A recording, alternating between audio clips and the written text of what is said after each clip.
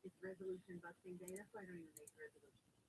Although because, again, my resolution this year is to clear out some clutter, which I kind of started right on New Year's Day and I haven't done a thing since. So I guess I have those resolutions. Here's what we're following in the KFI 24-hour newsroom. 6 crew members aboard a Navy helicopter that crashed into the San Diego Bay have been rescued from the water. Navy officials say the MH-60R Seahawk helicopter went down last night during a training mission at around 6:40 near Naval Amphibious Base Coronado. President Biden says the U.S. and U.K. strikes against Houthi rebels in Yemen are in direct response to Houthi attacks against ships in the Red Sea. There have been 27 attacks. Biden says the attacks by the U.S. and U.K. were done with the support of Australia, Bahrain, Canada, and the Netherlands. Officials say the attacks hit over a dozen Houthi targets in Yemen, including radar systems and drone storage. A couple of transcripts are being auctioned off. The scripts from The One with Ross's Wedding, Part 1 and Part 2, were supposed to have been destroyed after the episodes were filmed in a suburb of London so that the ending wouldn't be leaked. But apparently a studio worker found the scripts in a dumpster, pulled them out, and put them in a drawer. The scripts are expected to be offered up for between $760 and $1,000. Seems like they would go for much, much more than that. Hey, Hertz was all in for the electric cars, but now it's going to sell off a bunch of them. I'll tell you about that. At 5:50, what's new in the theaters this weekend, and the critics have their say on Sunday night. We're going to be talking with our entertainment guru, ABC's Jason Nathanson. But right now, it's time to talk about your dream home. So let's say good morning to the host of Home on KFI, the House Whisperer. It's Dean Sharp. Hey, Amy, how you doing? I am fabulous. You know, we've talked several times about how, even though I'm not doing projects on a home right now because I'm renting, I love listening to your show because you kind of explain things. So I'm super excited about what you're talking about this weekend, and that is about building your dream home. Yeah, even though I got to admit it's not the most exciting facet of building your dream home that we'll be talking about this weekend, but it's super important. And you know, I should just say we're starting something a little different this year. We're going to approach some of our topics a little differently this year. Building Your Dream is a series that I'm starting this weekend. I don't know exactly how long it's going to last us, and we'll have a few interruptions along the way, but we're going to attempt to take the process of building a dream home from step one to the end throughout the course of this year for however long it takes us. So we're kind of doing, you know, a little master class on how to move through the process of building a dream home. This weekend,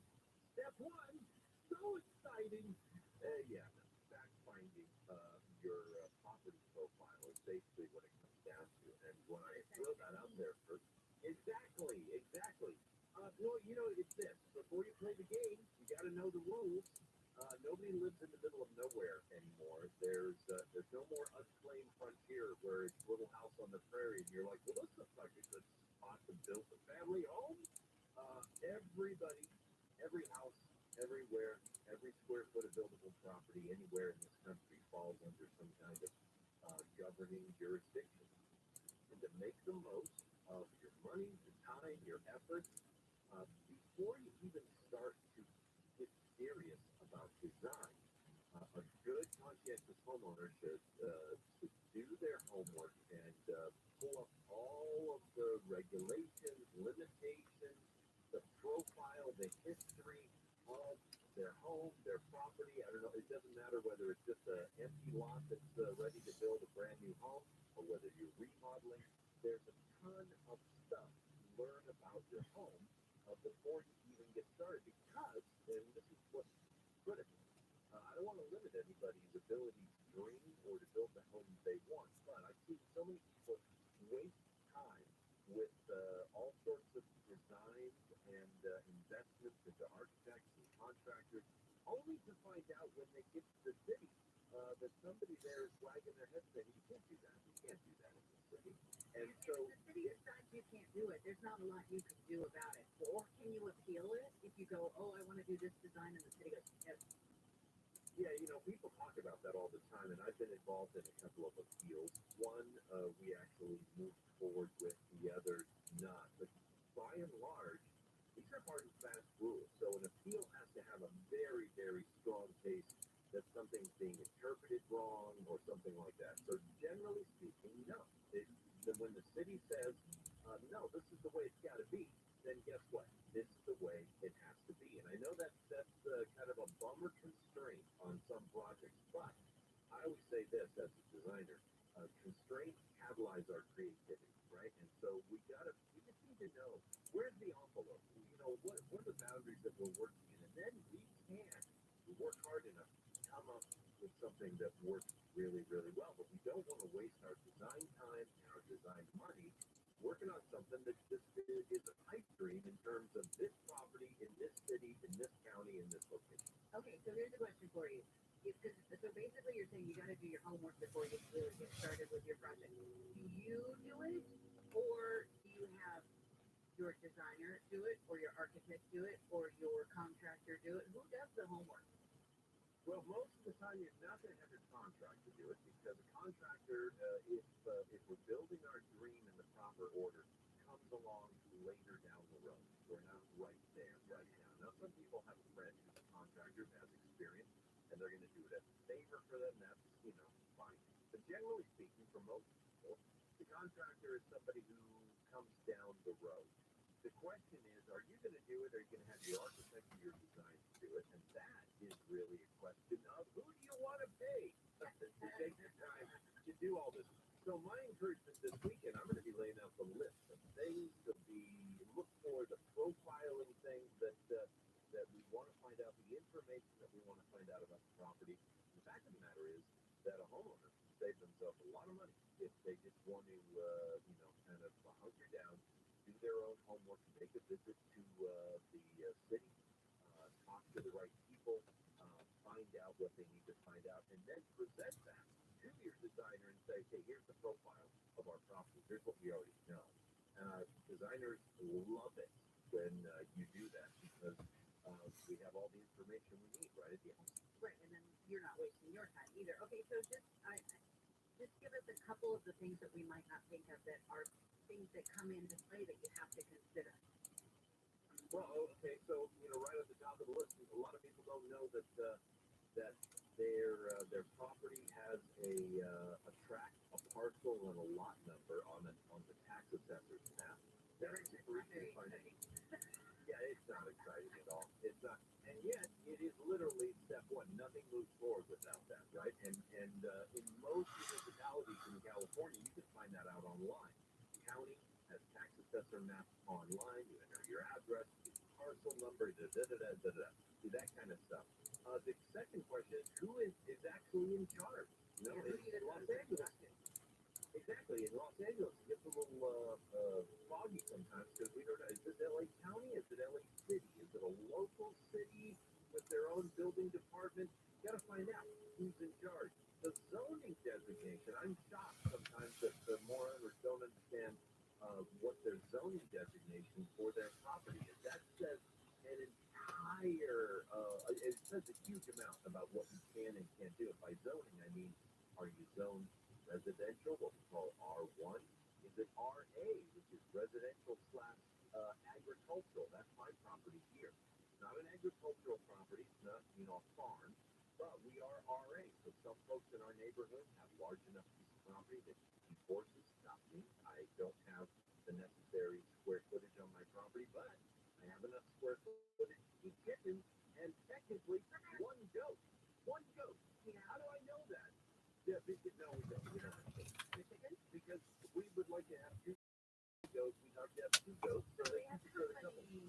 Well, we have chickens. Yeah, we have chickens. So, but the point is, there's a square footage cutoff, the size of the lot. If we were, a few hundred feet larger, our lot, then we would step up to the next level and be able to have a different set of animals here on the property, like some of my neighbors do. And if we were a little bit smaller, we couldn't even do chickens. And that's the kind of information and outline that I'm talking about for your property. Know your zoning, know what that means in your city, what's allowed, what's not allowed. We want to get a list as best as possible of all the rules that we're going to have to work within, and then we start designing within those rules and not within. I love it. Here's a couple others that I'm looking at on your list, and I know you're going to be going into a lot more detail this weekend. But things to think about, like how tall can your house be? Height limits? How much square footage can you put on your lot? Are there noise ordinances in your neighborhood? And parking allowances? How many spaces do you have to have? And that's just like a couple of the 20, 30 different things that you need to look at. So I know you're going to dig deeper into it, and you say it might not be that interesting, but I find it fascinating, and I bet your listeners will too. And you can hear Dean Sharp this weekend is with Dean Sharp on KFI, 6 to 8 a.m. Saturday, 9 to noon on Sunday. You can also follow him on Instagram at Home with Dean. Thanks, Dean. Thanks, Amy. We're going to do our best to keep it fun and informative. You always do. Thanks so much. All right. Let's get back to some of the stories coming out of the TFI 24-hour news. The Biden administration is about to cancel student loan debt for borrowers who have smaller loans and are still struggling to pay it off a decade later. I think 10 years is enough. Education Secretary Miguel Cardona says the Education Department will start automatically discharging debts next month for people who qualify and are enrolled in an income-driven repayment plan rolled out last year. For those who have borrowed the $12,000 or less, after 10 years, they would be receiving loan forgiveness. Nearly 7 million borrowers are enrolled in the SAVE repayment program. More than 40 people in San Diego who ate oysters from Mexico have been infected with norovirus. The county health department has told restaurants not to sell Rocky Point oysters from the Sonora region in northwest Mexico. Cases have been linked to several restaurants, including the Fish Shop at Pacific Beach, Point Loma, and Encinitas, and the Carlsbad Aqua Farm. And crews at the California Science Center are in the process of lifting a massive external fuel tank into its upright position, part of the launch-ready display of the Space Shuttle Endeavour, which is still a couple years away. The tank is going to fit between two already standing solid rocket motors. It's not clear when the shuttle is going to be moved from its existing horizontal display and be lifted upright, but this is a saying it'll happen in the coming weeks. Tonight, the Clippers take on the Memphis Grizzlies with tip-off at 5 on your home of Clippers basketball. AM 570 LA Sports, brought to you by your Southern California Toyota dealers. We make it easy. And from the Southern California Toyota Dealers Traffic Center, let's go places. Let's go to Sherman Oaks. We got problems on the 405. Underway for the drive right now, happening for you northbound side, northbound Boulevard to Victory Boulevard. So for the Sherman Oaks get to Van Nuys, and it is, it looks like all lanes are shut down right now for a shooting investigation. Not super clear on the details, will pass along more as they come in, but right now I can tell you the 405 northbound pack is tight for you as you're coming out of Sherman Oaks, and almost full of the path. Definitely from before Ventura Boulevard, trying to head for maybe Van Nuys Boulevard, coming off the 101 to the east of the 405 to save you some time, or to the west of the 405 Balboa Boulevard will definitely help you out. Okay, to find the Skyhills, get to there faster. I'm Collier TV. In this week's Marketers Report, Dana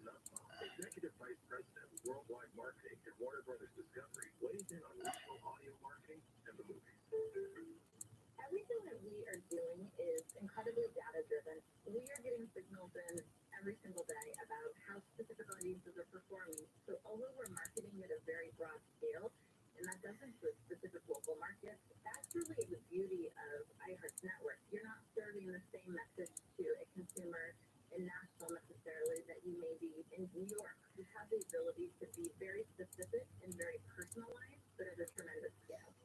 As the number one audio company, iHeartMedia gives marketers access to all, from national to local, every audience, live conversations, trusted influencers, and the insights and data you need to grow.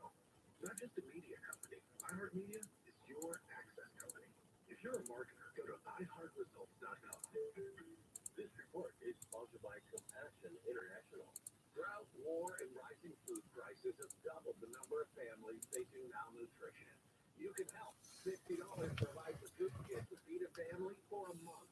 Just text the word radio to 97646. This is Katina Moses. This is a streaming from iHeart Sports Network. Presented by Mercedes-Benz. The Lakers fell to the Suns in their final game of their homestand. The Clippers will hit the road to face the Grizzlies tonight. UCLA men's basketball suffered a tough loss to Utah. USC will visit Colorado tomorrow. And tomorrow marks the start of the NFL playoffs, but the Rams will not play until Sunday. DraftKings has LA as 3-point underdogs against the Lions. Several teams are interested in Rams defensive coordinator Raheem Morris for their head coaching job. I'm Nikki Jordan. From the versatile EQB to the sublime EQS sedan, Mercedes-Benz makes electric extraordinary. The vehicles are all electric. The feeling is all Mercedes. The choice is all yours. Learn more at MBUSA.com/TQ. From the creator of Up and Vanished comes a new true crime weekly podcast series. In each episode of Talking to Death, join Kane, Lindsay, and Death as they discuss all things crime, life, mystery, and fun. Are aliens real? Based on everything I've learned, I think that the government knows something. I don't know if aliens are real, but I think there's something out there that they know. Listen to Talking to Death on the iHeartRadio app or wherever you get your podcasts. Odds are you won't die. Companies that actually care about customers and the customer experience can be rare. Bill and Kathleen over at American Vision Windows certainly care about their customers. They got started because they had a bad experience getting new windows. They saw a need for a company that does care and gets it right. And American Vision Windows was born. I've been a customer for 10 years. I'm a repeat customer because of the beauty of the customized windows, the value add to the home, and the truly good people in the company. They're so easy to talk to. And they help you figure out what suits your home. They are home improvement experts. I love the dual painted energy efficient windows because they keep in the heat in when it's cold. They keep out the heat. Come summer, our windows were the original ones when we moved in, and I shudder to think about how much those would have cost us. Here's the offer on the table right now. Free upgrade to Quadratherm this month only, plus 0% interest and 0 payments for 12 months, plus a free expert installation. For all the offers, call or see the website for details. American Vision Windows on approved credit. Offer expires 1/21/24. CSLB number 778-326. Portions of the following program were pre-recorded. Reproductive bleach. It broadens the definition of basically what we bring, if nothing more. And fetal adoption is considered eligible for reproductive leave. You know what? They're all handled. I'm going to take a few days off to stoop the south, and I need a couple of stoop days off. Live 6 to 9 a.m. on KFI. And on demand anytime on the iHeartRadio app.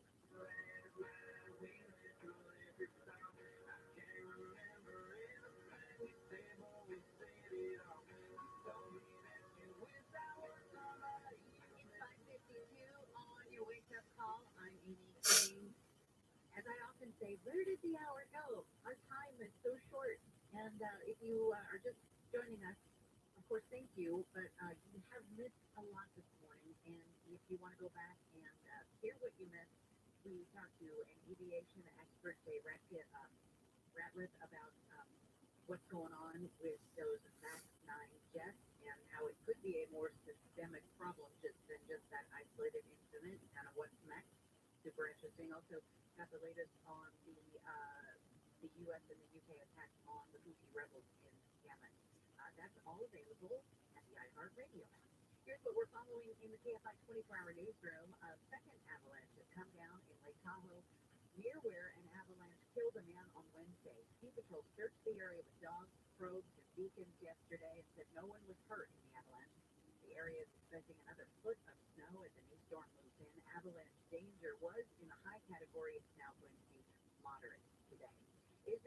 war in Gaza is not intended to destroy the Palestinian people. An Israeli lawyer made that argument today in the International Court of Justice in The Hague, where Israel is defending itself against accusations of genocide by South Africans in its war against Hamas. A bipartisan bill introduced in the House would allow commercial pilots to make reports about UFO sightings to the federal government. The bill was put up after military officials testified about unidentified objects outmaneuvering jets. The legislation will also allow air traffic controllers to make reports. President or former President Trump wasn't supposed to talk in closing arguments for his civil fraud trial yesterday, but he was able to get in a few words. I'm just going to check in on that. Right now, let's say good morning to ABC's entertainment guru, Jason Navins. And Jason, let's get mean. Yeah, sure. We got that Mean Girls coming out this weekend. Mean Girls is out this weekend, the musical version of the original 2004 movie, which then went on to become a Broadway musical. So this is the screen version of that. The Color Purple thing. It came out as a movie, then went to Broadway, became a musical, and now it's a musical movie. Exactly. But there was a lot more time between The Color Purple and when it came out in theaters, and then went to Broadway, and then became a musical. This is, 2004. Yes, that's 20 years ago, but I think Mean Girls is one of those films that is still on people's minds. They still watch it, they still quote it, they still love it, and it feels a little soon. So when you're going in, you're like, okay, you're already got your guard up a little bit. You're like, impressed, do something better than the original did, make this better in some way. And unfortunately, I'd rather go watch the original film. Not that this is bad, and the performances are good, and you have Andrea Rice who plays the Katie Heron role, which is made famous by Lindsay Lohan. The kind of adult role, remember she's been in Parent Trap and Freaky Friday and a couple of kids movies before that, but this is the first role that really kind of broke her out, and she was fantastic in that, and the rest of the cast was so good. And the cast here is good. Regina George is played by Renee Rapp, who is an up-and-coming actress and also a great singer. The songs to me don't really add a whole lot to this. Normally they don't anyway. I'm not a huge musical fan, but I do like the genre and like it on the stage. That's where I think the musical is better. And that's where I think this probably should have stayed. I think people who went and saw Broadway version loved that as well. It did very, very well. It was very successful. But this, you're just going to compare it to the original, and I'm saying the original is still fresh enough. It doesn't feel like an old movie at all or dated in any way. Kind of just watch the original. I think it's going to do well this weekend. It's going to top the box office. And they're looking at, I think, $30 million for the extended holiday weekend. Okay, if you don't want to head out to the theaters this weekend, we have new streaming on Hulu called Self-Reliant. What's that? Yeah, this is a movie from Jake Johnson, who you might remember from New Girl. He wrote and directed and stars in this. This is his film directorial debut. He plays a guy who can win $1 million if he survives for 30 days on a dark web reality show in which he's being hunted. And he figures out a loophole in which that he can, if he's with somebody the whole time, they can't kill him. So he has to be with somebody, he has to find somebody to stay with him the whole time. So it's kind of his quest to find somebody who will stay with him. His family doesn't believe that he's actually telling the truth. And the whole thing, it's evolved into dark comedy, and it's evolved it gets so darker and darker, and the whole time you're wondering, is this real? Is this actually happening? And he plays a lot with that. I like the way that he does play with that. Anna Kendrick also co-stars. Oh, I love that. Yeah, and she's great in just about everything. I wanted this to be a little sharper, a little funnier, to make it kind of an instant classic, because I really do love the premise. And when I talked to Jake Johnson, he said he based it off a Japanese game show in the late 1990s, where a guy was stuck in an apartment with nothing. He was naked. This actually aired on Japanese television. He was naked and stuck in an apartment, couldn't leave. And he didn't have anything. He had no food, he had no clothes, he had no, nothing in the apartment. And he had to win little prizes by, there were, I think, like newspaper cutouts and coupons and things. He had to win prizes. So, like, at one point, he won a bag of rice. He was so excited, then he had nothing to cook the rice in. And so it comes and kind of took that premise and expanded it into this. And I think it's a very interesting meditation on the loneliness we face today, the isolation that we face today, and other kind of social stuff. So I like the areas he explores. It's not quite there, but I did enjoy it. Okay, so whether you're staying home or going to the theaters, you have options this weekend. Thank you so much, Jason Nathan. If you want to follow Jason, go to @ABC News Jason. Have a great weekend. You too. Take care. All right. Here's some of the stories. Let's get back to some of the stories coming out of the KFI 24-hour newsroom. U.S. and British militaries have joined forces in a massive retaliatory strike against Iranian-backed Houthi rebels in Yemen. Retired U.S. Marine Colonel Steve Danier says they don't want to just go after individual launchers and drone sites. They want to be able to take out all of the Houthi military capabilities of disrupting commercial shipping in the Red Sea. Danier says that's why they took out more than a dozen larger targets where Houthi weapons could be stored in Yemen. The Houthis say at least 5 people were killed. President Biden says the strikes yesterday were to show the U.S. and its allies will not tolerate the group's ceaseless attacks on the Red Sea. Protesters have gathered in front of the White House to condemn the U.S. for its strikes in Yemen. Crowds could be heard last night chanting, "Hands off Yemen now." Some warned there's a real danger of triggering a regional war in the Middle East. First strike gum has been discontinued. The gum in the colorful pack with the zebra on the front is one of my favorites as a kid, has been around since 1969. The company that makes it says the decision to sunset the product was not taken lightly and that many factors were considered. What other things do the makers of First Strike gum make?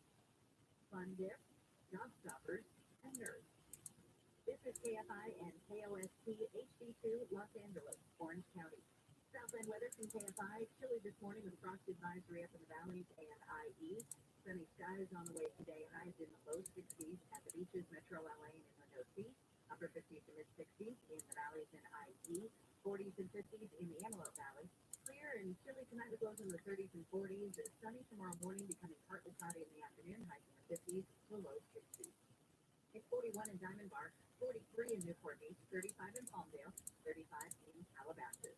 We lead local, live from the KFI 24-hour newsroom. I'm Amy King. This has been your wake-up call.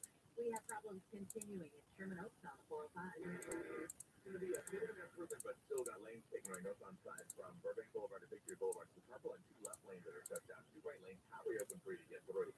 But you're seeing a real mess of the drive, and what's going down is a police investigation underway for possible shooting on the freeway. So 405 northbound going to be a mess for your drive as you're coming through the full path from before Victory Boulevard. South on side of the 405 going to be a rough go for your drive out of North Hills and North Office. Make way back to the 101 to help you out this morning.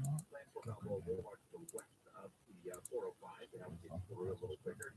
Same story for the eastbound side, rather east of the 405. Type of Van Nuys Boulevard coming off for the 101. That'll definitely help you out. West side of San State Mountain Freeway through downtown LA, leaving the 60th, make it to the city toward about La Brea. Still going instructions for you there. South LA 110 north from as far back as almost Manchester. Still going toward Martin Luther King Jr. Boulevard further north on the 110 out of South LA to downtown. Not too bad, leaving the 10 to the 101. KFI in the sky helps get you there faster. I'm Nick Polio teaming. Prescriptions require online consultation with a healthcare provider who will determine if appropriate prescriptions apply. See website for details and safety information. Prescription required price 36 on product and prescription claim. Hey guys, did you know there's a generic form of Viagra that works just the same, but it's 95% cheaper, and you can get it online? Just go to hims.com/radio. Through Hims, you'll get a free medical consultation, discreet shipping if prescribed, a 100% online process, and trusted generic alternatives to the name brand at up to 95% off. That's right, get generic for Viagra, the same active ingredient as brand name Viagra, but for 95% less. It's the same medication, still prescribed by a licensed medical provider, but with zero copay, no expensive appointments, and no awkward face-to-face conversations. To start your free online visit, you need to go to this exclusive address, hims.com/radio. That's hims.com/radio for your free online visit. HINS.com/RADIO. Life insurance. Why are you putting it off? Can't afford it? Too much hassle? Think you don't need it? There's lots of excuses for putting off life insurance. But if you weren't there, who would pay the mortgage and other bills? With Ethos, you could be covered in 10 minutes and boom, family protected. Ethos, fast and easy online term life insurance. Up to $2 million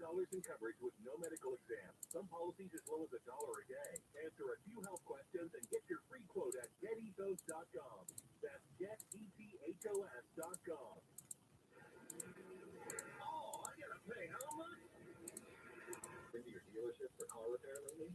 You know, half the car service at AMCO don't even need a new transmission. At AMCO, we've been shifting gears for over 50 years, delivering top-notch service and unbeatable expertise. Our expert technicians will give you an honest assessment, and we won't fix what's not broken. So before you say yes to costly repairs elsewhere, get a second opinion at AMCO. That's AA, MCO, transmissions, and a whole lot more. Listen on the free iHeartRadio app for all your music, sports, talk, and podcasts. Free never sounded so good. KMR AM 640.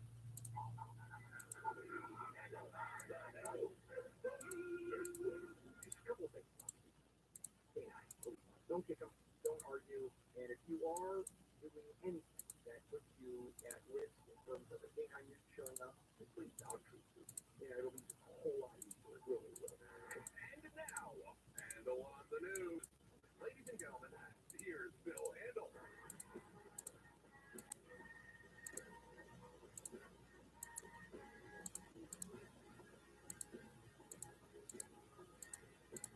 Good morning, everybody.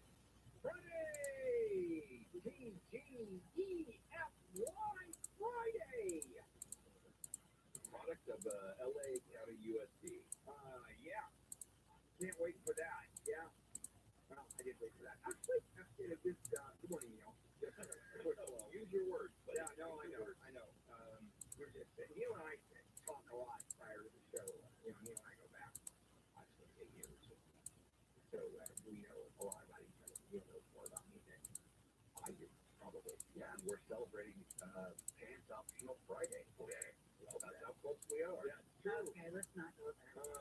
Yeah. In any case, good morning, Amy.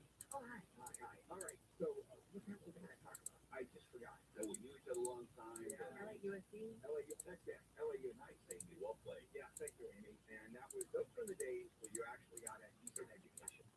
I actually came out of LAUSD reading, writing. A little tougher now, to say the least. All right. Where's Ann? Ann's running around there someplace? Yes, she's a busy gal. Busy. Oh, there he is. Running back doing her freaking. I know. Hello, Ann. Hi, Bill. Hello, Bill. All right, that's Ann trying to do a Minnie Mouse impression and doesn't work. Why? Why doesn't it work? She's on Minnie Mouse. No one knows. Except me. This Dennis I met did. Hello.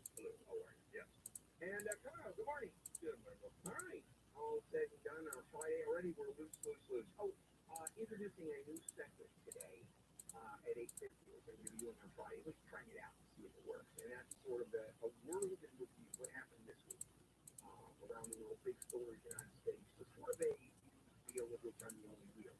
And of course, Neil, and I'm going to give you kudos for this one. Which was very good line. It's handle on the Jews, the dudes. Well, yeah, you're talking about your Yeah, Israeli brethren. of course, and I will be talking about them. There's during this war business, there is always something going on, and it's progeny in the aftermath. Example, the attack on those 16 we can talk targets in Yemen, which I'm going to talk about a little bit later on. In the meantime, so it's time for Handle on the News with copy stand going over. Oh my God! Can they start over? Sure. We freaking augured the show. No, let's do that again. Minutes and 32 seconds in. All right. Okay, let's do that again. I'll do that again. Okay. It's time for Handle on the. See, we repeated now. News with Amy King, Neil, and me. Oh, the freaking star Marconi went. I don't know. Go figure. Lead story. And it's exactly that story. Some world news: the U.S. and the U.K., Great Britain and the Netherlands, and Canada and Australia, the allies, if you will, went ahead and struck against Iran-backed Houthis in Yemen. They had been attacking, Turkish shipping, as you know, kidnapped some sailors, and they went ahead and took some ships. And then they attacked U.S. bases, and then they attacked U.S. forces. Super big no-no. Yeah. What is expected? Besides just coming out and Let me ask you this. popping them like this. What is Hamas Same question. What are they? Same question. Yeah, they massacred 1,200 people, and now what? Okay, so Israel comes back and is making Gaza a parking lot, basically, just wiping out Gaza. What did you expect? And Houthis are, these are terrorist organizations that really, that long-term philosophy has nothing to do with representing people at all. Hamas represents the Palestinians watching, just the entire country being wiped. And Hamas won't negotiate. Israel will negotiate. They say, okay, let's sit down. Talk about return of hostage. Nope, not a chance. We'd rather go down fighting. All right, awesome. Going down fighting. It's a big word they use during negotiations, by the way. Awesome. Yeah. I imagine. Yeah. And so with the Houthis, they're getting attacked. Now, we think about these terrorist organizations, Houthis are backed by Iran. We'll do more about that coming up at, where is it? At 750. This is pretty sophisticated stuff. They have drones. They have missiles. They have guided missiles. No, those were the target. Yeah. But the point is, you don't think of it's like ISIS has a squadron of air in Air Force. You don't think of that. You think of these guys at Iran. Pick up trucks, machine guns on the back. That's where they're Toyota pickups. No, this is pretty sophisticated stuff. Now, they stand a chance against the Western world military. Kind of tough. But that's the whole thing. It's not like when you're hitting maritime targets like that in that region. Yeah, that's not just the U.S. Or even and they're the UK. Yeah, the Houthis are crazy. You're right. The Houthis are crazy. Think about it. And even within the confines of them being crazy. For example, they're attacking all the maritime, saying these are all Israeli ships. They're not. They're going to Israel. They're not.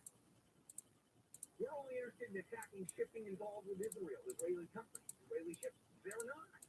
It's international. I don't think there was one Israeli ship that was attacked. So, there's a lot of this straight out, what are you doing? All right, let's move on. Well, Trump wasn't supposed to, but he was allowed to speak yesterday after closing arguments were presented in his civil fraud trial in New York City. Of course, the judge initially said, no, you cannot talk at your closing arguments because you're not going to stay on topic. But then his lawyers finished their closing arguments, and Chris Kise made a final plea to the judge to let former President Trump speak, and he did, and they launched into a tirade about how he's being persecuted by someone running for office, and says he thinks that everybody goes outside of bounds. He says that this is a fraud on him, and then the judge said, please control your client, and which is ridiculous. How does anybody control Donald Trump? You don't. And I think that Kai should have said to the judge when the judge said, please control your client. Kai should have said, are you kidding, Your Honor? Why don't I just go lasso nice boom? Hunter Biden pleads not guilty. What are the odds? shocking. Yeah, coming to our very neighborhood in Los Angeles yesterday. This is ultimately the federal tax charges filed against him. They had a plea deal of some kind. It had collapsed. Could have spared this whole dog and pony show coming up around the 2024 campaign, during which this will obviously come up. But he had been accused of 9 felony and misdemeanor tax offenses. 4 years scheme, they say, to skip out on fees at $1.4 million he owed to the IRS. Now, there's a bunch of things on this one. One is the Democrats are saying that he's only getting nailed because he was Hunter Biden. Okay? Otherwise, he was not. And then when that plea deal was originally cut, it was for the sweetheart deal that the judge threw out, which is true. And here is why this is a little bit of the case. One of the other things that he's under the influence of drugs the whole time. And of course, and if it's legitimate, of course, it's not a malicious, I'm going to screw the government. He's high on drugs at the minimum. We paid all the taxes. He doesn't owe taxes. That's all been paid. And that is the core. I mean, he did what he did. Okay, so what is the case then? Because he did it. I mean, did it. It was going to be tried for it. Really convinced it, and I'm convinced. I'm just not. I just not a big deal. Here's a guy who is in front of the court. What's the Wayne of whoever is doing this? This is what Wayne does. He fills out probation with the sure and recommends to the court. I thought we should ask him. We should email Wayne and say if he's on this case as a probation officer, conviction of deactivation, high on drugs during the entire time, and paid back the tax that is owed. Is that jail? And I don't know what to say. So it's not your normal tax evasion. The guy's still in your mind. You think that we should be brought before a court on these charges? Oh yeah, I think if it's true, I think it should be convicted. Absolutely. I think yes, it should be. And I just don't want to get jail. Gotcha. Yeah. Let's take a break. We'll be back. Let's check in with Amy King live at KFI 24-hour news. A group of armed robbers has hit at least 4 7-Elevens overnight in LA and Long Beach. Police say 4 men and a woman stole about $3,500 in cigarettes and lottery tickets from a 7-Eleven in Lakewood, then robbed another one on West Adams a short time later. Then also robbed 2 other 7-Elevens in Signal Hill and in Long Beach. They got away in a stolen white Kia. 6 helicopter crew members have been rescued after their helicopter crashed into the ocean last night near Coronado. The MH-60R Seacoast helicopter went down during a training mission. No word yet on what caused the crash last night. The central U.S. is getting ready for an Arctic blast. The northern plains could see temperatures 60 degrees below normal tomorrow, with highs below zero expected through the weekend. By Monday, single digits could reach as far south as Amarillo, Texas, and as far east as Indianapolis. We're going to go out east to the 210 next. I don't know what business you're in, but I'll tell you what I do know. Technology is part of it, a way around that. And you can do better. We can all do better. Let me tell you about NetSuite by Oracle. And here's what NetSuite does. NetSuite helps us make more money, make more profit. That's what it's about. First of all, you find out, get a snapshot of your performance in real time, right there. How am I doing? Okay, decision. Which way do I go? 37,000 businesses upgraded their accounting, their finance, their inventory management, and a whole lot more. That's what NetSuite does for the last 25 years. So, you look at your business, you'll manage risk, be able to forecast, improve margin, drive down expenses, increase revenue. Those are the tools that NetSuite gives you. Go to the checklist. Absolutely free. Download the checklist, NetSuite checklist. See how they can help you. Go to netsuite.com/payify. NetSuite as in business suite. netsuite.com/payify. Sunny with highs in the upper 50s to mid-60s, 40s and 50s in the Antelope Valley. This report brought to you by Unbound.com. Going to stall in Arcadia, slowing you down a bit on the 210. Let me go down to the westbound commute, right around Baldwin Avenue. It's all that big rig has the right lane taken away, and that's turning a busy drive for you on the westbound side.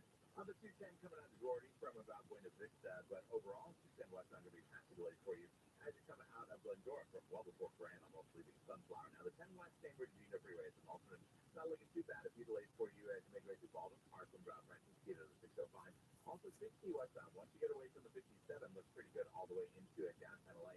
As you make your way towards the 10, now the 10 West Santa Monica Freeway coming off of the 60. That'll be still going for you through downtown and Mid-City as you make your way towards the 405 in West LA.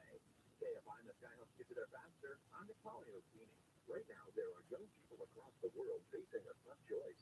Continue their dream of education or drop out to help their family put food on the table. You can help change their future in a single moment. See how far your support can go at unbound.org. This report is sponsored by personal injury firm Owen Patterson and Owen. When accidents happen, money soon realizes this is a fight for insurance company dollars. Access to this money is not easy, and all lawyers are not created equal. I'm Susan Owen, managing partner at Oakdale Law. Let us win for you. 888-OAKDALE-WINS, OakdaleLaw.com. Everything's better with avocado. And they're on sale now at your local Amazon Fresh grocery store. Get 4 large half avocados for $5.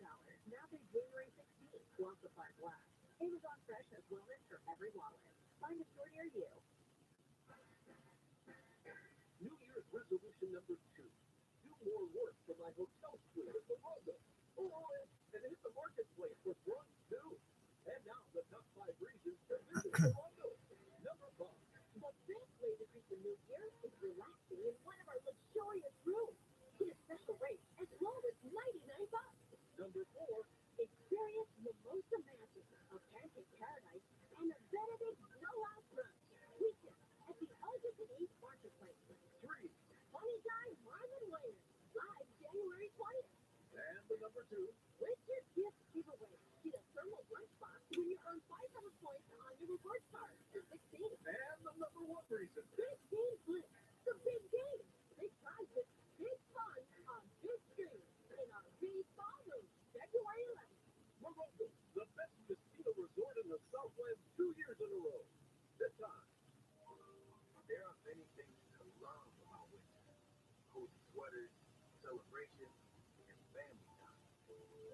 winter can also bring many stresses, extra expenses, seasonal bugs, and so much family time. If you and your loved ones are feeling stressed or anxious this winter, Calhoun can help. Check out our free mental health resource at calhoun.org today. Hi there, I'm Joel Larsgaard. Join me this Sunday for How to Money. We'll talk all things personal finance and help you learn how to save, invest, and enjoy more of what matters. How to Money with Joel Larsgaard. Sundays at noon on KFI and on demand anytime on the iHeartRadio app.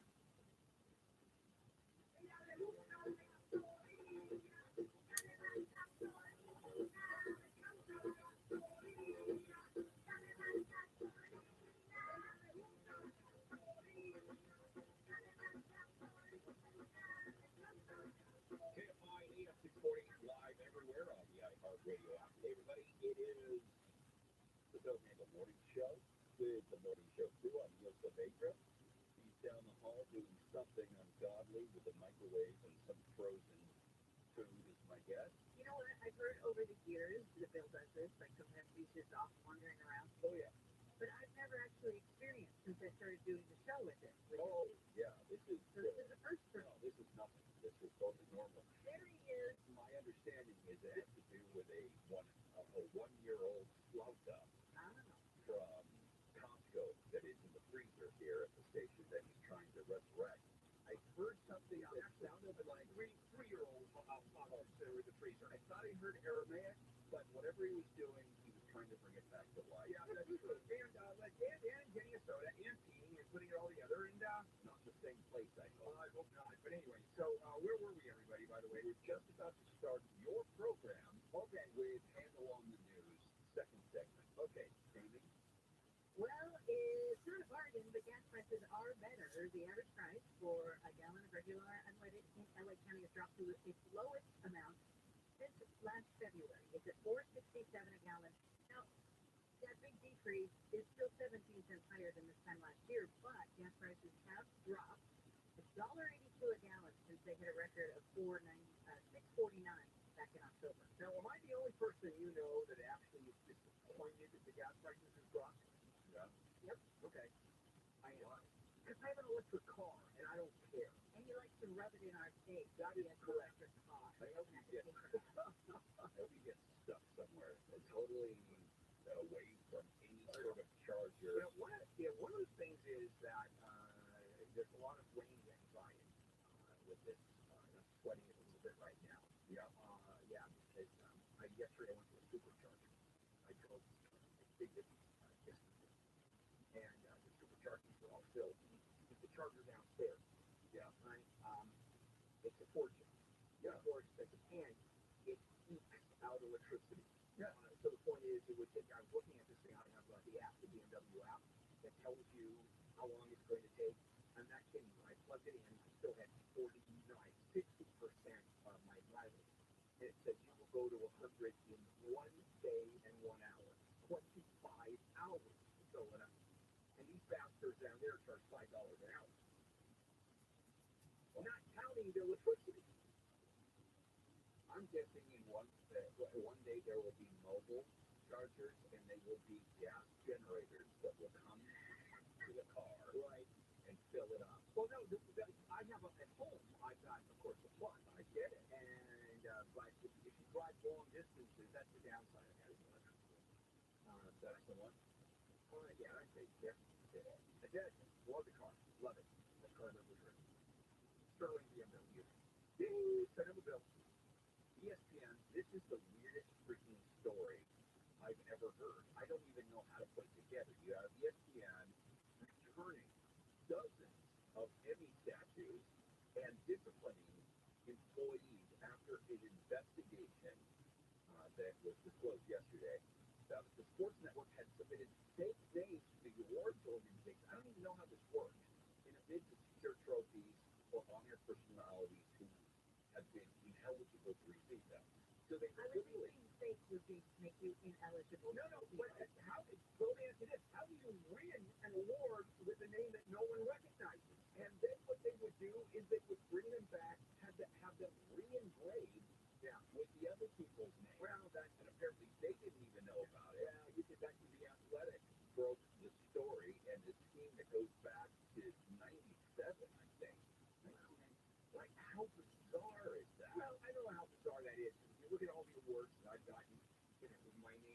plaque.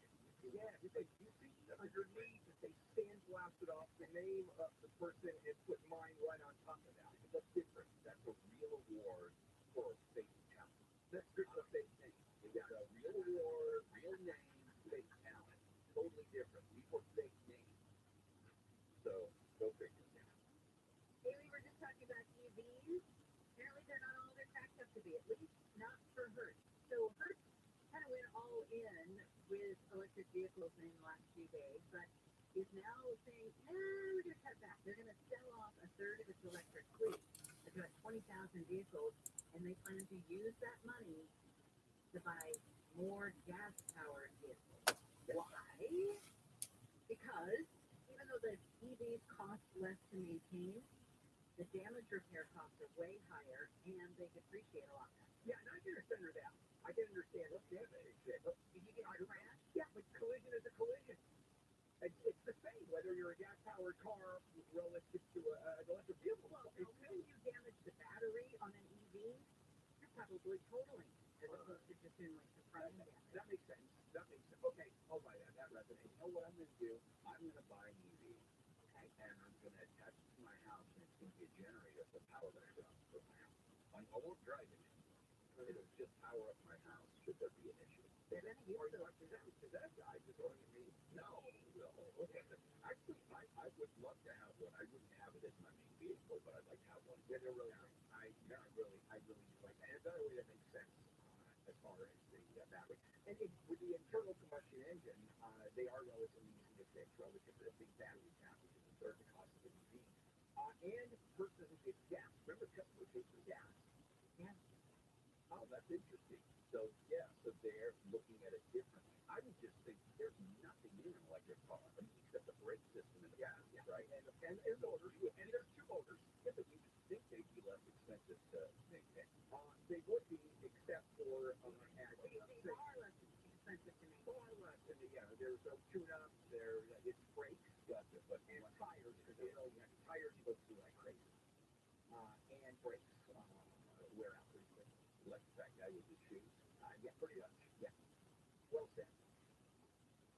Okay. Do one more. No. We're going to take a break on this one because this. Oh, no. This deserves its own. Yeah. No, this is on a whole different level. Talk about news. Yeah. We're going to come back and we'll give you the worst news ever. Let's check in with him. We're getting live to get like 24-hour news. Landlords in LA County have 1 day left to apply for a more than $68 million rent relief program designed to help offset economic impacts of the pandemic. The program will offer grants of up to $30,000 per unit to eligible landlords. Today is the last day to apply. News brought to you by Pacific Coast Termite. The TSA is warning people about packing guns in their carry-ons at airports in Southern California. More than 6,700 firearms were discovered in the U.S. last year, and officers found 145 guns at Southern California airports alone.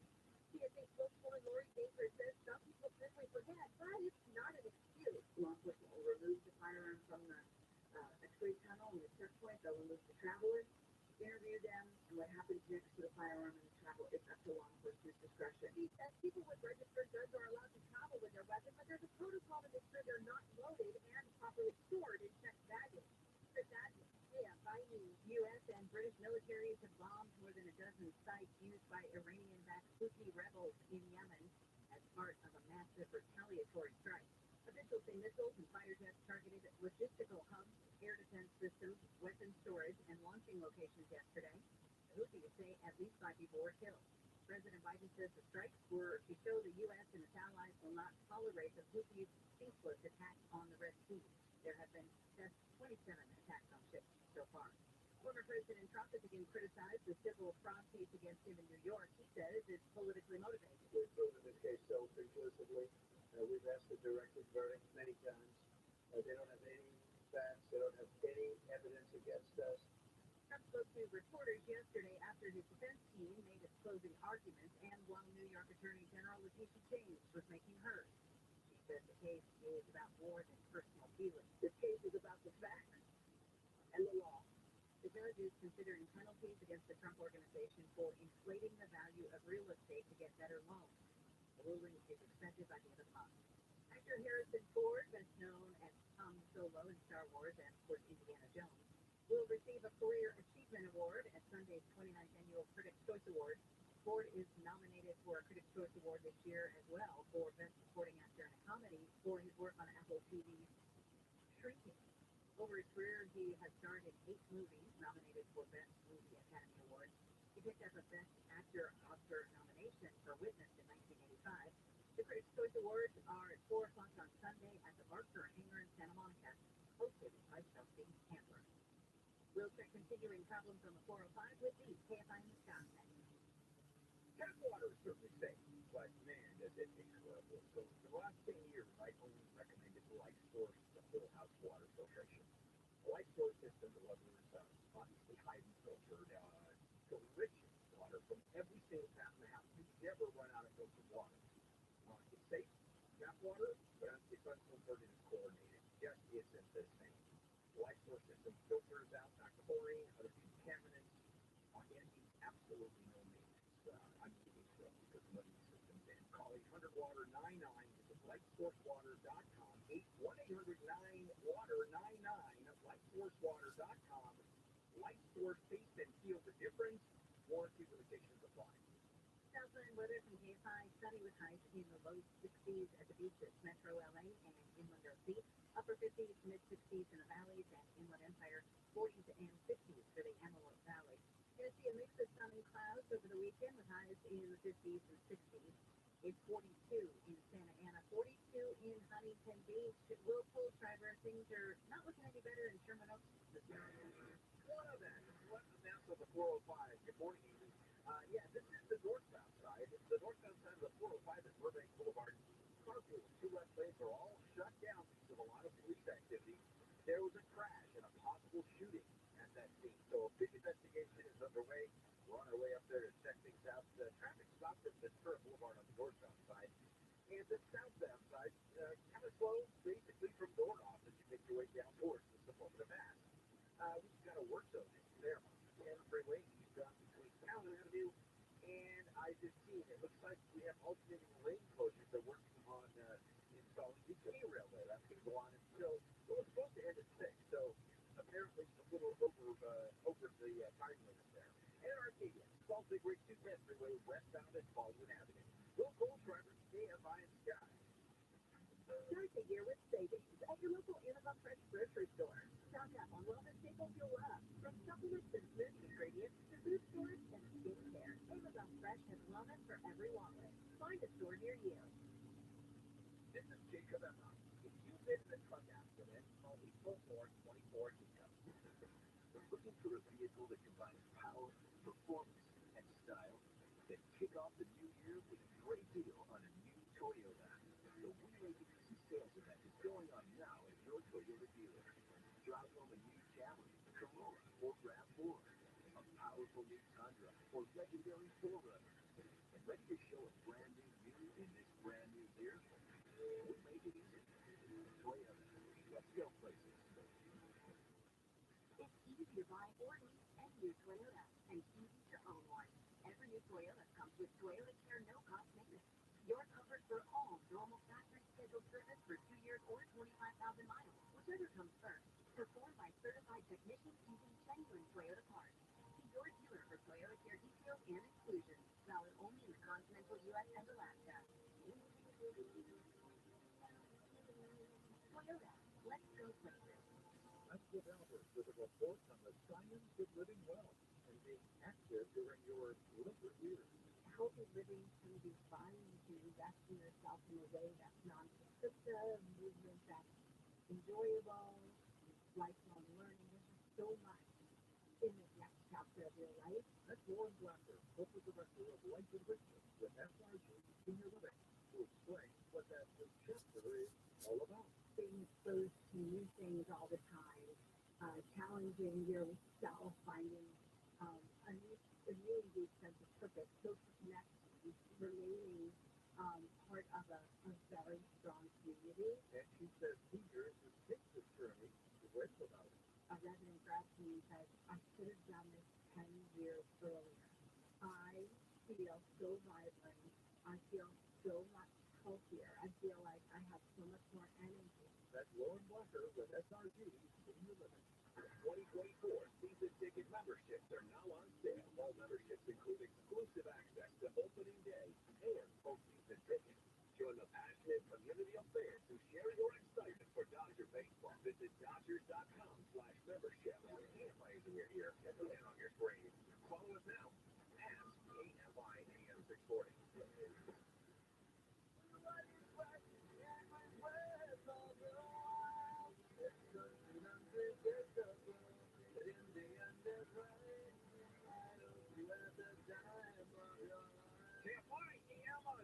Bill Hamel here on a Friday morning, January the 12th.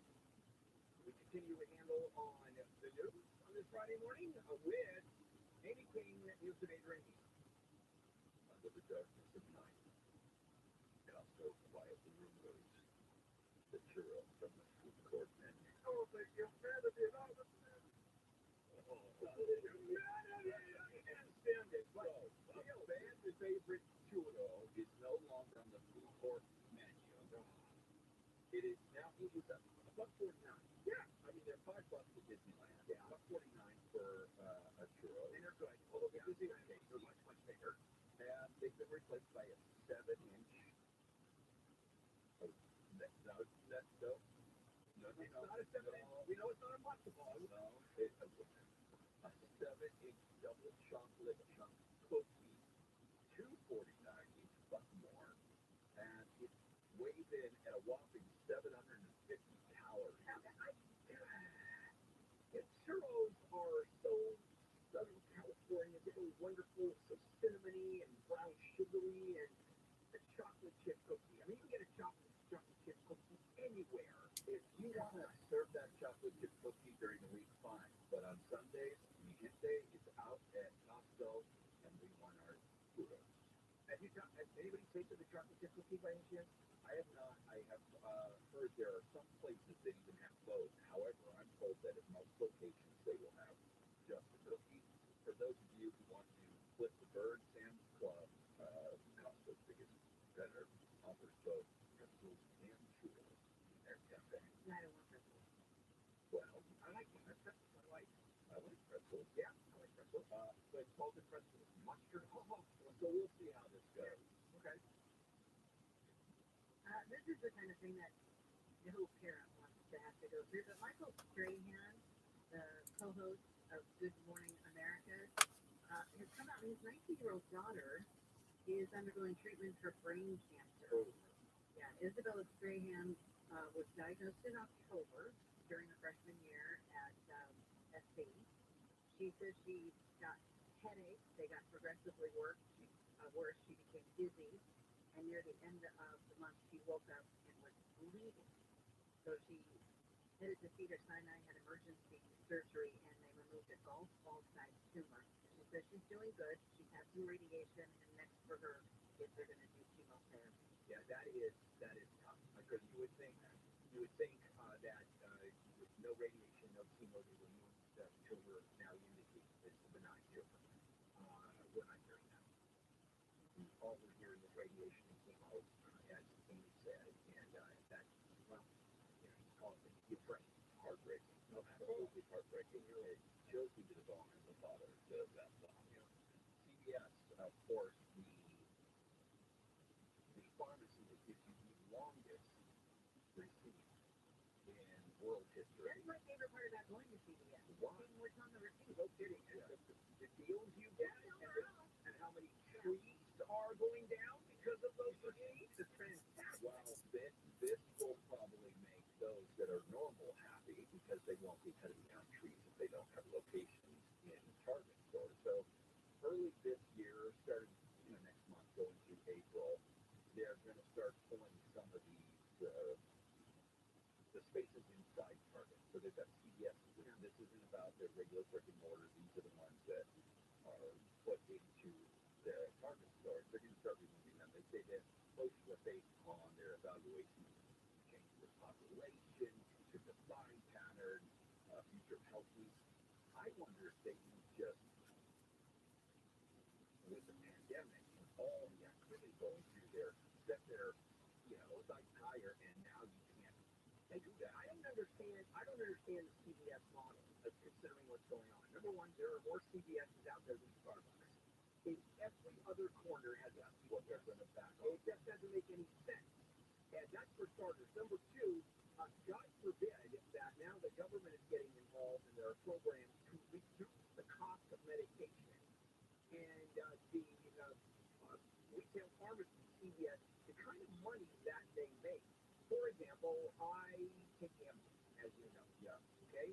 And Costco pharmacy is $12 for 30 pills. At CVS, it's $100. Yeah. Yeah. Yeah. Yeah, I had a couple medications that I said nope. Yeah. Yeah, It's just crazy. And Costco, of course, is 14% above whatever the cost is. But that's generic. So generic is very good. So It's not very different. Not It's anymore. same active ingredient. Oh, no, I'm talking about the sales of a generic. Yeah, it's the same drug, of course.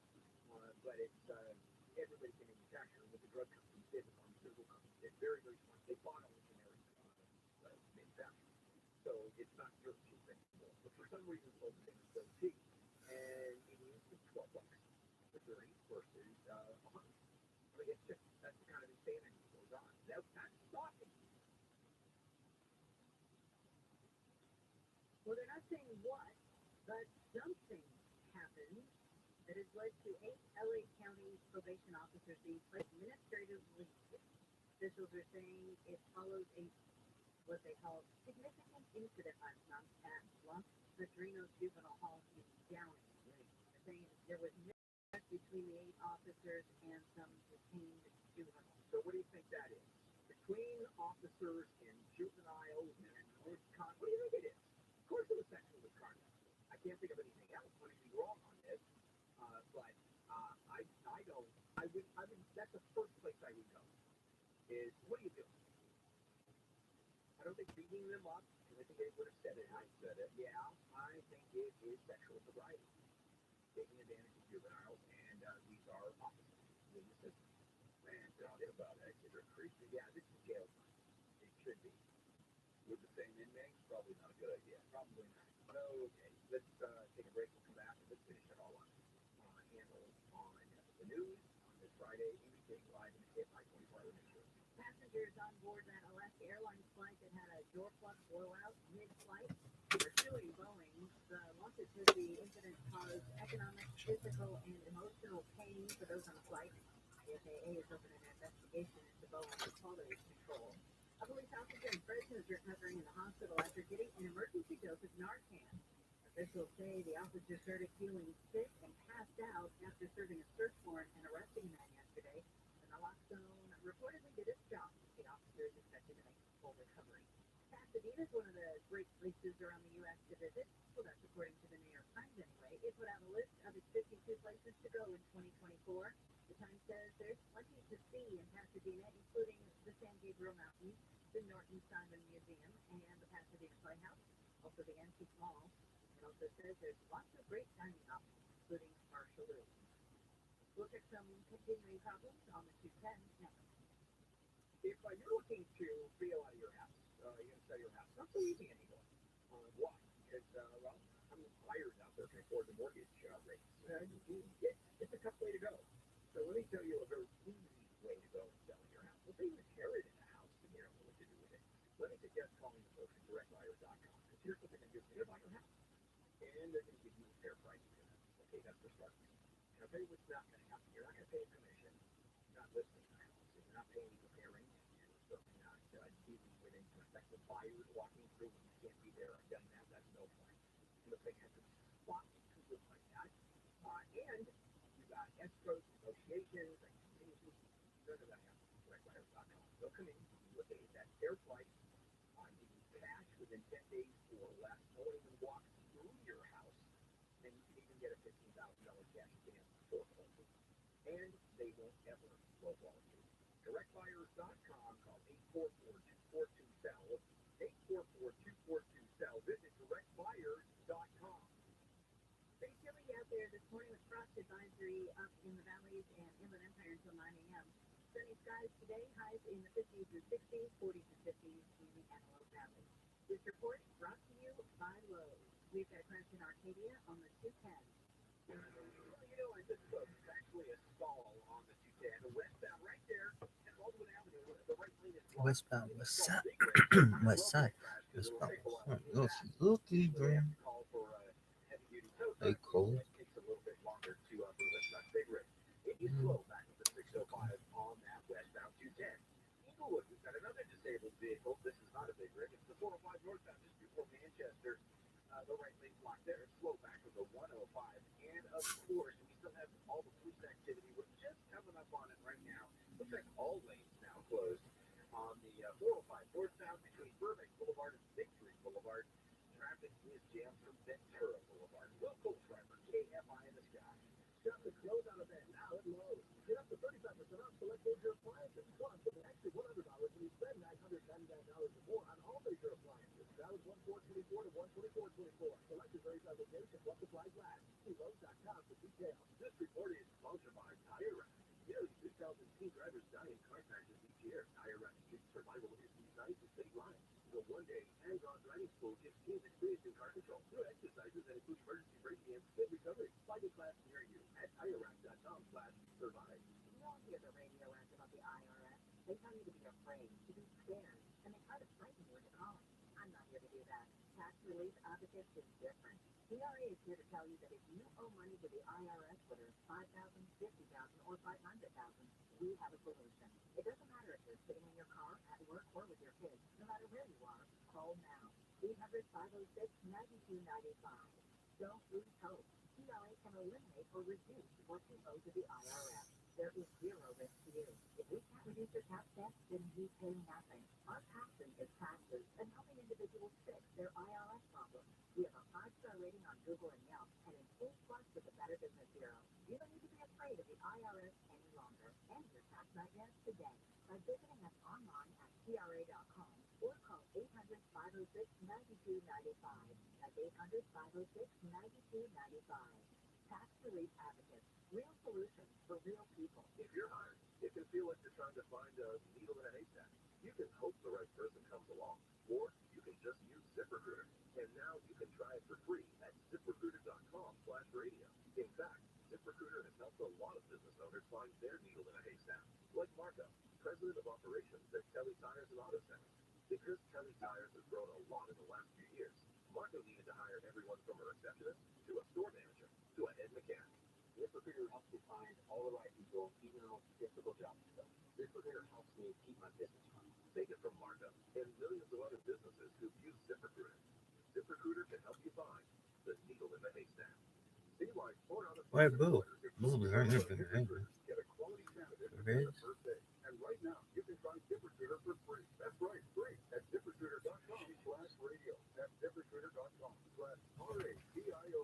ZipRecruiter.com/radio. ZipRecruiter, the smartest way to hire. Have you Googled yourself lately? Are there negative posts from an ex-employee or from a former client? Maybe How about from the west side? The west side blew up that motherfucker. Yo. Don't always get it right. Right or Let's start wrong, barking. your reputation on the line.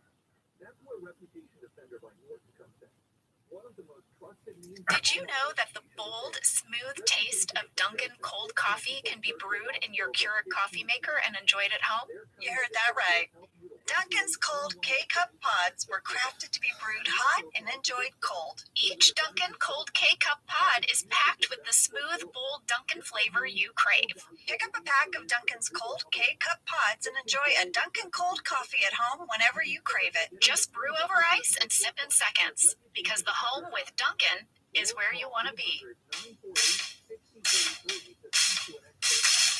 I'm Jenna Fisher. And I'm Angela Kinsey. We were on The Office together. And we're best friends. And now we're doing the Ultimate Office Rewatch podcast just for you. Each week, we will break down an episode of The Office and give exclusive behind-the-scenes stories that only 2 people who were there can tell you.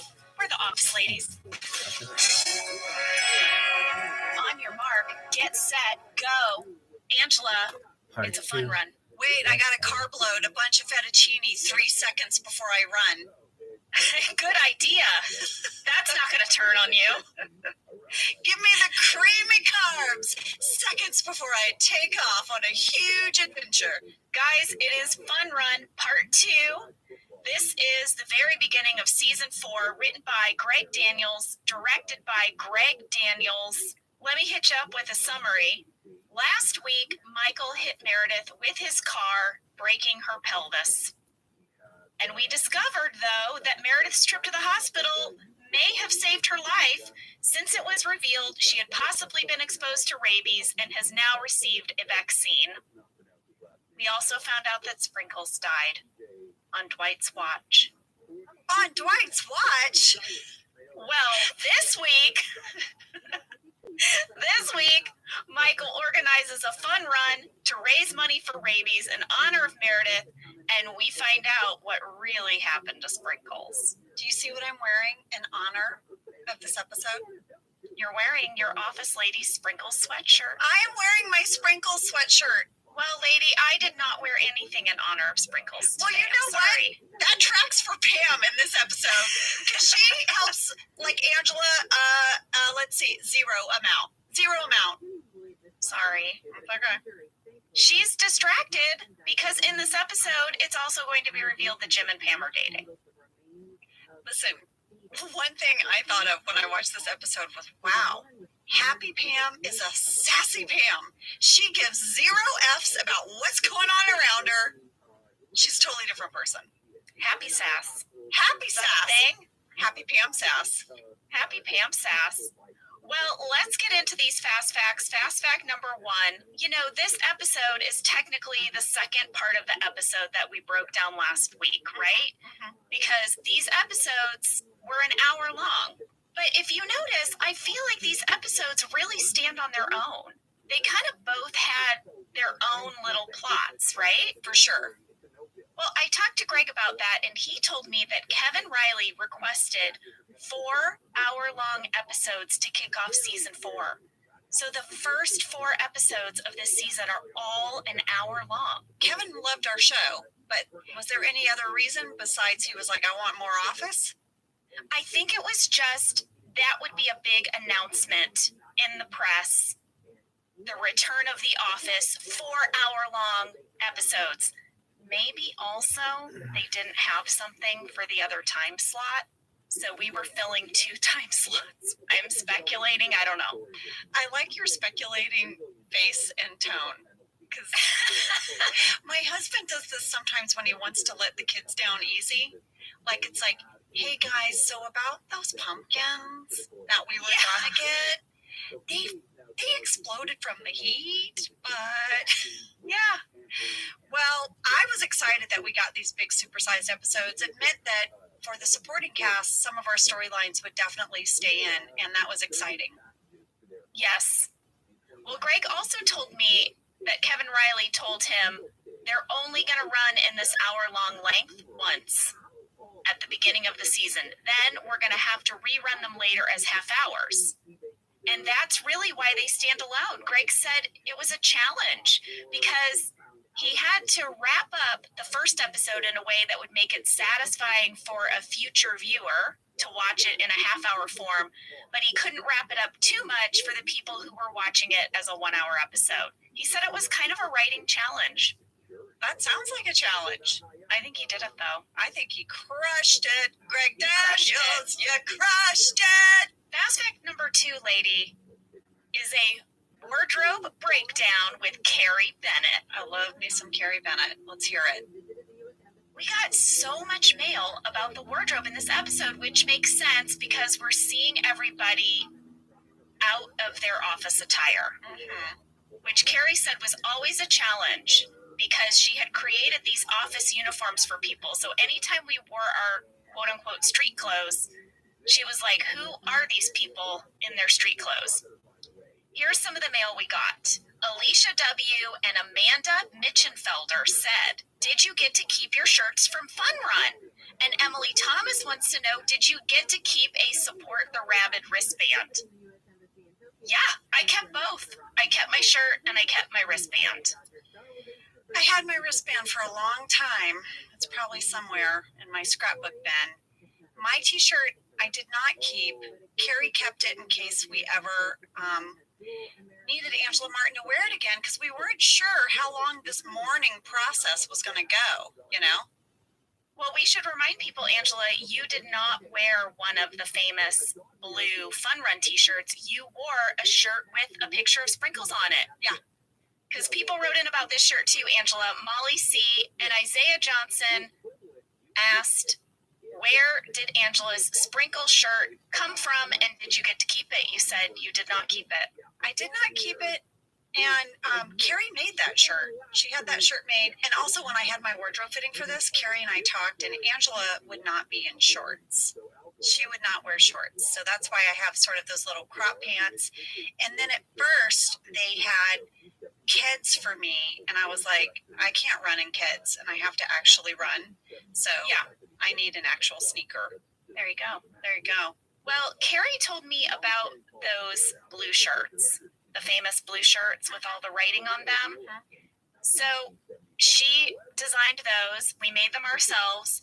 She said that she just tried to imagine Michael getting on the phone and ordering those t-shirts with the ridiculously long name and insisting that all the words be on the shirt, which I think is a very funny way to approach that design. I mean, I thought it was perfect. And honestly, while we're talking about the shirt, what the heck kind of budget did they have for this? Not only did they have bracelets and those t-shirts, they had flyers and banners. They had a giant Meredith photo poster and a giant check. What was their budget? I mean, we're going to see when we get to that scene in the conference room that we spend quite a bit of our donation money just throwing the fun run. Carrie also told me that she chose the color blue for the shirts because everybody had to wear it, and blue looks good on everyone. She said she always applies the same logic for photo shoots and promo shoots. Blue just looks best. That's right. Well, let's talk about Dwight. Fan question from Ella Lewis. Why isn't Dwight wearing a Fun Run shirt? I feel like he would have been the most likely to support Michael's ideas, yet he's wearing a Schrute Farms shirt instead. I think it makes perfect sense that he would self-advertise. I agree with Ella. I was surprised that Dwight would not just champion Michael the way he does. Carrie told me that she made this shirt. She literally just used a standard stencil and she spray painted it in that parking lot right before we started shooting. But after the episode aired, NBC marketing department got so many requests for that shirt that they called her and asked her for her art files so that they could mass produce it and sell it. And Carrie was like, don't have an art file. Have a spray painty thing that I made in the parking lot. Do you want to come get my spray paint stencil? Yeah. She was like, okay. All right. Well, our final question about the clothing comes from Ian MP and Marina Blank. They're asking, is Michael wearing women's shorts for Fun Run? Oh man, they're definitely some kind of like biker short with like the little windbreaker short over it. Yeah. Carrie says no. They were not women's shorts. She said the thing with Steve was that he's actually really fit. And Angela, you and I know this. He was really into fitness. Well, he got into great shape. We've talked about that for 40-Year-Old Virgin, and then he's just made that part of his lifestyle. And I think in this episode, when he gets in his shorts and his t-shirt, you can see how fit he is. There's no hiding how fit he is. He has like 0% body fat, and it's very clear. Carrie said it was really a challenge to make him look like Michael anytime he was out of his sort of frumpy Michael suit because he just was in such great shape. She said it was just kind of difficult. So there you go. Yeah. That is the costume breakdown. I like it. So much. I like it. All right, fast fact number 3. As you know, in this episode, Jim and Pam do not run. A lot of people run, but Jim and Pam do not. They walk. They go to an estate sale. Jim and Pam don't run, and Oscar and Stanley and Creed take a cab. But Jim and Pam do not run. They walk in the back. They hold hands. Well, there was a reason for this. I know. The reason for this is because in May of 2007, we shot this in August. In May, I fell down a set of stairs in New York City and I fractured 4 bones in my back and I was not allowed to run. So the writers had to write a reason for me to only walk through this episode. That was such a scary night. I was with you. I know you were. That was so scary. Yeah, so here's what happened. It was May, and we were in New York, and we were promoting The Office. We were promoting the season finale, and they threw this big party, in quotes, party. It was a work event at this club called Budokan. Yeah, it was our job to kind of hobnob with advertisers and stuff. We were at work, but it was a fancy work. Yes. So we're all dressed up, and this club is 2 floors. So you enter on the upper floor. They had this little bar with drinks, and they were serving these like pineapple-y daiquiri things. And it was sweet, and I was like, this seems great. So I grabbed one, but then to get to kind of the main part of the event, you had to go down this long set of stairs that were marble. And they were steep, you guys. They had a really deep pitch to them. Yeah, they're still there. This club is still there.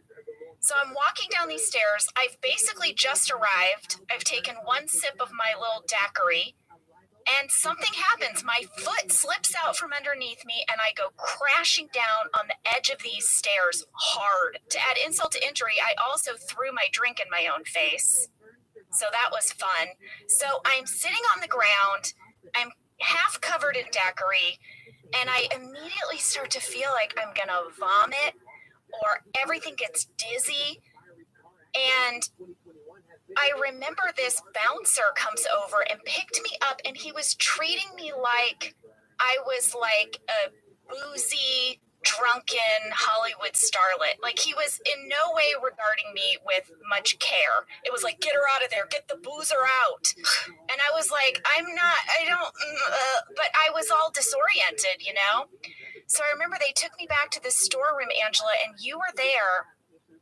And I told you I didn't feel good. And I remember you lifted up the back of my shirt and you said, call an ambulance. Well, I was behind you on that staircase and I saw you go down. It happened in slow motion. Someone had spilt their drink or something on those stairs, and they were marble and they were slick. And you had these wedge shoes on. You turned your ankle and you went down so hard. And you know when you're the person watching something happen, how you're like, nah, like I didn't know how to stop it. It was all in motion. And yeah, I'll never forget that night because your back it looked bad. And yeah, I was scared. Well, I don't remember much else after that. I don't remember the ambulance ride, but I know you were with me, Ange. And I remember going in and out at the hospital, and you were by my side the whole time, lady. I know. You were there. And I remember they x-rayed me.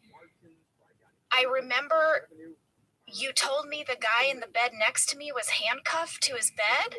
There was a guy in a chair next to your bed, and they brought him in. He was real surly, and they handcuffed him to the chair, and I shut the little curtain around your bed because, and also I was staying with you and I was really adamant about it. You know, I was like, she has no family here.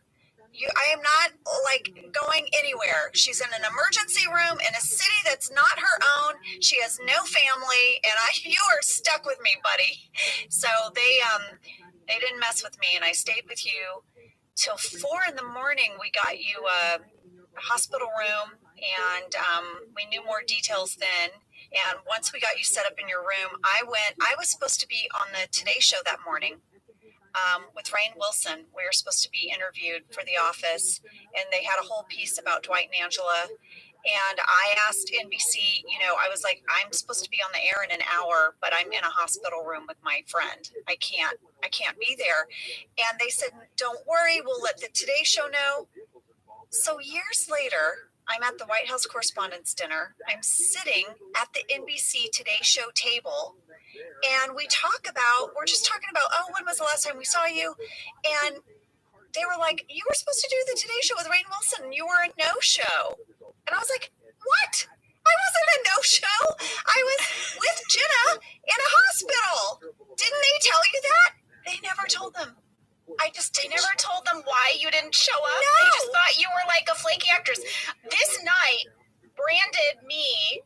in this bouncer's eyes as some boozed up actress. And then the Today Show the next day thought you were a flake. And we were like, no, tragedy happened. Yeah, and I've done the Today Show now since, but I was like, how many years did they just think I didn't show up?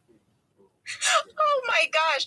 Well, you know, I'll never forget the doctor coming in and he said, the good news is you're going to walk again.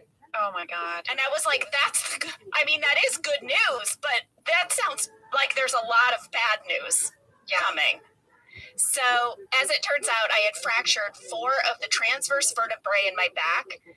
If you're going to have a back injury, I guess this is the best one because they heal on their own, similar to a broken rib, and motion is the best thing for you. So even though walking and moving was really difficult for me, I was encouraged to do it. Here's a crazy twist to the story.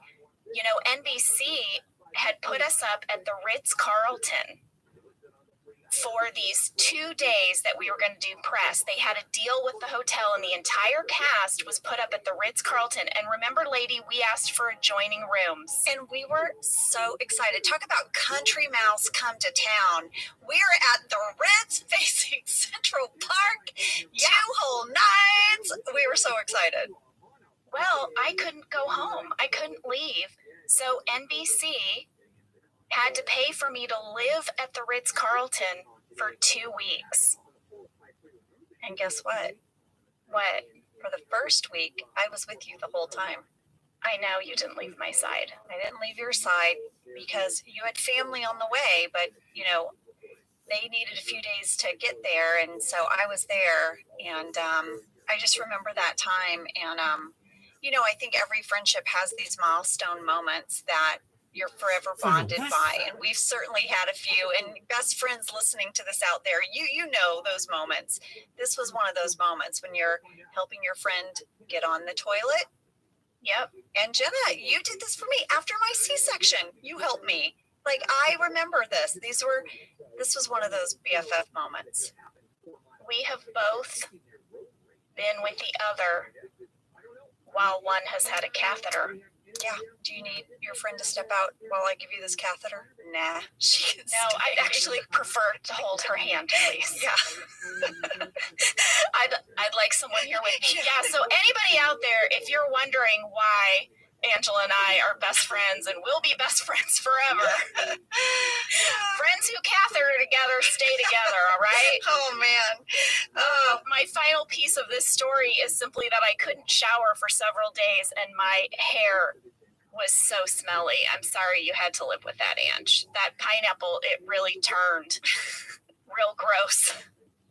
And I did wet a wash rag and try to dampen your hair with the wash rag. You did. But anyway, guys, that's why Pam doesn't run in this episode. I was healed, but I don't think at this point I was driving myself yet, and I wasn't allowed to run. Your doctor had you on a very specific sort of recovery plan because you do not mess with the back. You don't mess around. But I'm fully healed now. No problems. No residual problems. Well, I loved this storyline for Jim and Pam. I thought it made it just really sweet. Like they were just going to hang out. They weren't going to participate. And then they had this sort of lovely walk and they got to hold hands. And I thought it worked out great. It worked. Well, guys, thanks for listening to us go down that memory lane. We'll take a break and we'll be back to really dive into this episode.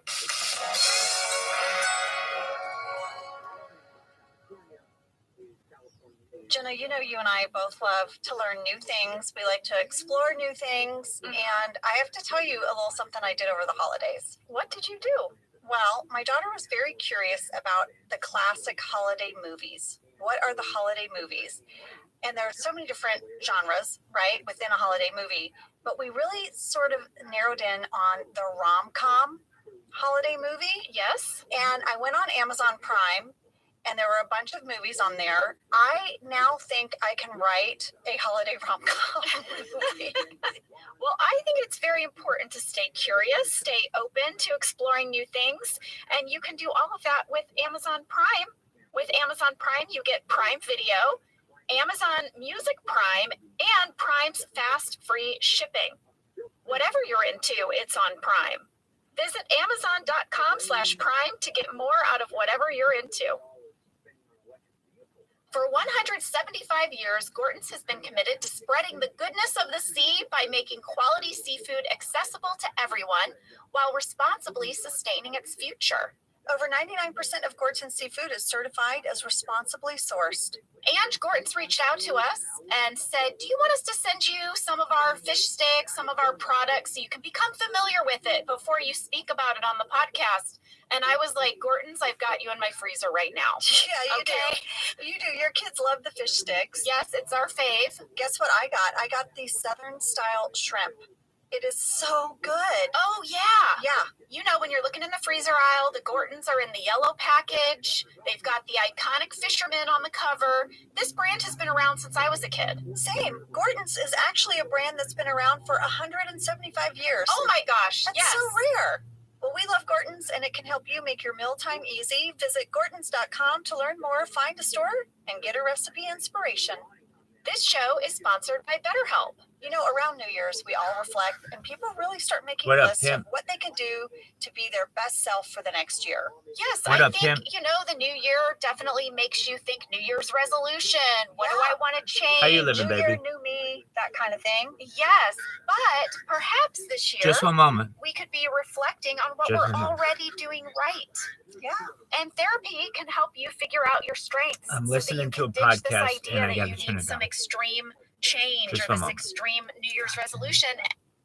There you go. And What? just, you know, you can make changes that really stick because they're based on your strengths. I like that. If you're thinking of starting therapy, give BetterHelp a try. It's entirely online, designed to be convenient, flexible, and suited to your schedule. Just fill out a brief questionnaire to get matched with a licensed therapist and switch the There you go. Hey, what's going on, baby? How are you?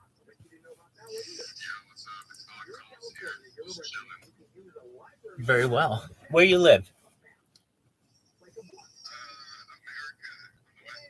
Hell yeah, me too. I live in Irvine, California, just south of Los Angeles. How about you? Tight. I spent spring break at Lake Havasu, the zoo in Lake Havasu, where you go on vacation and leave on probation. Ever been? Hell yeah. Ever been to Copper Canyon? Oh, it's wild. Oh, thank you so much. I stream my life 24 hours a day, 7 days a week, 365 days a year for world peace, baby. I don't want world hunger anymore. So how are we going to help with world hunger? We're going to help by using vertical farming, hydroponics, cloud seeding. We're going to help with world thirst by digging of wells, which we've already done in this community. We're going to help with desalinization plants, and we're going to help with smart straws. We talk about anti-gravity, antimatter, life extension technology, human growth hormone, you name it, stem cell research, mind uploading, you name ufology, you name it, we discuss it.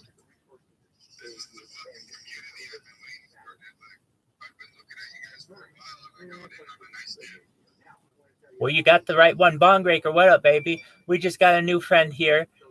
They are from Arizona. They've been to the zoo in Havasu, and we're just chilling like villains. Bongraker is a pillar of the community, been around since the beginning for years. So, if I may ask, you just learned about us from Twitter?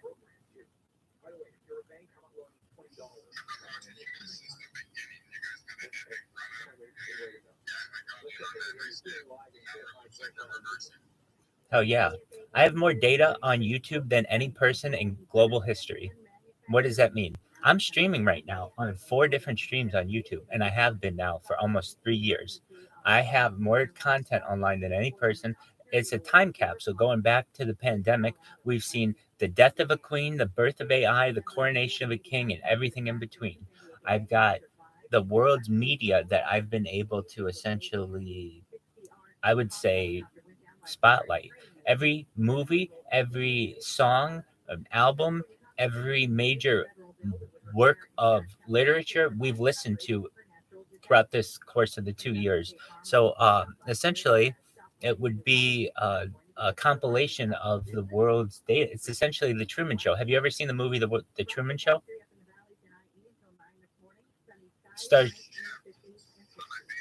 Absolutely. Well, it's just like that. So that means perhaps once this goes viral, which it will eventually, the longer I do it, and I plan on doing it the rest of my life, I'll be the most famous person in world history. And what does that mean for the community? We're going to make Harry Potter Obama Sonic 10 Inu the world reserve currency. And it will be the cryptocurrency to end all cryptocurrencies. Why? Because it just so happened that our paths randomly, we had this cryptocurrency that was moving through the market, and I was moving through Twitter Spaces. It combined. I got into the Telegram. I've been streaming my life in the Telegram now for more than 6 months, and I've been live on the internet for now years on end.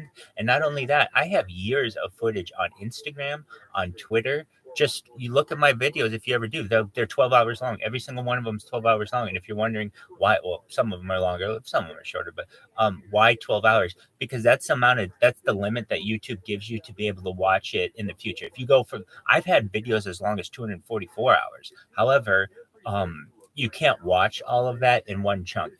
YouTube only allows most publishers 12 hours of content per video. Nevertheless, I have more of it than any person in global history. I eat online. I sleep online while streaming. I go to the bathroom while streaming. You name it, I do it. And I look forward to making you a very rich person. Why? This is all being recorded. I already have more data on the internet than any person in global history. Data is Earth's number one resource. It's more important than air, water, food, you name it. It's more important. Petroleum, gold, silver. That's not me saying it. That's the Economist saying it. And they came out and published that in 2018. I am sitting on a gold mine of data. It really should be called a data mine because data is more important than gold at this point. So I'm excited about it. I'm excited for this to go viral. And you never know when it does. And when I say that, like I'll have some streams that get like one person on it, 3 people on it, 4 people, and then 33. Like last night, for some reason, I just randomly had 33 people on a stream. So once people start to find out about it, that literally at any given time, they can connect to someone, they can talk to someone, they can learn about someone. They have someone who's a counselor. By trade, I'm a rabbi. I'm also a certified project management professional. I've launched apps on the App Store and Google Play. I've launched the world's largest car wash app, essentially an Uber for car washing, a car wash that comes to you, available at every major metro in the Sunbelt. And yeah, just have a good time streaming my life online. So it's a pleasure to meet you, Odd. If I may ask, do you know what the Sproto is in addition to the Harry Potter Abominable Sonic 10 Inu?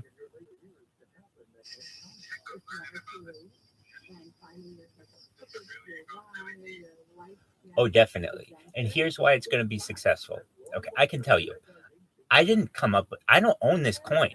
I'm not a salesperson. They gave me this stuff. This community gave me this stuff, but they're just nice to me. For the most part, that's how cool this community is. That the way that we met is I've been on Twitter Spaces now for like a year. Every day, I started with over 400 Twitter accounts. A lot of them get banned. I still have over 100 Twitter accounts, and I have over 1,000 TikTok accounts. I have more accounts than any person in global history. Literally, like I'm Mr. Internet. So I'm king of the internet. So I went on Twitter Spaces and what I saw was HPOS 10I, and I was like, what the fuck is that? And I learned that it was a cryptocurrency. Anyway, one day I got into what I would do is go into people's Twitter Spaces and run trivia. I like trivia, like facts and information and stuff. So I would go into people's Twitter Spaces, and these things are so boring. All they do is talk about, okay, well, what? I like your NFT. I like your NFT. Oh, okay, I like this cryptocurrency. I like this cryptocurrency. And they don't have anything else about what you talk. And they have like a 6-hour space. It's like, look, you got to have some content here, or people are just going to come in and out. So I would go into spaces, especially cryptocurrency spaces, introduce myself, tell them about my project, and explain to them that if they'd like, I would host trivia for them. Like, what do you mean host trivia? And I would say, look, I have a random trivia generator.com. I go to that and I ask the room questions, and if you would like to play, we can. But it basically gives you some entertainment during these lulls. Like, okay, so some of these rooms started inviting me in. Then it got really popular, where people were like trying to reserve me, and that's how I got into Harry Potter Obama Sonic 10 email. I was in one of the sessions. I wasn't hosting trivia, but people thought I just had really interesting ideas. And I was talking to them about cryogenics, like freezing. Um, and also, I was talking to them about different kinds of batteries. I was talking to them about the hydrogen car, also the americium battery and gravity batteries, like way better than lithium batteries. Within this conversation, one of the people from Harry Potter Obama Sonic 10 Inu was like, "Whoa, you are a wild man," meaning like you're impressive. We want you to join our community. Do you have Telegram? And I just downloaded it. This was like 8 months ago or 7 months ago or so. I was like, yeah, I do. They're like, here's the invite. Please join us. We think you're really interesting.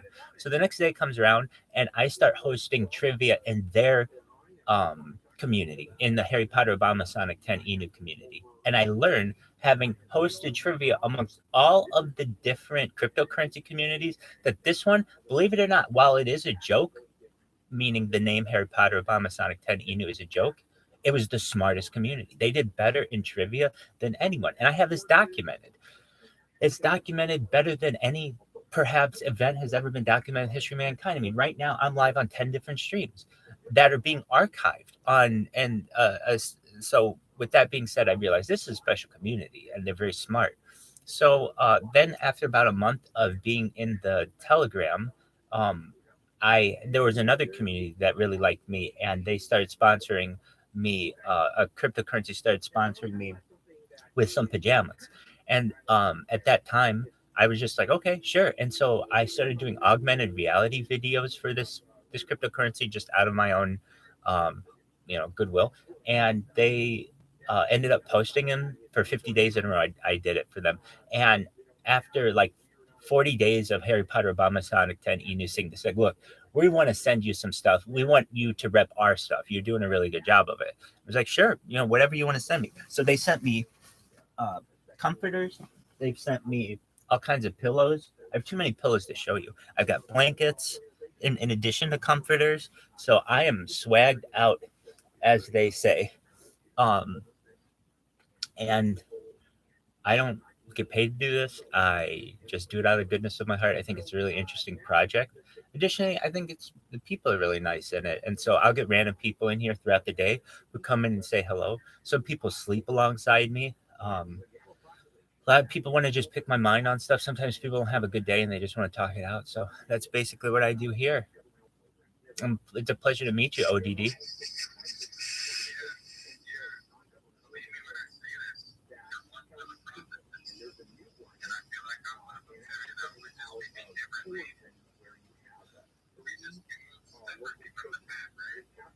You're absolutely right. We're outlier individuals.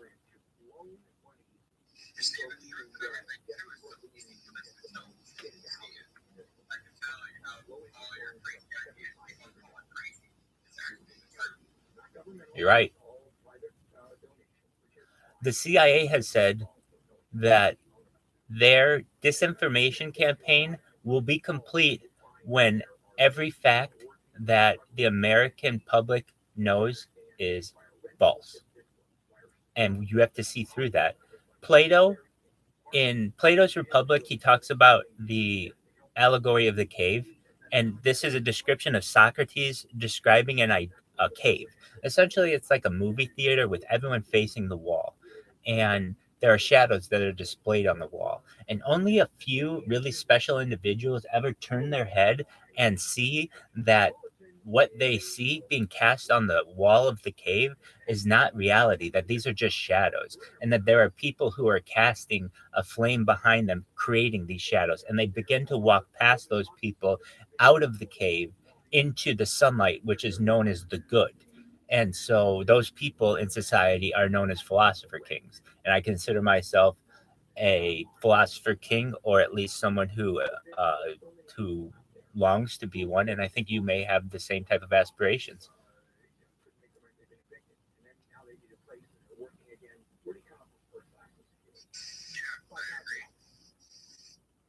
And that's what at least Socrates and Plato, people don't know this, but Socrates taught Plato, but Socrates never wrote anything. Socrates taught Plato, Plato taught Aristotle, Aristotle taught Alexander the Great. People don't know that that was like there were like 4 generations of really historic individuals who were involved in that time. So essentially, people don't talk about this, they don't recognize it, but this is what's going on in society, and you can see that now with the media. It's in the same way thousands of years ago it was being described through allegory of a cave. Today we can do the same and just say it's the media. But I'm I'm past all that. I'm going to use the media, or I use the media for my own benefit. How is that? I'm king of the internet. I literally have not just terabytes, but petabytes worth of data on the internet. That's far more data than any human has ever had. I'm going to essentially be the model of Skynet. Skynet needs a humanistic model. It needs lots of data on which to build its foundational database. And I'm the perfect model for it. Why? I'm in 360 degrees. There are some people who be like, oh, yeah, I'm not the first person to stream my life ever. No, there's people who've been doing this, but they don't archive it. Number one, meaning it's not saved so you can go back and watch it. Anybody can just stream their life on a closed circuit television. No one cares about that. It's not being, no one can access that information. So number one, it has to be accessible. 2, it has to be archived. 3, in addition, it has to be interesting. Now, I personally can't entertain 24 hours a day. So yes, I do have to sleep and some other things. But what I do is I watch really interesting documentaries, listen to really interesting podcasts. We're watching Bob Ross right now. If you know who Bob Ross, the artist, is, he was an artist during predominantly the 1980s, 1990s on PBS. If you know who he is, you know. If you don't, he has like an afro, is his signature look. Anyway, I love art, but in addition, I love science. So I do my best to be a well-rounded individual, and that's what Plato Socrates through Plato says is what we should all do, is to achieve the good. And what is the good? It's knowledge of the good. It's just knowledge, being knowledgeable. And I'm sure as you get older and you get wiser, you realize that the more that you learn, the less you realize you know.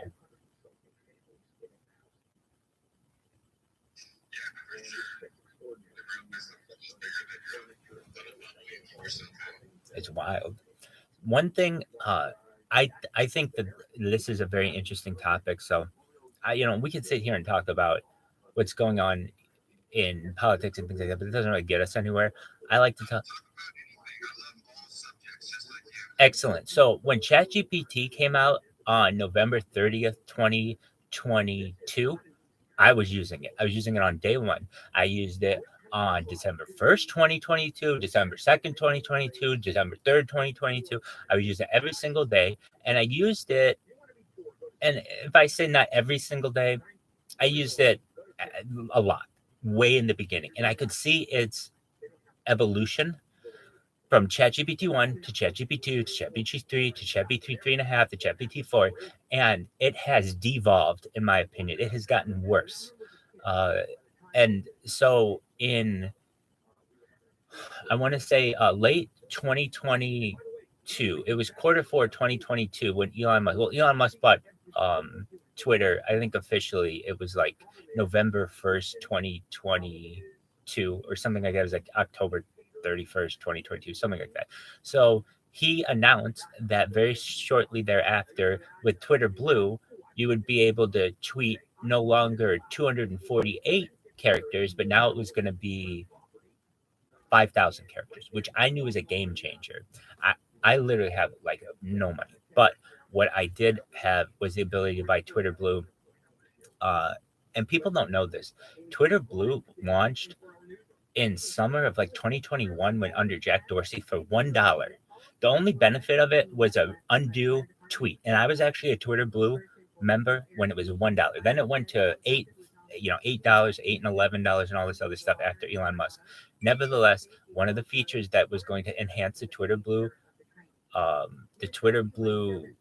package was the ability to really have an enhanced tweet of 5,000 characters. So I subscribed to Twitter Blue, and that allowed me to use ChatGPT and tweet lists on Twitter that aren't like 240 characters. They are 5,000 characters. So, like, what are some good lists that I tweeted? What are 100 ways that mankind can travel faster than light? So I'd asked ChatGPT back a year ago when you could ask ChatGPT all these questions and it would give you the answers. Now it is so censored you can barely get anything out of it. And it would tell you about plasma drives and warp drives and space folding and like all this like really advanced stuff. And so I would post that a list of 100 things. It was really simple. And so one of the things that I asked it was about alien races because that was really interesting to me. And I wanted to know a list of 100 races, like alien races, and what they look like. And so it told you about the alien grays, and it told you about the tall whites and the Nordic looking people and the reptilians, and all the. It told you about all these different races. And I was like, wow. Oh, definitely, and it's published. It's live. It's on Twitter right now. I mean, I can go through and read them too, but I will. But I want to.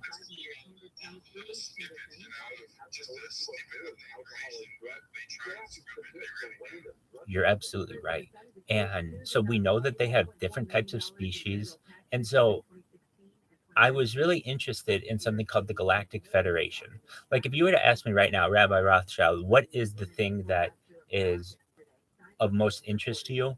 Well, I would say going viral, number one, and certainly world peace. But really, the things that like are on the far reaches of my knowledge are like the Galactic Federation.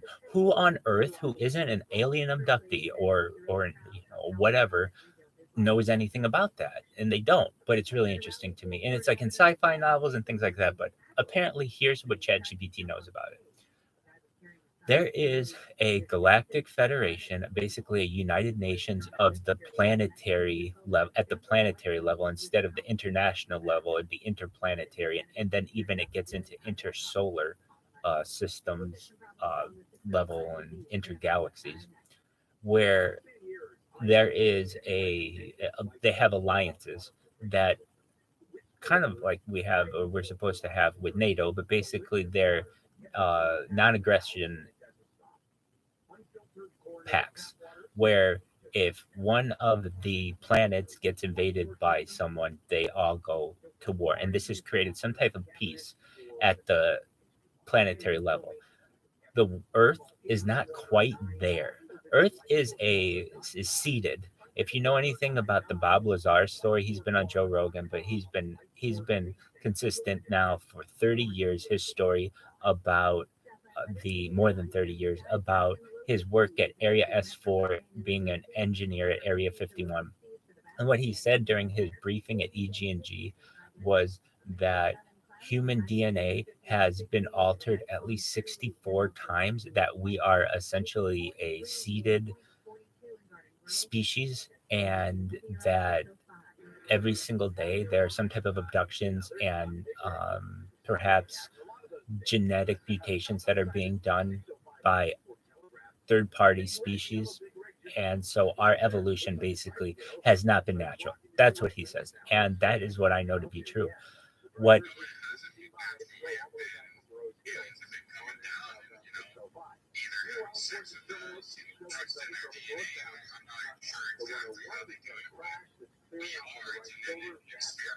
That's right.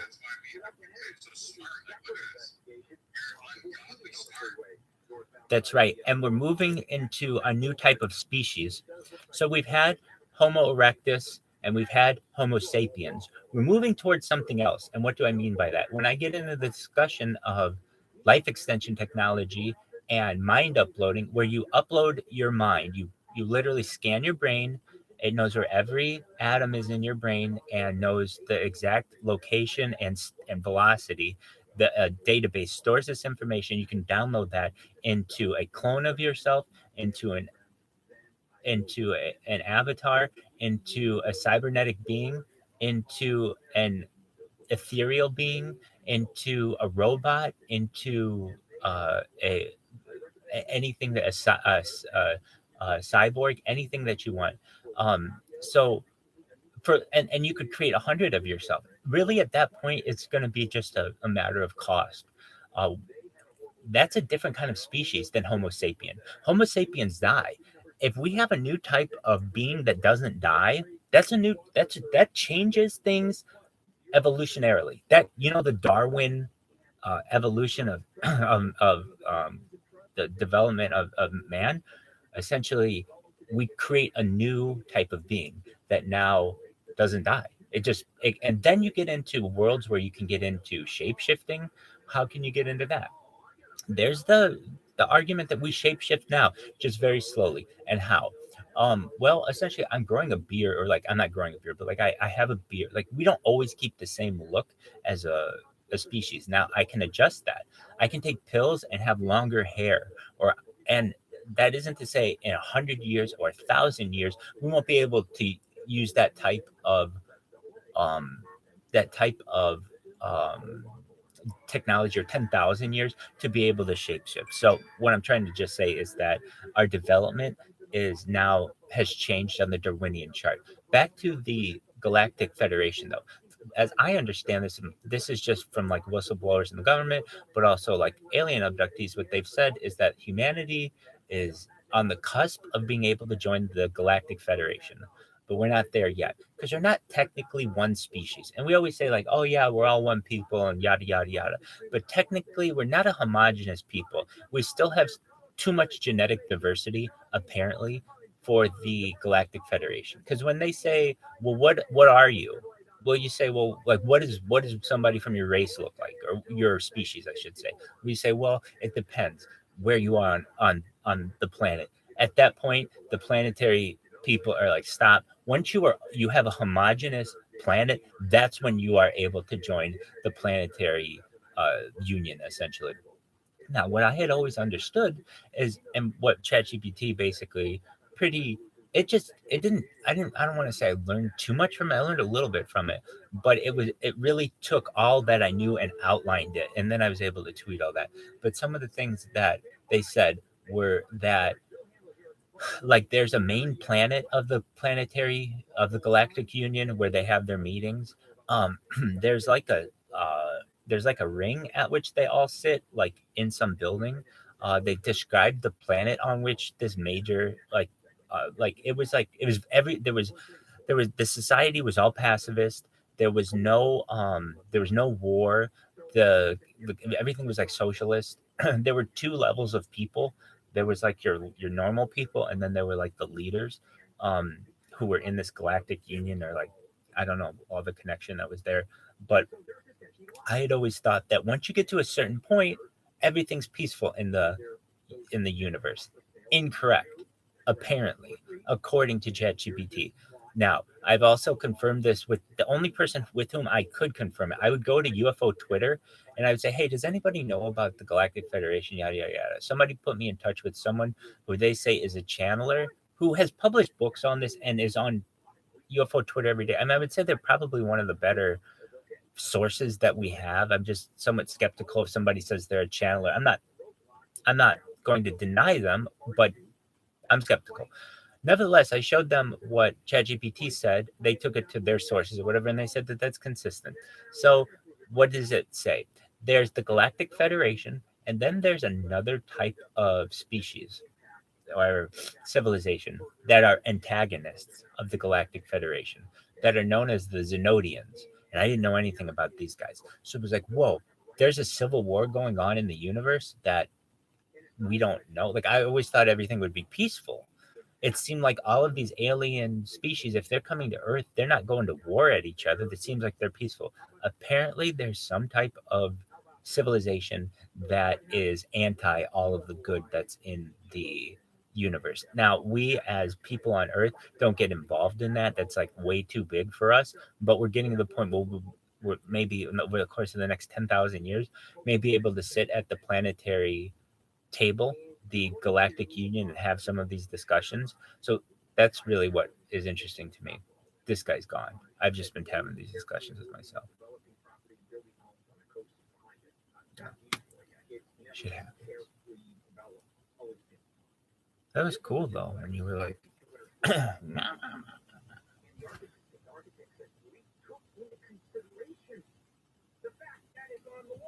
I like when you were talking about the Galactic Union, and then everybody was like, "Oh, dog, that is boring." Peace. I also like when you were like, "Hey, dog, hold on, I gotta get my phone working." The zoo and Havasu go on vacation, leave on probation.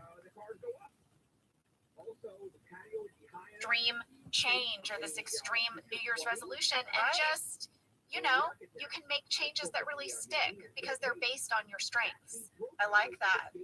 If you're thinking of starting therapy, give BetterHelp a try. It's entirely online, designed to be convenient, flexible, and suited to your schedule. I like Just how that fill guy out a was like, brief "Hey, peace, questionnaire dude." to get matched But with then a he was like, licensed "I'm not gonna therapist tell and him." switch therapists I wonder at if that's any the first time person I for ever no was like additional that. charge. Maybe. Celebrate the progress cool. you've already Really? made. Visit betterhelp.com/officeladies today to get 10% off your first month. That's BetterHelp, HELP.com/officeladies. Okay, we are back. This episode opens with Pam answering the phone. Michael Scott's Dunder Mifflin Scranton Meredith Palmer Memorial Celebrity Rabies Awareness Fun Run Race for the Cure. But it's, you know, it's the Pro-Am race for the cure. My favorite thing about that whole moment was how you delivered, they hung up.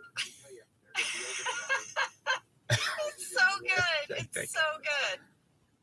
Well, we got some fan questions about this from Gabriel B., Frank F., Kalos D., Alberto R., and Camille Y. Jenna, did you have to memorize that long title for the fun run race for the cure, or did you look at a piece of paper every time you said it? No, you guys, I had to memorize that. But I did have it sitting on a piece of paper in front of me. Like, I would look at it intensely, because that is a mouthful. That is a lot to have to say. But I did memorize it for that scene. And it's a mouthful that doesn't make sense. Like for me, I can memorize something if it makes sense. My brain will piece it together for me. But if it's just like a list, you have to work at it. Yeah, that is more difficult. For sure. Like there's no way I could have ever been one of those doctors on ER or whatever, like on Grey's Anatomy, where they're running down the hallway and they got someone on the stretcher and they're like, "We need 3 BPUs and get the suture sewed up." I think that all the time when I watch those shows. All the time. I think like they're just yelling out jargon. They have no idea what they're saying. Yes. Yeah. Well, then Michael has an amazing talking head that I really love, where he lets us know that a woman should not have to be hit by a car to learn that she has rabies. But here we are. Well, you know what? No problem. So I was just talking about the Galactic Federation and just that.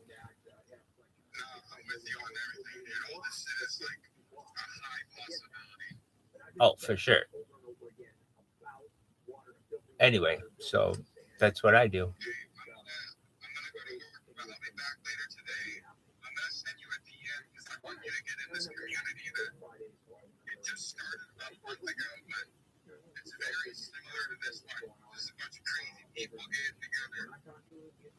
Sounds good.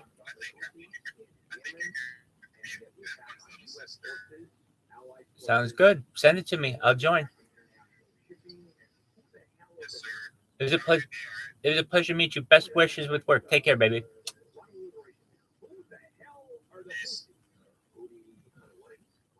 West Side. Michael is there fighting for women once again. Yes, exactly. Well, then we go out into the bullpen. We're panning around. People are, I guess, on the phones, kind of phone banking, trying to get donations for this cause. He has the whole office doing this. It's unbelievable that any of us had a job after this day. And I love that he walked up and said, "Hi, Stankley." Like, when is Michael going to learn you can't do bits with Stanley? Stanley doesn't want your bits. He doesn't. He Stanley is a bit-free person. Yeah, don't bring your bits to Stanley. Well, Phyllis is hard at work on the rabies quilt. She holds it up. How many quilts does this company make? I mean, I felt like this was a callback to the depression quilt from Safety Training. Any wonder Dwight was like, should we do a depression quilt? And Michael's like, no time to sew the quilt. Because clearly it's a thing. It's a thing. Put Phyllis on it. Well, we had a fan question from Mary Halsey. Who made the rabies quilt? Well, guys, it was Phil Shea. I mean, Phil he Shea didn't is personally amazing. make it, but he had to get someone to make those squares. And if you want to buy it, there is a full-size version of the quilt online. Just Google it. Get out. Rabies Quilt The Office. People are making them. You can buy them. I am going to Google that. I want to see it. You know, my mom's a quilter, you know. Yes, Angela, in my notes for today, I literally wrote, Angela, your mom quilts. I have several pieces of your mom's quilting. My mom is old school type of quilter where, you know, no machine. She cuts out all the pieces and then she like makes her pattern. She'll use like one of the bedrooms in the house and then she sews that all by hand. And she'll do the backing sometimes, you know, with the machine, but she actually purchased in Pennsylvania years and years ago from an Amish family a wooden quilt rack, and every peg, everything is wooden. There's no metal screws or anything, and she puts her quilt top on there and quilts, and I feel like every single one is a piece of art. Since we're talking about quilting, I want to bring up this artist that I love, Bisa Butler. She makes these huge life-size quilted portraits that I'm slightly obsessed with. Go to her Instagram page. It's at Bisa Butler. They look like paintings, but they're not. I'm gonna look at it right now. Okay, look at it. Oh my gosh, they're beautiful. Yeah, I just love her work, lady. I love it. I can't wait to see it in person one day. It's I love it. beautiful. It's art. It's gorgeous. And she was featured in the New York Times as well. She had this, I mean, she's all over the place. She's a big deal. But check it out. Bisa Butler on Instagram. Well, you know, we're about to move on to an Andy talking head here about nipple chafing. But did you notice Andy is now sitting at Karen's desk? I did. And also, we didn't mention this last week, but when Karen cleared out, did she take the company phone and the computer? Like, everything was gone. Everything. It was all gone. Yeah, well, we had a fan question about Andy's nipple chafing from Lindsay L, who said, who came up with the nipple chafing idea? Was it based off of a personal experience? Oh, P. Diddy. Well, Greg told me that this was an idea from Justin Spitzer, so I asked him about it, and he said, yes, this was his idea, and that he had once handed out waters and blankets to runners who were finishing the Chicago Marathon, and he could not believe how many men were crossing the finish line with blotches of blood on their shirts over their nipples from nipple chafing. He said it shocked him and haunted him, and he had been obsessed with it ever since, and he was finally able to write it into an episode. So I think this was very healing for him. He was able to take this experience and turn it into art. Well, it's a real thing, and of course I looked it up. Jenna, it's also called jogger's nipple. Oh, I had no idea it was such a thing, and it's more common in the winter because nipples are erect then. But there's many ways to prevent it, and one of them is sort of like covering them like this, and there are all kinds of companies that make these. And now there's nipple covers for women, like when you don't want your nipples to show in clothing. You know, we've had wardrobe fittings for some time. So they're like, oh, Yep. we might need to put something there. There's a whole other industry for men. And, you know, I love a good name, Jenna, for businesses. I love it. So we've got a few that I found were Nip Ease, Mr. Nip, Nip Strips. Excellent. Wow. I'm enjoying it, my man. Well, I imagine, I guess, because men have hairier chests. Like, what I noticed when Ed was, like, covering his nipples was... Well, I'll tell you this right now. I really can't afford it, so that's what you have to do. I can tell you that right now. When I can, I will buy it, but I can't right now. If if I'm a man. I don't know. Mr. Nip, was that one of them? Mr. Nip and Nip Strips, Nippy. Maybe the Nip Solid, man. Strips. I'll just even join just to be a part of it. I appreciate it. Thank you. Like those, that tape and cotton ball. Take care, my man. We'll talk. He said it was really uncomfortable. Like, this was not a comfortable episode for him. I don't doubt it. What up, baby? I don't doubt it. Well, lady, now Andy is going to tell Angela how very sorry he is that her cat passed away. This might be leading her maybe toward Andy. Yeah, you know, there's a deleted scene where Dwight and Angela are exchanging instant messages, and Dwight's trying to make amends, and Angela's not having it. She's getting fed up, and she looks over her shoulder towards Dwight, and Andy is directly behind him, and he thinks Angela is looking at him. Oh, so I think they're planting little seeds here. Well, now you have a talking head, Angela, where you are crying. And you're talking about how Sprinkles was your best friend. And you're sharing pictures of Sprinkles. Because you're including one from the last Halloween. Yeah, where you're just a couple of kittens out on the town. Well, lady, we got some mail about this. Yes, about photos? Yes, from Kate Sieber, Mandy Pascal, and Anne-Marie Morrison. Did you have to do a photo shoot? Or did they just Photoshop a cat into your arms? I did a little bit of both. So, if you'll notice a few of the photos, like in particular, there's the picnic blanket one. I'm laying on a picnic blanket. There's a bowl of grapes, and I'm holding the cat. If you notice, I am wearing my outfit from Beach Games. Oh, yeah. Right? So, yeah, there's a few photos of me in my Beach Games outfit. Well, Phil Shea pulled me aside and was like, Angela, we're going to need some photos of you with Sprinkles for an upcoming episode. So that day where we started out for Beach Games on the bus in the parking lot, Phil Shea just said, Angela, I'm going to grab you when I can, and we'll just quickly take these, okay? So the day that we started Beach Games, before we went to the beach, you know, when we were still leaving Dunder Mifflin, I snuck off with Phil Shea, and we took a bunch of those, and I walked over in my own flip-flops, and you can see them in the photo. That's why I'm barefoot. Isn't that weird? That Angela Martin would be barefoot with a pair of flip-flops, and you can see a little eagle on the flip-flops because they're American Eagle. They're my American Eagle flip-flops. That is incredible. Well, I loved you in this talking head so much. You're so good in this whole episode, Anne. Oh, thanks. Thanks so much. Well, up next, Jenna, we have the scene. It starts at 24:02, and I titled the scene, The Moment the Crew Turned on Us. Sam, can you play this? I'm having relationship problems. And since you're always having relationship problems, I thought you'd be able to give me some advice. What's wrong? I have this crazy thought that I know is crazy. That maybe Dwight killed my cat. When I got home, Sprinkle's body was in the freezer where Dwight said he left her. But all my bags of frozen French fries had been clawed to shreds. Something's not right. The vet's doing an autopsy. Angela, I'm sorry. Didn't Roy ever kill one of your cats? I'm more of a dog person. Jenna, do you remember us doing that scene? Yes. We gotta break it down for people because literally the director came over and was like, I'm just gonna stop you right now. It was Greg. I know. So I had to pop up over the partition and I start off with like, and then that got me right there. I was done.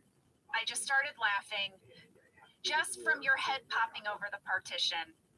Started laughing. No words have come out yet. And every single time you started laughing, then I would start laughing. And then there were times I would get it together and I'd come up over the partition and you'd already be laughing. Yeah. Because I knew there, Angela, you have to imagine from my point of view what it's like to have your tiny blonde head pop up suddenly. It's very funny. And we should also mention this scene was scheduled right before lunch. Yes, and everyone was really hungry. You're always really hungry before lunch because you get called into work at 5 a.m., 6 a.m., but lunch is not until 1. So you are hangry. at 12:40. Everybody on a set is super hangry at 12:40. Even though there's snacks, you want to sit down, you want your 30-minute break, you want to eat a hot meal. And here you have these two actresses who cannot even get one line out. These two gals who are literally laughing so hard they can't speak. And Greg was like, why don't we take a break? Why don't we give you guys a minute to get it together? And I said, oh no, Jenna, they're turning on us. And like, I felt so bad because normally when we would break in a scene, the crew was laughing with you. And other actors would laugh too and be like, you guys. No one was laughing. No, it was just us. We were so tickled to have a scene together. We always were. And this was a comedic scene we got to do. This was funny. Yeah. And I'm surprised we even have one take that's usable because we were laughing so hard. And now let's just take a minute to talk about Happy Pam sass, because Happy Pam doesn't give Angela anything. She's like, Can you imagine Angela finally reaching out to Pam and all she gets is, well, I'm more of a dog person. Are you flippin' kidding me? Well, Angela, what do you expect? Anytime Pam has ever tried to comfort or help Angela, Angela just insults her. I think Pam is being self-protective. She's having good boundaries, in my opinion. She's got good boundaries and she's getting laid. And she doesn't have time for anybody anymore. Oh my God! Oh my God, that is private. Well, Angela, I will say this. We have a fan soapbox, and I think you're going to like it. Ooh, I want to hear it. This is from Amy Wagner, Rivka Wasserman, Kayla Kelly, Kaylin White, and Christina Chadbourne. They all wrote in to say this. I hate to break it to you, but Pam is actually responsible for the death of Sprinkles and the breakup of Dwangela. Pam guilts Angela into seeing Meredith at lunch instead of taking care of Sprinkles, which is why Angela has to ask Dwight to do it and why Sprinkles ends up dead. Oh my gosh. Ladies, I had never put that together. You are right. Pam killed Sprinkles. Well, that's going a little far. Pam killed Sprinkles. Oh my gosh, you are so mad at Pam right now. Pam is just happy. Why when Pam gets happy does everyone turn on her? That's something I've noticed, by the way. When Pam becomes assertive, there in particular are a bunch of men on Twitter who tweet about how they don't like Pam sassy. Nobody likes assertive Pam. Well, everyone, you're going to have to live with it. I don't give a crap about assertive Pam. It's sassy Pam, guilt trip Pam. I don't give a shit Pam that I have issue with. Well, I thought you'd like that fan soapbox. I very much like it, ladies. Thank you. I feel seen. Well, speaking of Jim and Pam, they're flirting in the break room right now. Oh, I titled this scene. Ready? What is it? Part 2 of our country song. Ain't no more heartbreak in the break room, baby. Oh, yes. Yes. Happy times in the break room, everyone. Happy times. Well, the camera crew breaks the fourth wall and they bring Jim and Pam into the conference room and show them footage of them kissing and driving away. This is huge. Why is the documentary crew getting involved? Remember, they left Andy floating in a lake, but they pull Jim and Pam aside to show them this footage. They didn't say Meredith, get out of the way. I don't think they saw Meredith. They were focused on Michael. I don't think the documentary crew could have stopped that accident. You know? I mean, there's been many times where they probably should have stepped in and they didn't. Why now? I don't know, but they get Pam to admit that she and Jim are dating. This is another Pam Sass moment where she doesn't care. She's like, you know what? We're dating. This is such a cute scene. It's so cute. It has all the feels. It's really cute. And you and John are so good in it. It's a really great jam moment. Well, we had a fan question from Linnea B, who said, what was it like coming back from the break between season 3 and 4 to a new relationship between Jim and Pam? You guys, it was awesome. I had a great time in season 4. Pam was happy. I was happy. I just spent all day being happy in a comedy, basically. Because I don't know about you, Angela, but I was going to ask you, you have to play this season in a lot of emotional turmoil and mourning, and it takes a toll when you have to play jealousy or you have to play sad. Like, it does take a toll. Well, it does. Playing sad takes a toll. Playing angry is fun.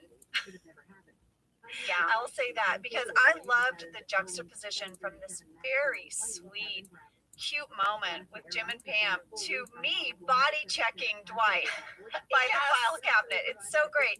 And that whole scene that I have with Rain over by accounting where I'm backing my chair into him, we had such a great time with that. That was so much fun.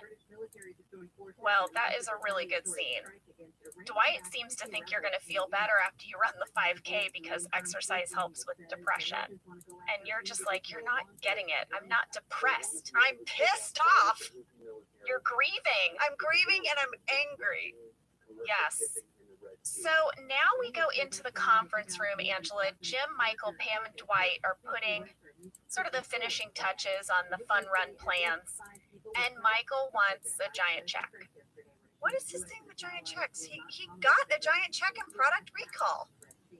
Yeah, I don't know. I think I swear, I think it goes back to when he was a little kid and that owl came to his assembly in a costume with props. This is how you get people's attention, how you get them to care about things.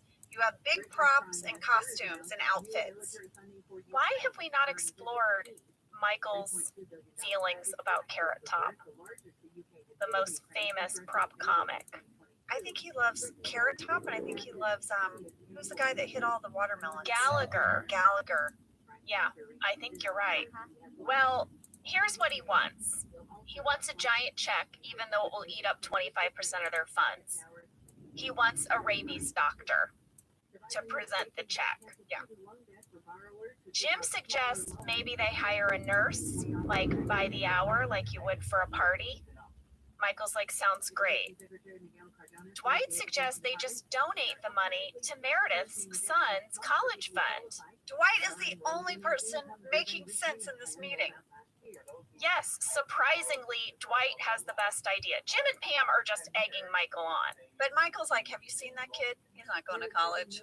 Exactly. Well, I think we should take a break here, Jenna, and when we come back, we might need to talk about a dangling participle. It's an accidental flashing. He did say come in. I agree. Yes. All right, we'll be back.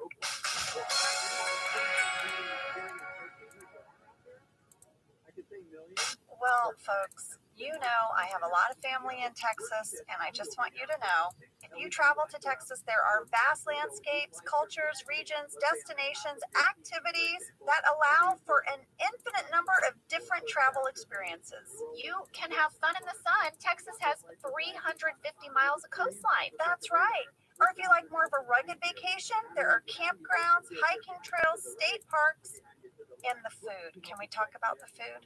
Tex-Mex and barbecue. There's live music, art museums, cowboy experiences. Come on.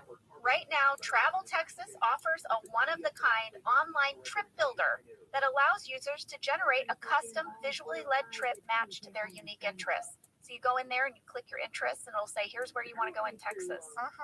Visit traveltexas.com/get-your-own to get the only trip to Texas that matters, yours. That's traveltexas.com/get-your-own. Whether your resolution is to save money, eat better, or stress less, HelloFresh is here to help you do all three. Yes, you guys, I love HelloFresh. Jen and I both love it. You know why we love it. And guess what I made the other night? What? It was so delicious. I made their pub-style shepherd's pie. I've made it. Yes, it's so good. White cheddar and the thyme mashed potatoes. I know it very well. It's a family favorite. Well, you know, Josh normally makes dinner, so this was my turn, and I made this, and he loved it. And I was so happy. I was like, I made a shepherd's pie. I'd never made one before. It's so good. Everyone, you can say hello to your most delicious year yet with fresh ingredients, chef-crafted recipes, all at a price you'll like, delivered right to your door. Go to hellofresh.com/officeladiesfree and use code officeladiesfree for free breakfast for life. One breakfast item per box while subscription is active. That's free breakfast for life at hellofresh.com/officeladiesfree with code officeladiesfree. HelloFresh, America's #1 meal kit. All right, we are back, and Pam's about to get the shock of her life. Jenna, how did you film this? Okay, so Pam is, like going in to tell Michael something, right? She knocks on the She door. wants to tell him that 5K means 5 kilometers, not 5,000 miles. Right. And he says, come in, and she opens the door, and he's decided to change into his running outfit in his office. Yeah. And he is nude from the waist down. And Pam is shocked. Well, this was a really interesting scene to film. We had a fan question from Tara Nunez. When Pam walks in on Michael naked, what was Steve actually wearing? Steve was actually wearing like a flesh-colored Speedo. It's still not pleasant to look at, guys. Those reactions are honest. Whenever anyone has to wear a flesh-covered anything, it's just off-putting. Yeah, you kind of look like a Ken doll or a Barbie doll or something. Yeah. It's very weird. You still are seeing Outlines. right. Anyway, the thing that was difficult here when we were shooting it, and we shot this several times, because Pam has to get far enough into the room and open the door wide enough that the camera can see Michael. Because in my early takes of this, I can see him, but the camera wasn't catching it because I was reacting too quickly. You're pulling the door shut too fast. Yeah. So the first thing that we did was Greg said, why don't you be looking at the paper longer and like give a look to camera as you're opening the door? Like, can you believe he thinks it's 5,000 miles? So that I can get the door open wider for camera to see him almost before I see him. So that's how we ended up fixing that problem. But it was very, very funny. We were laughing a lot during this scene. Lady, after this aired, a friend of mine and I were talking about this episode, and I'll never forget it because I heard a term I'd never heard before in my life. And they said this is a thing sometimes guys will do. I don't know where they do it, but it's called shirt cocking. Oh. And it's a thing, okay? And if you look it up, it says it's a shirt cocking is a verb, and it's when a man wears a t-shirt but goes naked from the waist down. Oh, listen to this. This practice is a natural outgrowth of Burning Man events, which value radical self-expression, but are held in clothing optional environments. Oh. I've never been to Burning Man. Well, neither have I, but apparently this happens there, guys. Well, I've never been shirt cocked either. I've never been shirt cocked, but beware, it happens. It's a thing. I guess it's a thing in the desert, guys, where people get together to have radical experiences. Well, Michael shirt cocks Pam. And Pam tells Jim that the incident is now burned into her brain. Back in the break room, Jim and Pam don't hang out at front reception anymore. They just go to the break room to hang out and have their little conversation. Yeah, happiness in the break room. The break room is a great place now.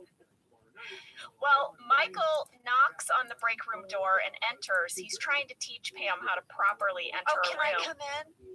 Yeah. Yeah. And Pam is like, you said come in. You said come in. Well, Pam has a major Pam sass moment. She says, I didn't see where it started, but I saw where it ended. Wow. I couldn't believe that line. Wow, Pam is really just saying anything on her mind now. You're really, See? You're right. Yeah. She's looking up celebrity porn on the computer. She's sassing Angela. She's sassing Michael. She's not going to run in your stupid fun run. It's true. Let's get to the fun run, lady. Let's do it. We're in the parking lot. Jan is checking people in. Creed registers. He's very disappointed there's no prize money. We find out, by the way, that Creed's birthday is November 1st and he's going to be 82. I know. So ridiculous. That was so ridiculous. Jan tells Pam to stay away from her man. Heard she was peeping in on him. I know. Oh, that was so fun to do. I love doing that scene with Melora where she's just putting Pam in her place. And Pam is like, but you know, guys, Jan is no longer our boss. Yeah. She holds no authority over us. She is just there as Michael's girlfriend. Well, I have to tell you something. So all of this is happening while you have this scene between Pam and Jan going on. There is a scene between Bob, Vance, Phyllis, and Angela. So in the background where Toby is stretching, Angela's standing there, and Phyllis and Bob walk up, and Bob points to her shirt and says, "Oh, is that the cat?" And he turns to Phyllis and says, "Is that the one that Meredith?" And Phyllis quickly cuts him off and goes, "No, no, no." And then Angela spits on Bob. What? And storms off. What is happening in that scene? Did Meredith do something to one of your other cats? I have so many questions. What has Meredith done to one of her cats? It certainly might explain why Angela really does not like Meredith. But man, Angela is, talk about angry. She spits at Bob. Wow. Yeah. Well, now Michael welcomes everyone and he gives a speech where he sort of warns everybody of the dangers of rabies. In the background, then, Daryl is feeding a peanut to a squirrel. That is such a random funny joke. That's a very Simpsons-esque joke, if you ask me. I loved it. And I love Michael was like, "Stop it." He's like, "But he's so happy." Well, then we have Elizabeth the stripper is back. Jackie DeBotton. She walks in this little nurse's outfit to present Michael with the giant check made out to Science. Just Science. Yeah. $340 to Science. Just a piece of cardboard that costs $200 for nothing. And when Michael sees Elizabeth in her outfit, he's like, "Oh my gosh, you went back for your degree." Yeah. Amazing. Well, I have a little wardrobe tidbit. I think I know your tidbit. Oh, really? Go. All right. Carrie told me that this nurse's outfit was custom made. And if you notice, she had to make it a red circle with a white cross in the middle.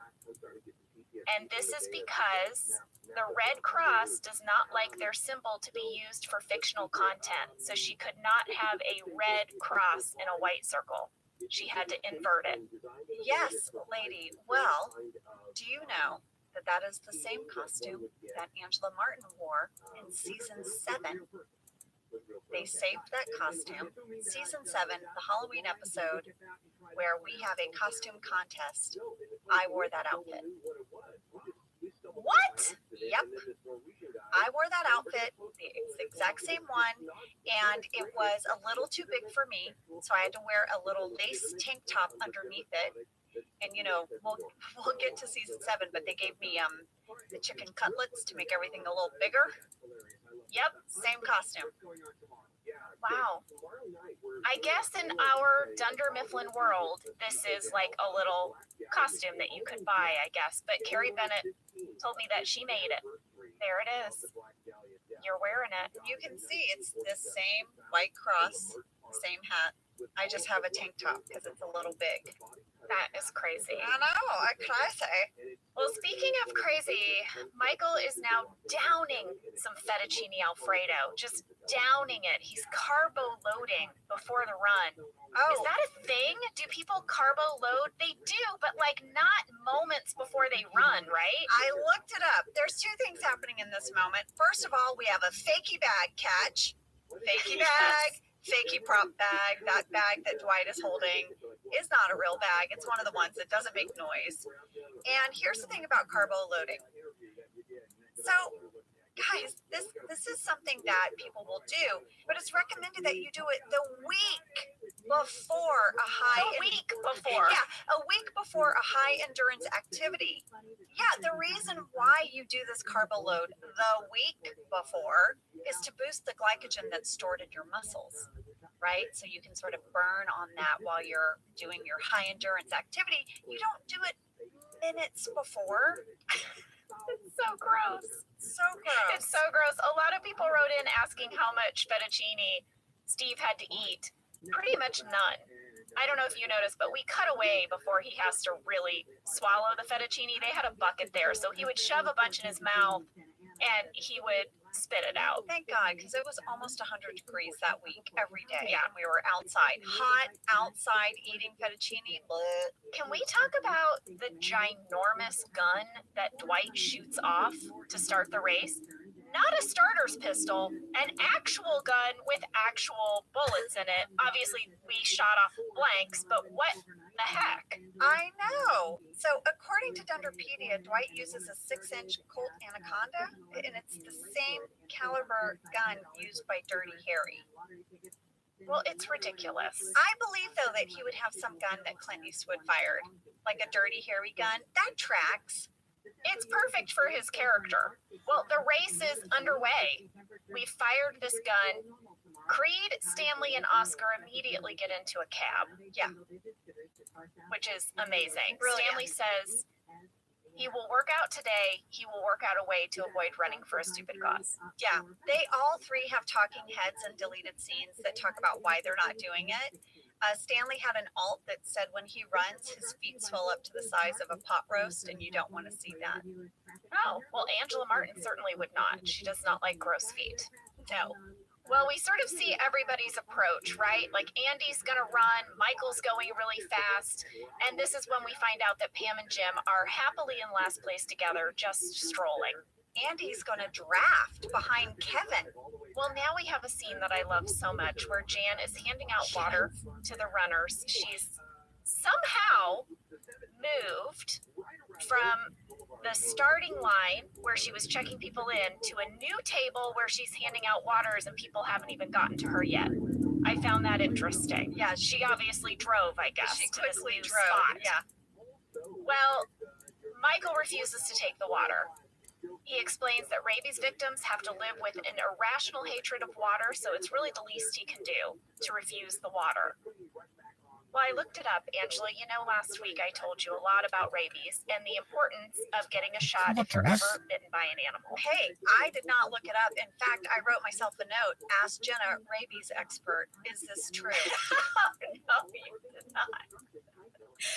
I have to say I do know a lot more about rabies than I ever thought I would thanks to this podcast. But this condition is called hydrophobia, and it is an irrational fear of water, and it does present itself in the advanced stages of the disease of rabies. But here's why. Basically, patients start to fear liquids because it is so painful to swallow. Oh, Like they don't want to drink or eat anything. So it's not like having water touch them would bother them, but ingesting anything becomes so painful that's why. this is horrible. This is horrible. Rabies is a horrible disease. I cannot stress enough how important it is to get that shot if you are bitten by an Wow. animal. Well, we also didn't mention that Toby ran by and took a swig of water, but threw most of it on Jan. Yes, this is true. Well, Toby's doing great, and we're about to find out why. Michael is not doing well because of the fettuccine. Yeah. But Dwight tells him he's going to be fine. You'll probably still win because he put Imodium in Toby's coffee. Michael's so excited. He's like, excellent! And then goes, wait, don't you mean X-Lux? Yes, Dwight has helped Toby. Yeah. I want to point something out about this scene. During this scene, I swear Michael and Dwight run past Oscar's house, or at least the location that we used for Oscar's house. So I looked it up, and yes, we are filming on the same street in Sherman Oaks that has Oscar's house. We filmed there a lot. It was really close to our set, and yeah, I think we run past the location of Oscar's house. We film there a lot for all those reasons, and also this particular neighborhood in Sherman Oaks has really great old, huge trees that might resemble the East Coast more than normally what LA would look like. Yeah. Meanwhile, Andy's nipples are starting to chafe, and Creed, Stanley, and Oscar are at like an outside cafe. They've ordered another round of drinks. I like their style. Yes, and Pam and Jim are now going to stop at an estate sale. I love estate sales. My mom, this makes me think of my mom. Whenever we went anywhere, any kind of road trip, if we saw a sign that said yard sale, garage sale, estate sale, my mom would literally pull off the road. Well, in my sophomore year of college, I got my own apartment. And the summer before I went back to school, my mom took me around to estate sales and garage sales. And that's where I bought all of my dishes and my pots and pans and all the stuff I was going to need for my kitchen. And I still have some of that stuff. I still have a baking dish from one of the garage sales that we went to in order to get all my stuff for college. I still have a little piece of like kitchen art. It's like a pear and some grapes, and it's like someone made this. Someone made the image and then got a piece of wood and then shellacked over it. Do you know what I mean? Yes, it's this sort of kitschy little piece of kitchen art, and I got it at a garage sale. I love that. I did that too. I love estate sales and garage sales because I think they're such a great way to recycle and reuse. You know, you don't have to buy everything new. When someone's done with it, use it. I love that. I love that too. I always love the idea of what that story was. Like what did that green bowl with that one little chip, what was that about? Now I'm going to have it. Yes, I agree. Well, now I love that Ryan and Fancy Corporate calls Dunder Mifflin and no one is answering. And he gets this message that says, "You've reached the offices of Dunder Mifflin Scranton. Currently, the entire staff is out doing the Michael Scott DMSMPMC Rabies Awareness Pro-Am Fun Run Race." And then Michael chimes in. That's all your voice. And Michael chimes in and goes, "For the cure." And then Pam says, "Leave a message." I thought it was hilarious. I thought it was so funny. And Ryan is like, "Oh." Well, you know, Michael was just hovering over Pam's shoulder as she created that outgoing message. Oh my goodness. I would love to have seen how many like ways that he made her say it until they got it right. Well, now, lady, Dwight is going to try to sweet talk Angela. He is. He runs up next to her, tells her she looks cute as a button. She's not into it. She doesn't want to hear it. And there were a lot of things that made this scene a little trickier than it looks. We had to deliver all of our dialogue while running, but we couldn't run so fast that you would never see Steve, who was positioned just behind us, in between us. We couldn't run too close to one another, and we had to pace this out because the camera was getting us in the foreground and Michael in the background. I imagine it was difficult. Also, we only had so much sidewalk. Well, we had a specific place we had to stop, too, on the sidewalk, and we had to try to hit that same mark every time because then we see the neighbor, and we have this great moment that I love where we're like, "It's nothing," and Dwight's like, "I'm robbing her," and I'm like, "It's fine," and then at the same time, we're like, "It's nothing," and then we go right back to our conversation we were having. Well, we had a fan question from Steph Bailey and Debbie K. Kind of more of a statement. "Angela, for not being a runner, you have really great form." Do I? I thought so too. I thought you were a very cute runner. Well, thank you. I mean, I ran cross country in high school, you guys. Maybe somewhere in the back of my brain it was still there. Well, there you go. When were you running cross country while also playing basketball and trombone? I don't understand. And tennis, and I was a cheerleader. I was busy in high school, Jenna. This was my mom's attitude was, if you're busy, you don't have time for trouble. Well, you were busy. I was very busy. I also want to read you this letter from Patrick Wright, okay? Because I agree with Patrick. Here's what Patrick had to say. "I really wanted to express my respect for Angela as an actress, especially in this episode. She is a mixture of tragically funny and also just heartbreaking. She gives such a fabulous, nuanced performance throughout this entire episode. We as an audience truly feel for her hurt and anger throughout the story, and my heart broke as she runs away from Dwight with her adoration of the man she loves, but at the same time shattered. The performances from everyone in the cast was brilliant as always, but I felt compelled to single out Angela for her marvelous acting. Aw, that is so nice. Thank you. I so appreciate that. We really feel Angela being torn here because Dwight admits he killed Sprinkles. He mercy killed Sprinkles. And, you know, Dwight tried to do it in the kindest way and for all the right reasons in his mind, right? Yeah, in his perspective, and gave her antihistamines until she fell asleep. And then Angela's like, but then she threw them up and she tried to claw her way out. And she's like, why didn't you talk to me about this first? Like, how is this not a conversation? If this was the solution you thought needed to happen, why not talk to me about this? And there are sad moments in the scene, and then there's these moments where obviously there's a joke written, but I have to say it really earnestly, like the cat heaven is a beautiful place, but you don't get there if you're euthanized, you know? Yeah. But one of the notes Greg gave me was, as you run away, you know, Dwight's like reaching out for you, and I say, you don't understand. And I kind of start to cry as I run away. And he said, you know, what Dwight isn't getting is that this is unforgivable for you. Yeah. And you love this man, but he has severed this bond. You don't think you can be with him anymore. But Dwight doesn't know that yet, but you know it.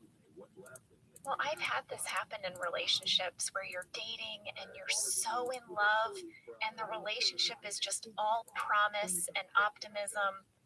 And then something happens and the person reacts or acts in such a way that you realize there is a fundamental difference of values. Yeah, and she knows it, and she knows she can't see him the same way. And it will take Yes. a very, very, very long time, as we know, for her to forgive him. Yeah. Well, guess what? Jim and Pam bought a lamp. Just the base of a lamp. Yeah, it was $8, and now Jim gets to carry it. It's an odd choice, this green lamp. It looks like two octopus tentacles are holding hands or something. I don't know what's happening with it. How does Jim feel about Pam's taste, if this is the lamp she wanted to buy? Is he concerned about moving in together one day? Maybe sharing a house? This lamp is not great. But also, Michael is really struggling. Phyllis and Bob pass him up. I mean, he's laying on the ground. His lips are all white. He doesn't look good. He doesn't look like he's going to make it. In the meantime, Toby wins the race.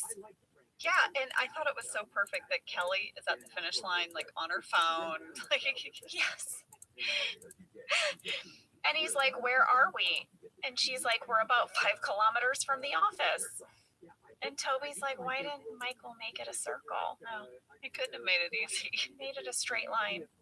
Well, it's interesting. So that spot where they are is pretty much right outside of our real office, actually. That was on Satakoy Street where we shot. So we actually were very, very close. Like we just walked back to set at the end. Yeah. So we actually did end very close to our office. You know, I guess it's interesting because Pam, like, I think she's going to give Michael a pep talk, but she's like, no, you don't got this. It's more like Pam says, of like, there's other people that are better at helping people. Why don't you just let this one go? And then Michael's like, you don't know me. You've just seen my penis. And somehow Pam not cheering him on makes him cheer himself on. And he has this talking head where he's like, finishing that 5K was the hardest thing I've ever had to do. I ate more fettuccine Alfredo and drank less water than he ever has in his entire life. This was so funny to me. He slowly makes his way across the finish line, and I caught a palm tree. Yeah. Did you see it? Yes, I did. Yeah. 39 minutes, 46 seconds. Palm tree alert. We did not. I guess we didn't paint that one out. Yeah, I'm sure there are others along the way because, you know, we're filming outside so much. But he finally makes it across the finish line. And Jim gives him the lamp as a trophy. And he pukes. Yeah, probably some kind of mushroom soup. Oh, it looked gross. It was so gross. It looked so gross. And he let it just dribble down his chin. I'm like, wipe that off your face. So gross. Well, this episode ends with Michael in the hospital, and Meredith has wheeled herself in to his room to visit him. Yes, there is a deleted scene that Michael checked himself into the hospital for dehydration, and he requested his childhood pediatrician come visit him. And his pediatrician is a very elderly man. And he's saying, you know, Michael doesn't really need to be in the hospital. He got a little dehydrated. Really, this all could have been solved with a bottle of water. But, and then as he's talking, Michael's like, where's my lollipop? He like gives him a Oh my gosh, Yes. so is that why he has a lollipop in this scene with Meredith? Yes, because his pediatrician stopped by and checked in on him and gave him a lollipop. Well, the lollipop leads us to a very cringy final moment, Yes. which is that Michael is sucking on the lollipop, and he suggests that they share it. So he hands it to Meredith, who then sort of puts it in her mouth, and then she offers it back to Michael, and he says, nah, I'm good. Well, we had some mail from Eliza Jarvis and Natalie Benari. Please tell me the lollipop Michael shares with Meredith is switched out before they share it. Did they really share it? Guys, I wondered the same thing. When I watched this scene, there is no cut. It's a one-er shot of Steve taking the lollipop out of his mouth and handing it to Kate. So we asked Kate about it. We had to ask her about it. And she said they did not rinse it off. She also said Steve improvised that in the moment and she just went with it. Yeah. And I think that's why you see her pause a second. I think you are watching Kate, the person, decide if she's gonna do this. Yeah. She's like, am I gonna do this? But brilliant ending. Good for you, Kate. Way to really go for it on the show. She said she got a thrill out of doing her own sort of stunts. So Yeah, well, she's brave. And you know, there was a Dwight deleted talking head that I think would have come after this, where it kind of broke my heart, where he talks about forgiveness and what it is to forgive someone, and that he hopes that his friend will forgive him. Because if Meredith can forgive Michael for hitting her with the car, maybe his friend will be able to forgive him. And he's hopeful. I know. It made me sad. Yeah. Well, I think that finishes out Fun Run. We did a fun run. Thank you guys so much for joining us for the Michael Scott DMSNP-MC Rabies Awareness Program Fun Run for the Cure. Back next week. Thank you for listening to Office Ladies. Office Ladies is produced by Earwolf, Jenna Fisher, and Angela Kinsey. Our producer is Cody Fisher. Our sound engineer is Sam Kiefer, and our associate producer is Ainsley Bucco. Our theme song is Rubber Tree by Creed Bradley. For ad-free versions of Office Ladies, go to StitcherPremium.com. For a free 1-month trial of Stitcher Premium, use code OFFICE.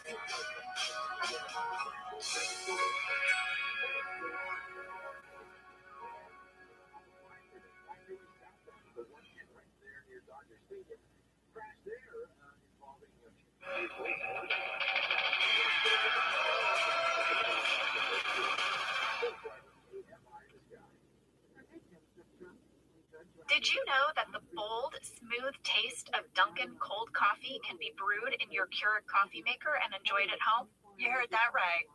Dunkin's cold K-Cup pods were crafted to be brewed hot and enjoyed cold. Each Dunkin' cold K-Cup pod is packed with the smooth, bold Dunkin' flavor you crave.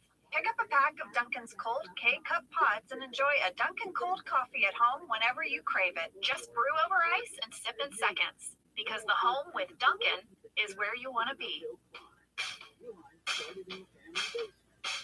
I'm Jenna Fisher. And I'm Angela Kinsey. We were on The Office together. And we're best friends. And now we're doing the Ultimate Office Rewatch podcast just for you. Each week, we will break down an episode of The Office and give exclusive behind-the-scenes stories that only two people who were there can tell you. We're the Office ladies. Hello, Pam Sass. I'm wearing my Pam Sass shirt, and I'm loving it. It is so stinking cute. I can't wait to get mine. They're really cute, and they're a conversation starter because I parked in the parking lot here at Airwolf, and as I was walking in, a guy, by the way, it was 10:50 a.m., a guy had a cocktail in his hand and said, what party are you going to? Okay. I was like, he's in fluorescent yellow shorts with a white t-shirt, and I was like, I'm what? Is it because of my Pam Sass shirt? You think I'm going to a party? I'm pretty sure it had absolutely nothing to do with your shirt. That you could have been dressed in literally anything. This is 100% about him and his shorts and his cocktail before 11. Yeah. Well, he's doing it. All right. Today is Dunder Mifflin Infinity Part 1. This is Season 4, Episode 3. This is another one of our 1-hour shows that was meant to kick off Season 4. We're dividing it into 2 parts. This episode was written by Michael Schur, and it was directed by Craig Zisk. Yes. All right, Jenna, you're up. It's summary time. Here is a summary of what we are covering today. When Ryan tries to implement new ideas, like issuing everyone a BlackBerry and announcing the new Dunder Mifflin Infinity website, Michael feels he may be a victim of ageism. Jim and Pam's relationship goes public, and they are now forced to face the scrutiny of the entire staff. Meanwhile, Angela is going to give Dwight one more chance after his mercy killing of Sprinkles. Yeah. All right, fast fact number 1. Like I said, this episode was directed by Craig Zisk. He had been an executive producer on Weeds, The United States of Terra, and The Larry Sanders Show, and more recently, Brooklyn Nine-Nine. He's directed a ton of television. He directed a bunch of episodes of Scrubs and movies. Do you remember Craig? I do remember Craig, and actually, when Craig came to direct, we had a little thing in common, which is I had worked with his brother, Randy Zisk, who's also a producer and director, and he had directed me on my episode of Monk. So when I saw Craig, we sort of like had this moment. He was like, "Hey, you were on my brother's show," and I was like, "Yes, how are you?" Well, I had a little thing, not in common with Craig, but in adoration of him, because when he was 25 years old, he was one of the producers of the television show Cop Rock. Do you remember Cop Rock, Angela? No, I've never heard of it. Oh my God! What? Oh my God! Okay, it came out in 1990. Okay. It was on ABC. It was, brace yourself, a musical comedy drama show about the LAPD. Oh my gosh, there's so much happening. Okay, it was created by Stephen Bochco, who had also created the very famous Hill Street Blues. And basically, Angela, it was a cop show, like maybe imagine Law and Order if all of a sudden in the middle of the episode, they break into song. No. Yep. No, I can't do it. Here is an audio clip from an episode. Oh, God. You know when they all gather in the room and like the lieutenant is like, here's what's on the docket today. Yeah. We got this happening and this happening. Yeah. Okay, that's what he's doing at the top of this scene. Sam, will you play the clip? Item last on the teletype, we still got the Franklin Avenue flasher. Okay, that's it. And hey, let's be careful out there. Let's be careful out there.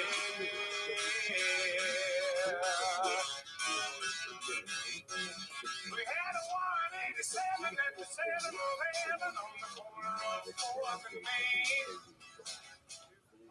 No, they did not. They did. No, they didn't. It was canceled after 11 episodes. Why? TV Guide ranked it number 8 on its list of the 50 worst TV shows of all time in 2002. But it actually won 2 Emmy Awards for editing and outstanding achievement in music and lyrics. I want you to know, I loved this show. I watched every episode. This is all we need to know about you, Jenna. It was like Glee, but a cop show. It was brilliant.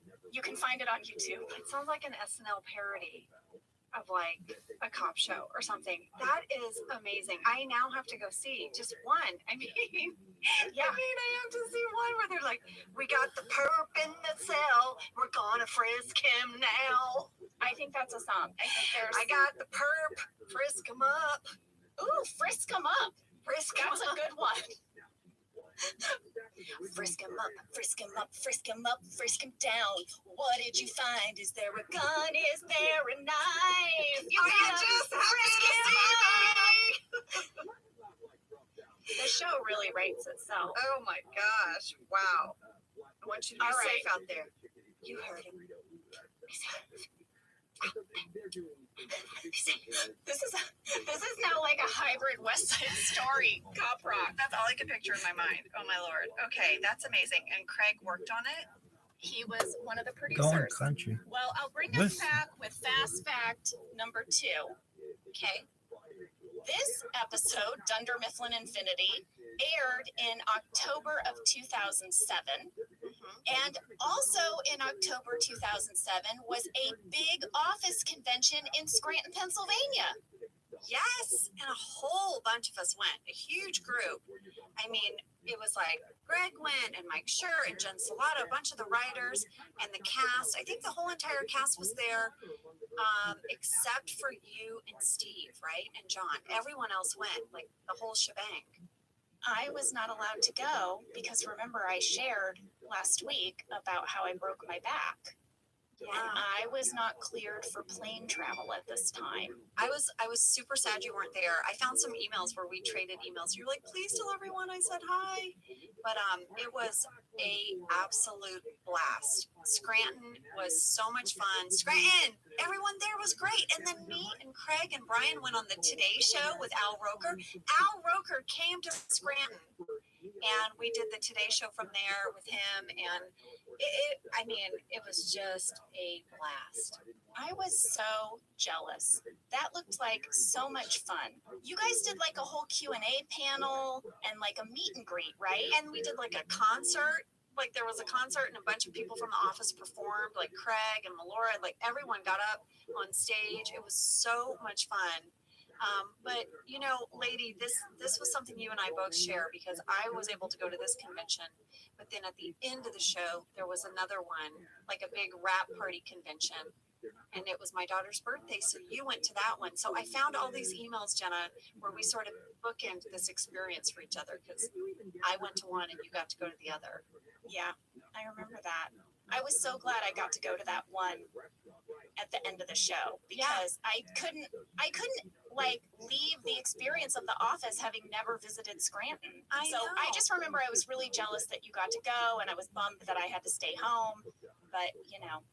Well, you know, we've never gotten to go together, and that's on my bucket list.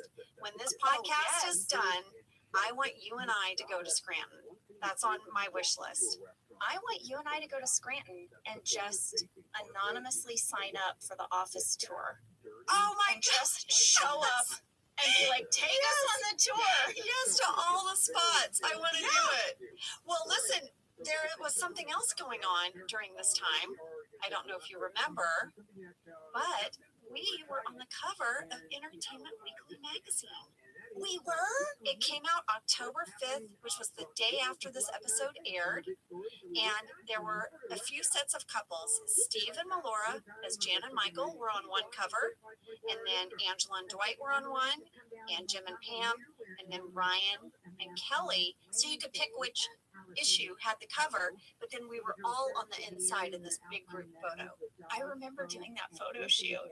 It was so fun. It was such a cool day, and I couldn't believe it. Like, I'd always, picked up Entertainment Weekly. I loved television. It was like my dream to be on TV, and then to all of a sudden be on the cover and be in it with you guys. I couldn't even believe it. I have one framed. Well, this is what was happening at this time, which was that the show was truly blowing up, and we were on covers of magazines, and it was so surreal. Early on, I tried to save every single mention of us or the show from any publication because it just felt so fleeting. And then at this time, it became impossible. It was just constant, and we were really out in the zeitgeist. Is that the right word? Yeah, no, the show was just really catching on. I'll tell you what, between my mom and my grandmother and my cousin Carol and my Aunt Brenda, I think I have everything we were ever mentioned in. They saved everything and they would send it to me.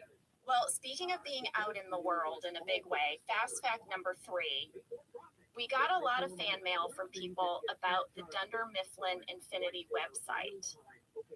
And they wanted to know if it was real. Well, it was real, and it went out into the world around this exact same time as this episode. That is right, and we reached out to Joya Balfour. Joya, as you remember, Jenna, was part of the team at NBC.com, and you guys, networks were not doing digital content during this time. It's just something they didn't do.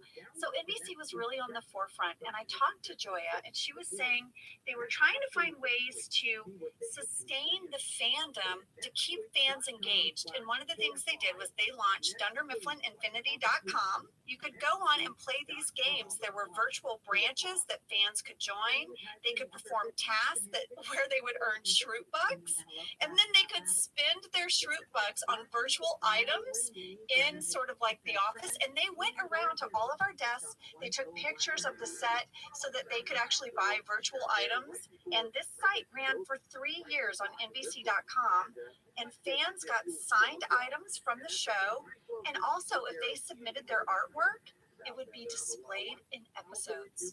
Jenna, fan art was put around the set. So your art might make it into the show. It might end up on the refrigerator in the kitchen or on a bulletin board like by Creed and Meredith. And fans could look for their art if they won. Isn't that amazing?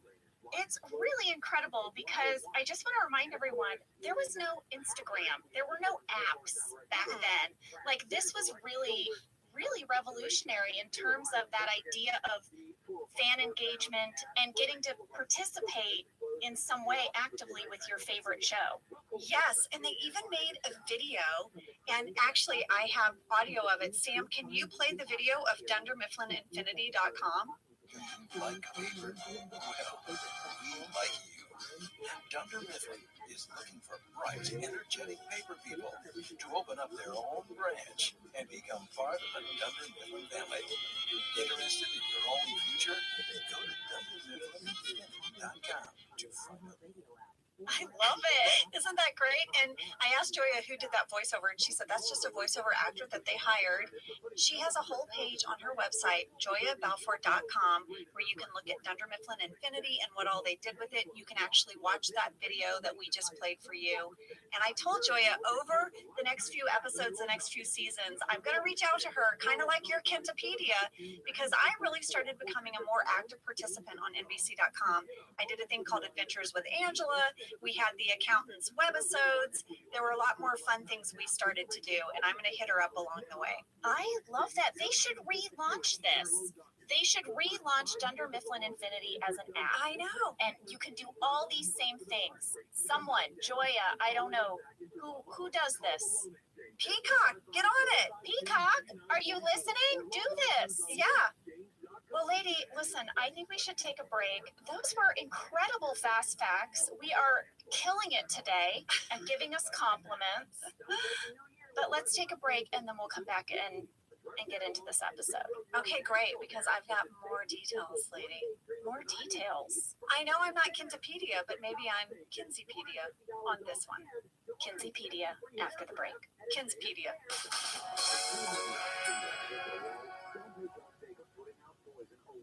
For 175 years, Gorton's has been committed to spreading the goodness of the sea by making quality seafood accessible to everyone while responsibly sustaining its future. Over 99% of Gorton's seafood is certified as responsibly sourced. And Gorton's reached out to us and said, do you want us to send you some of our fish sticks, some of our products, so you can become familiar with it before you speak about it on the podcast? And I was like, Gorton's, I've got you in my freezer right now. Yeah, you do. You do. Your kids love the fish sticks. Yes, it's our fave. Guess what I got? I got the Southern style shrimp. It is so good. Oh, yeah. Yeah. You know, when you're looking in the freezer aisle, the Gortons are in the yellow package. They've got the iconic fisherman on the cover. This brand has been around since I was a kid. Same. Gorton's is actually a brand that's been around for 175 years. Oh, my gosh. That's so rare. Well, we love Gorton's, and it can help you make your mealtime easy. Visit Gortons.com to learn more, find a store, and get a recipe inspiration. Whether your resolution is to save money, eat better, or stress less, HelloFresh is here to help you do all three. Yes, you guys, I love HelloFresh. Jen and I both love it. You know why we love it, and guess what I made the other night? What? It was so delicious. I made their pub-style shepherd's pie. I've made it. Yes, it's so good. White cheddar and the thyme mashed potatoes. I know it very well. It's a family favorite. Well, you know, Josh normally makes dinner, so this was my turn, and I made this, and he loved it, and I was so happy. I was like, I made a shepherd's pie. I'd never made one before. It's so good. Everyone, you can say hello to your most delicious year yet with fresh ingredients, chef-crafted recipes, all at a price you'll like, delivered right to your door. Go to HelloFresh.com/OfficeLadiesFree and use code OfficeLadiesFree for free breakfast for life. One breakfast item per box while subscription is active. That's free breakfast for life at HelloFresh.com/OfficeLadiesFree with code OfficeLadiesFree. HelloFresh, America's #1 meal kit. This show is sponsored by BetterHelp. You know, around New Year's, we all reflect and people really start making lists of what they can do to be their best self for the next year. Yes, I think, you know, the new year definitely makes you think New Year's resolution. What do I want to change? New year, new me, that kind of thing. Yes, but perhaps this year we could be reflecting on what we're already doing right. Yeah. And therapy can help you figure out your strengths so that you can ditch this idea that you need some extreme change or this extreme New Year's resolution and just, you know, you can make changes that really stick because they're based on your strengths. I like that. If you're thinking of starting therapy, give BetterHelp a try. It's entirely online, designed to be convenient, flexible, and suited to your schedule. Just fill out a brief questionnaire to get matched with a licensed therapist and switch therapists at any time for no additional charge. Celebrate the progress you've already made. Visit BetterHelp.com/OfficeLadies today to get 10% off your first month. That's BetterHelp, HELP.com/OfficeLadies.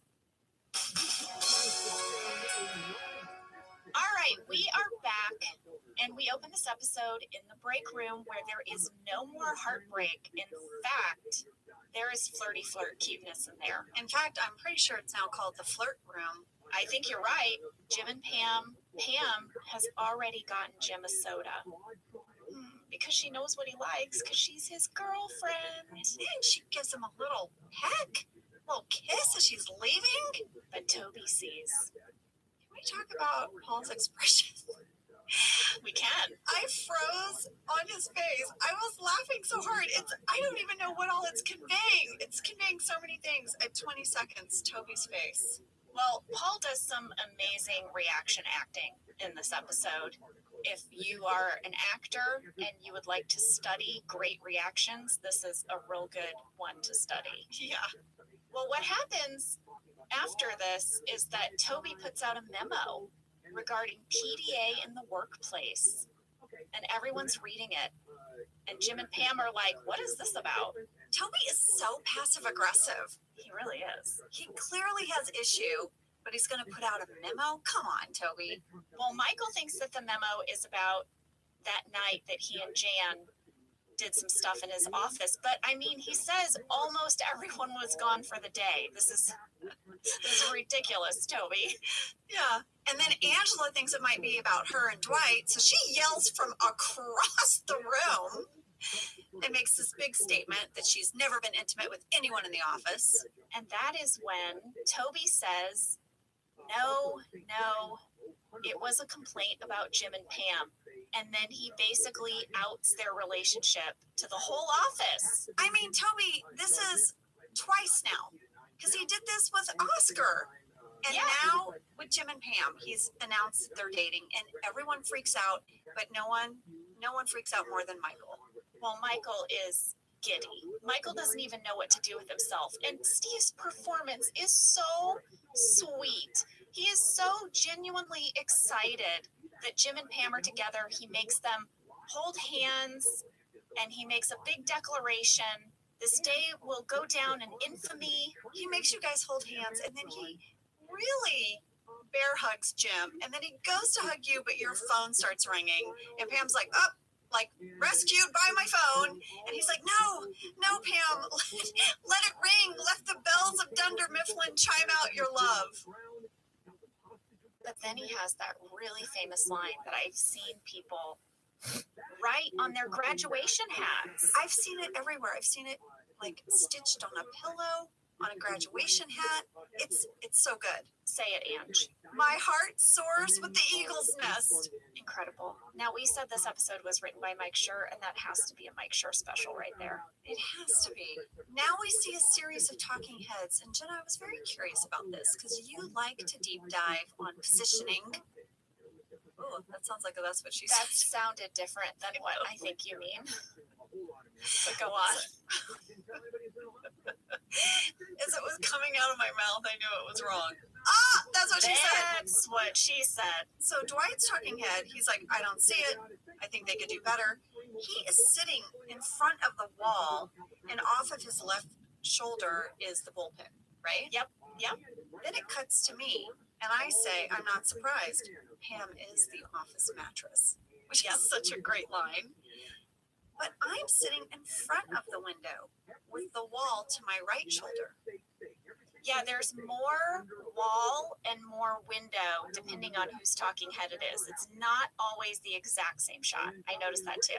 And then it cuts to Andy, and he's framed the exact same way that Dwight was. And I realize I'm becoming one of the fans of the show where I'm like, is there something there? But I'm like, this is an interesting love triangle that's about to play out. And this is a little bit of a Dwight, Angela, Andy sandwich.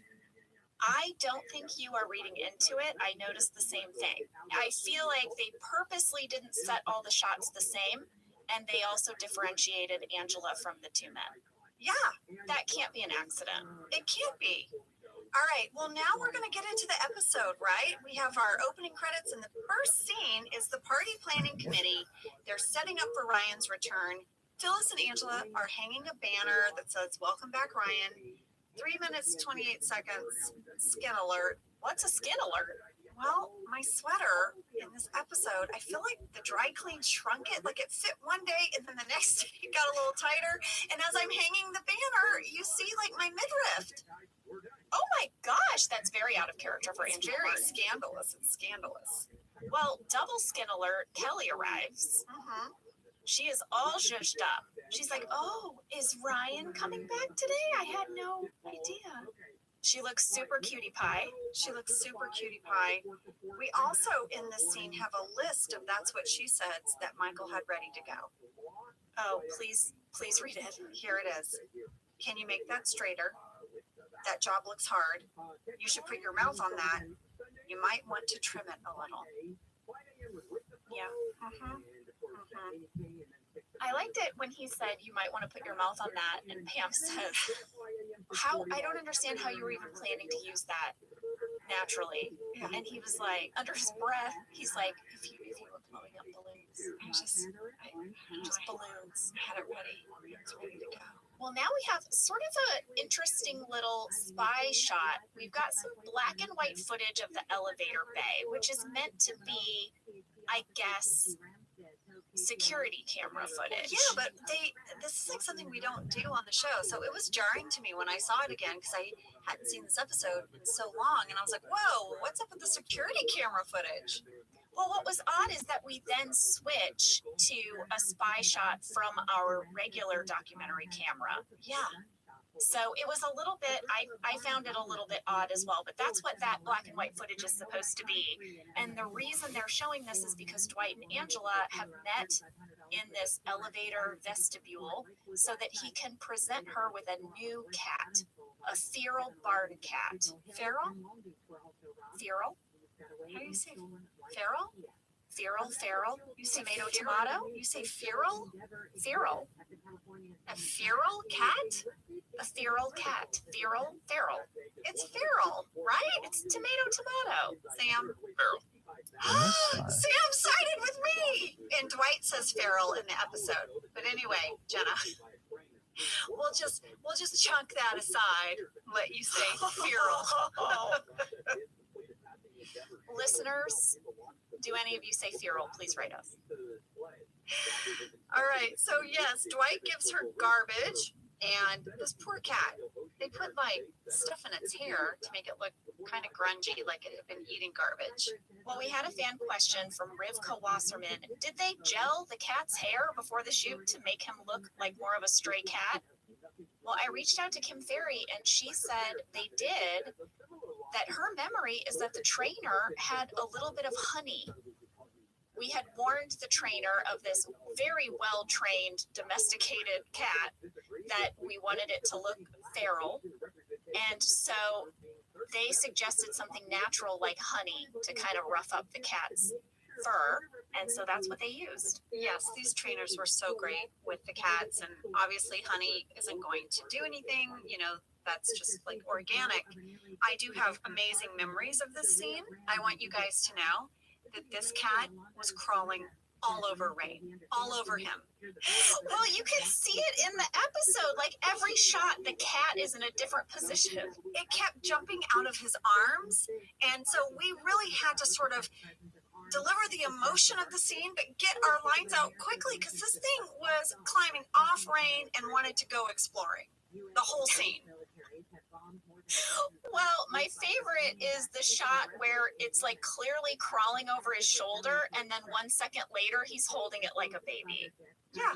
In his arms. It's amazing. Clearly, the cat was everywhere. The cat was everywhere, and the cat wranglers were like stepping in and being like, okay, here, try holding him this way. Try this. When the cat jumps out of Rain's arms at the end, that was like the easiest moment to film because it wanted to go explore. Well, Ange, a lot of people asked if this was the same cat that Andy gives you later that becomes Bandit. I mean, I wouldn't think it was meant to be the same cat. Like, I think what they're thinking is, oh, Dwight lets this cat go, and then years later, Andy finds it again and calls it Bandit. Well, that would be hilarious, but that was never conveyed to us in the script. It's just that Andy wants to give Angela a cat. What I found interesting about that, and obviously we're going to get to that episode, is that Angela accepts the cat from Andy, right? Yeah. But does not accept the cat from Dwight, and does it right in front of Dwight to sort of, just really drive the point home that he's not her fella anymore. Well, as a person who worked in animal rescue for years and years, I will tell you that I don't recommend giving pets as gifts because so many of the pets that are surrendered were gifts that people were not prepared to take care of in the long run, or they break up, or whatever happens. I just think people should pick their own pets. Or really what my mom always said is let the pet pick you. That's how you get your match. Yeah, I like that. I definitely feel our pets picked us for sure. Yeah, that's how we got Sunny. We went into this rescue center because we were told that one of the volunteers was going to bring in this box of fluffy gray and white cats. They were so cute. They'd sent us pictures. My daughter was all excited. And we got there and the woman was running late. So they took us into a room with all of these adoptable cats and kittens. And this one little scrappy orange fella would not leave us alone. I always say it was like he walked up to us and he was like, "Hey guys, what's up? Good to see you. My name's Sunny. I'll be coming home with you. You can take a look at these other guys if you want, but I will be your cat."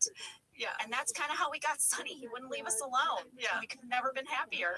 That was Biscuit. Biscuit just tried to hide in my sweatshirt. And I thought, well, you got to come home with me now. Exactly. My sweatshirt is your home. Well, listen, switching gears back to the show. Yeah, don't get us started on our rescue pets. It'll be a huge tangent. Pam and Jim are going to go to Toby and offer to sign one of the famous love documents. Yes, the relationship disclosure form. And Toby's like, you know what? That's only for people who are serious. And he's sort of implying this isn't serious, right? Because you know Toby has his big crush on Pam. And so he's hoping this is casual. But Jenna, there's a great scene in the bloopers where at the end of the scene, Toby just tries to hold Pam's hand in front of Jim. And you guys couldn't get through it. You just start laughing. I remember trying to shoot that. I don't think we ever got it, and that's why we never included it. But it was also just something we thought was so funny in the moment. It was like an improvisation that Toby would slowly try to hold Pam's hand during the scene and squeeze her hand. Yeah, and Jim's like, what's happening? Well, then Ryan returns. Yes, Ryan with his new look and his love of blackberries walks in. Oh my God. BJ's performance is so good when he's absorbed in his phone. And Pam's like, "Hey, Ryan." Well, he's like, "1 second." And then, like, after he's done typing, he puts it down and he's like, "Hey, Pam, how's it going?" It was so good.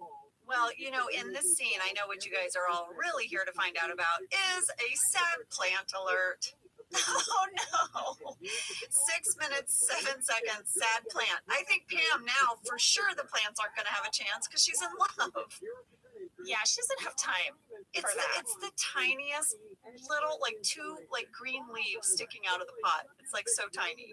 Well, the thing that I remember about this scene, Angela, is when the character of Kevin runs up to Ryan and, like, ruffles his hair. He gives him a noogie. He, like, puts him in a headlock and gives him a noogie. Those guys could not get through that moment.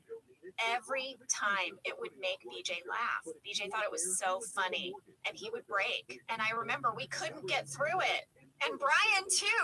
I loved it when he's like fire guy, and then Andy comes over and he's like fire guy, and Brian is Kevin's like, you weren't here for that. No. And then Andy says, "Here for what?" Yeah. So good. It's so good. Well, we had a fan question from Lauren C.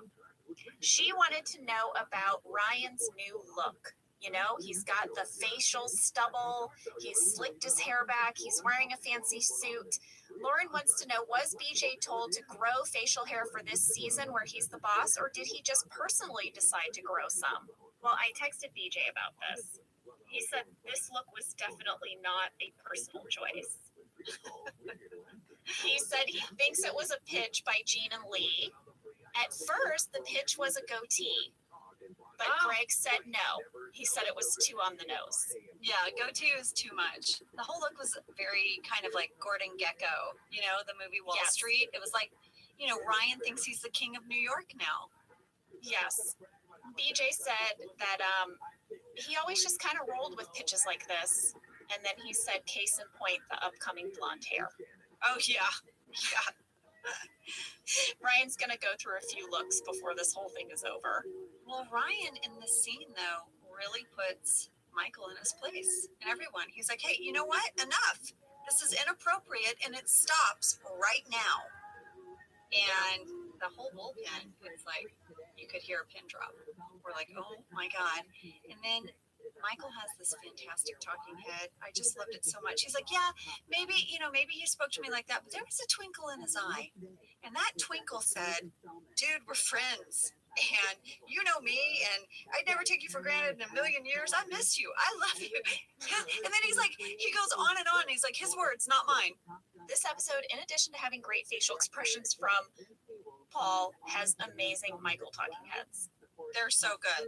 Well, now everyone's going to meet in the conference room so that Ryan can unveil his Dunder Mifflin Infinity program. I have to point out something.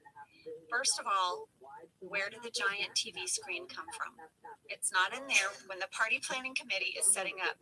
Secondly, you might notice there's no more banner on the wall because there's the deleted scene where as they all come in, on the banner, Kelly has written, she's scratched out Ryan, and it says, "Welcome back, asshole."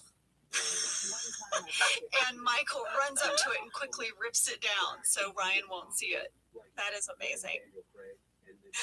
Well, in this scene, Michael announces two pretty big things. Number one, all that's essential huge. personnel will be receiving an Office BlackBerry phone.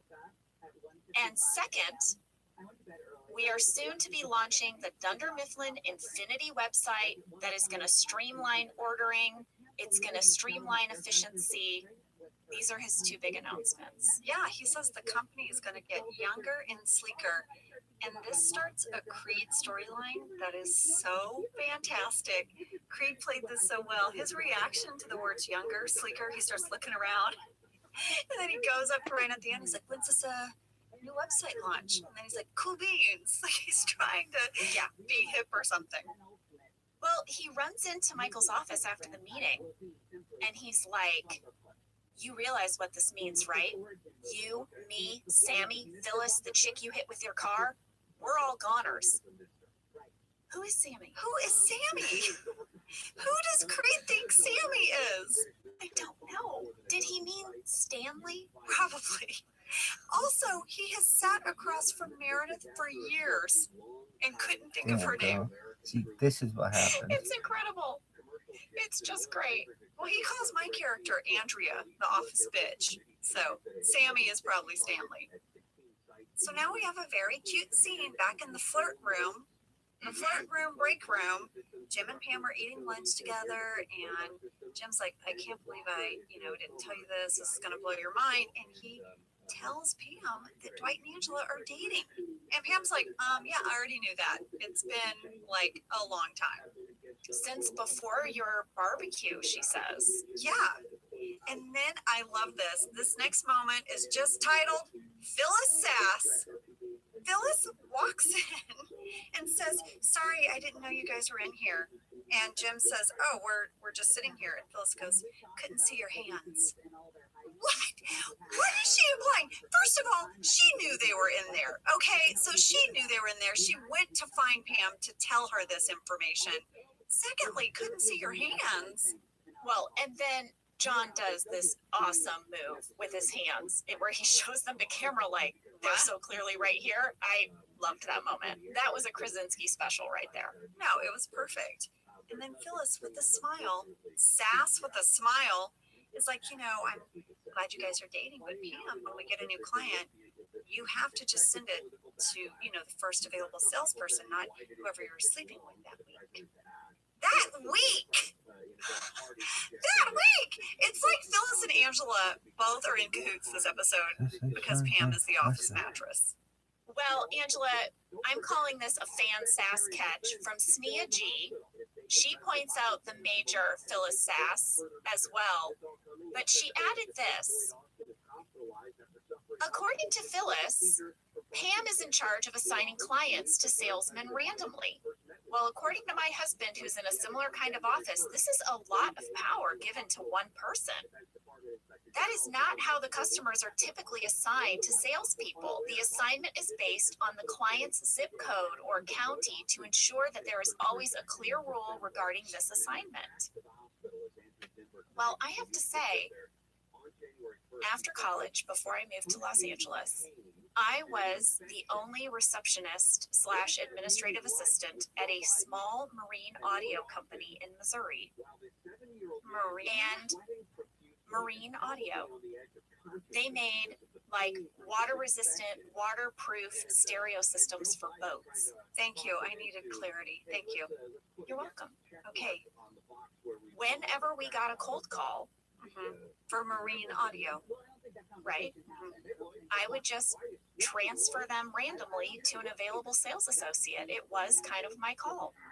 Wow. Yeah. It didn't come up very often, but every once in a while we would get a cold call. Pam's job has this weird hierarchy. First of all, she has to ask Angela for petty cash. And then she has these sad plants and this candy that Angela expects her to put out. But now we find out she passes on clients to the sales department. Yeah, and she's Michael's secretary. It's very layered. You know, I based a lot of my Pam stuff off of this job that I had at this marine audio place. It was about the same number of people as Dunder Mifflin. There was a warehouse where we shipped all the orders, and I was literally Pam. I made the coffee in the morning. I answered the phones. I did everyone's administrative work. Did you date anyone there? I did not. Smart. Yeah, I did not date anyone at Marine Audio. Okay. Well, now we have a Jim talking head, and he says that is why we waited so long to tell people. Did you notice Jim is facing the bullpen with his back to the outside? No, Because his future's in the bullpen. his future is Pam, and she's out there. Yeah. He now has a future at Dunder Mifflin. Yes, in his heart. It's very interesting. I know. I want to go back 1 second. Okay. Just 1 second. I have been wondering for several episodes now, out loud, when did Jim and Pam tell one another about their shared knowledge of Dwight and Angela? And it is finally revealed in this episode. It's right now at work. What? Do we believe this? This took forever. No, I believe it because I think the beginning of them falling in love and finally getting to be together, it was so special to them. I mean, I just feel like they were really absorbed with one another. And now they're at the point, they've been dating a few months where they're like, oh, by the way, did you know? You know what I mean? I think they're at that place. I think they were sort of in that fog of love for a few weeks. I buy it. You do not buy it, but you're sassy. I think it would have been the first thing I would have said on our first dinner date. I don't think so. Hey, by the way, I don't think after years of loving this guy, the first time you're alone with him, he's like, wait, I'll kiss you in a second. First, we need to talk about Dwight. you're probably right. All right. Well, now Michael and Ryan are in Michael's office. Ryan is so busy typing on his BlackBerry. Do you remember at this time, Rain and I both had BlackBerries in real life, and we were Ryan? We were constantly on our BlackBerries. We were so annoying. I think Brian Baumgartner had one too. Excuse me, I had one. We all had one. That's what you had. You had a BlackBerry. There were no smartphones. You had a BlackBerry and you did not take pictures with your phone, which is why you and I have so many photos, like old-timey photos, because we would bring our cameras to the set and we would take pictures and then we would go to the mall, to that kiosk, and we would develop our photos. Yep, it's true. But we could now do emails at work while we were standing between scenes because we had our BlackBerries. Yes, and our thumbs were so fast. We got so good at it. And I was a holdout. I did not get the iPhone till way late because I was so attached to my BlackBerry. I was the same. I really resented the smartphone screen thing where I pressed on the screen. I was real into the tangible button thing. I kept on my phone for a long time when I finally got an iPhone. You know how you can choose the sound so it was click, click, click, click, click, click. Yeah, because I was attached to the sound. Well, Michael in this scene wants to make sure that they're on the same page. It's business as usual. And Ryan is like, no, it's the opposite of business as usual. We're literally throwing out the old playbook. We're starting over. We want a younger, faster company. Which leads us into just an incredible talking head by Michael. Just incredible. Yeah. Just incredible. What's that? I don't know what's that. And he said we called him my brother because he was. And then he went back to what was formerly Yugoslavia and he took all of Michael's blue jeans. Yeah, Michael had to wear shorts all winter. Why, Jenna? Why? Why couldn't his mother buy him any replacement blue jeans for the winter?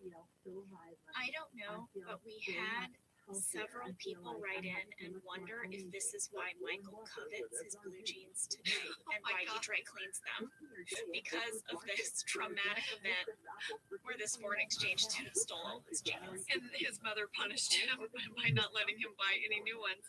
But yeah, he says that is what Ryan is like, a fake brother who steals your jeans. Well, Jenna, we should probably take a break. Before we do, I want you to know there was a deleted scene that would have happened in this area of the episode where Michael gets a message and he says to Pam, hey, can you put that in my BlackBerry? I'm too busy right now to input it. Will you put that in my BlackBerry? And he makes a big speech. So it's like, I am using my BlackBerry. Pam, please enter that in my BlackBerry.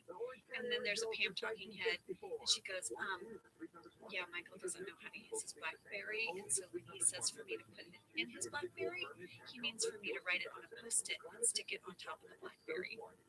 And then you see his phone is covered, his BlackBerry is covered with all these little miniature Post-it note stickies. You would love that. I would love that. That's the best way to give you a message on your BlackBerry. I know, just put a sticky on it. All right, well, we'll take a break and we will be back with some Kelly Ryan drama. Oh man, Kelly's in rare form.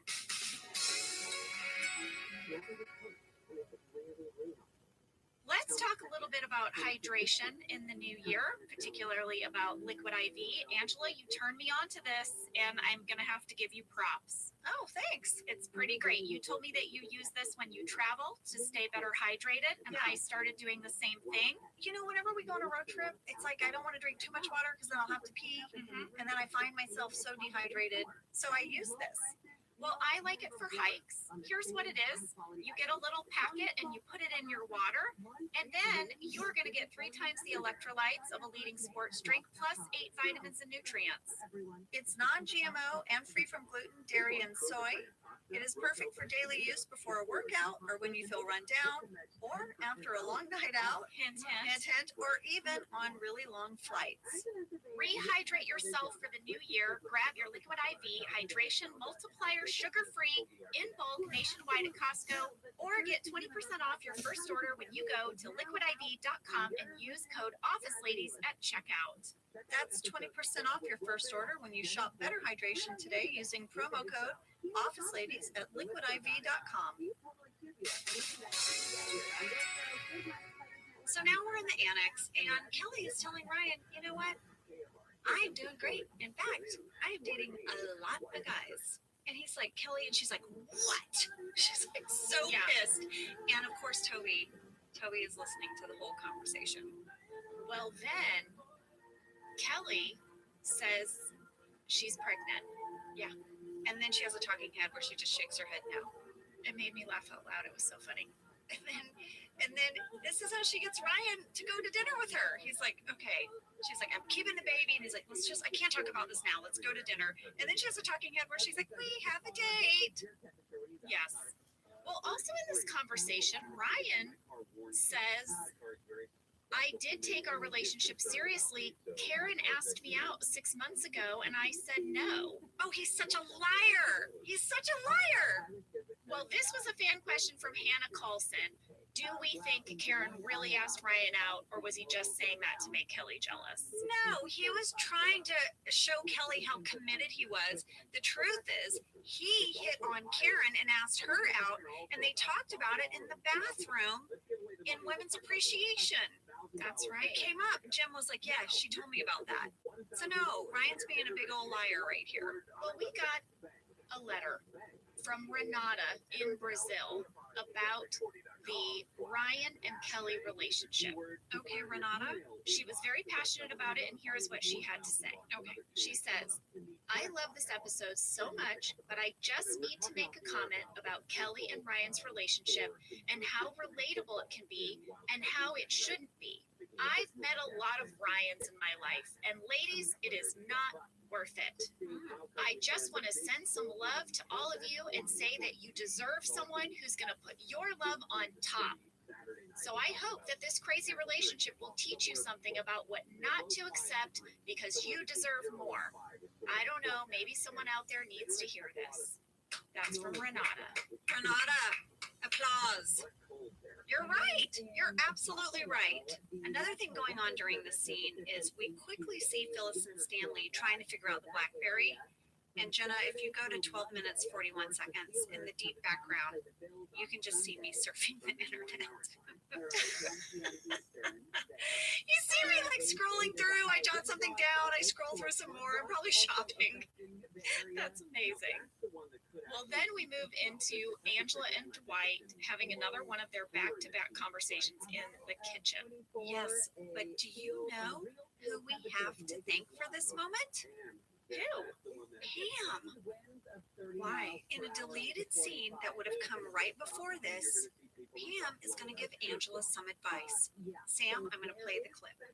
He tried to give me a new cat to replace Sprinkles. As if you could replace Sprinkles. He just has a hard time expressing himself. It's really upsetting me.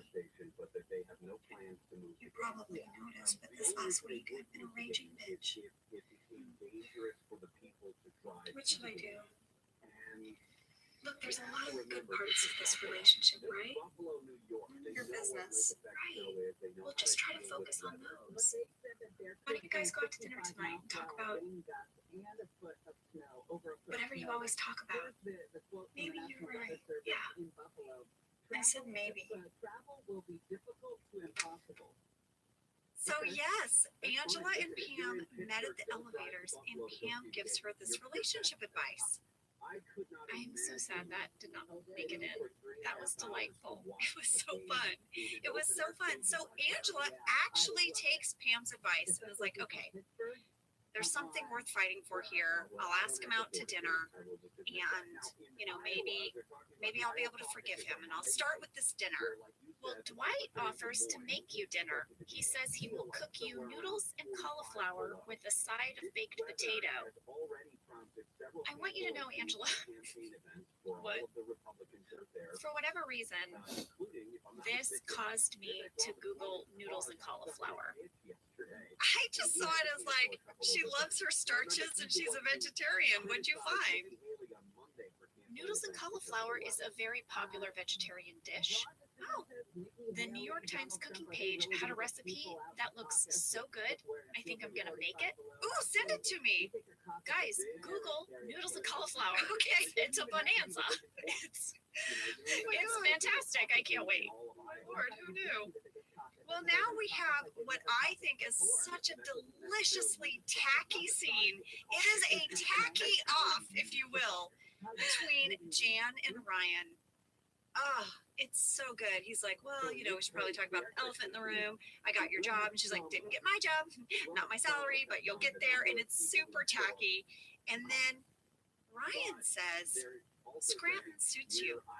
And Jan says, best decision I ever made. Ryan says, you were let go. And then Jan goes, and she looks maniacal. She says, you know what? Love the beard. Keep it forever. And scratches his beard.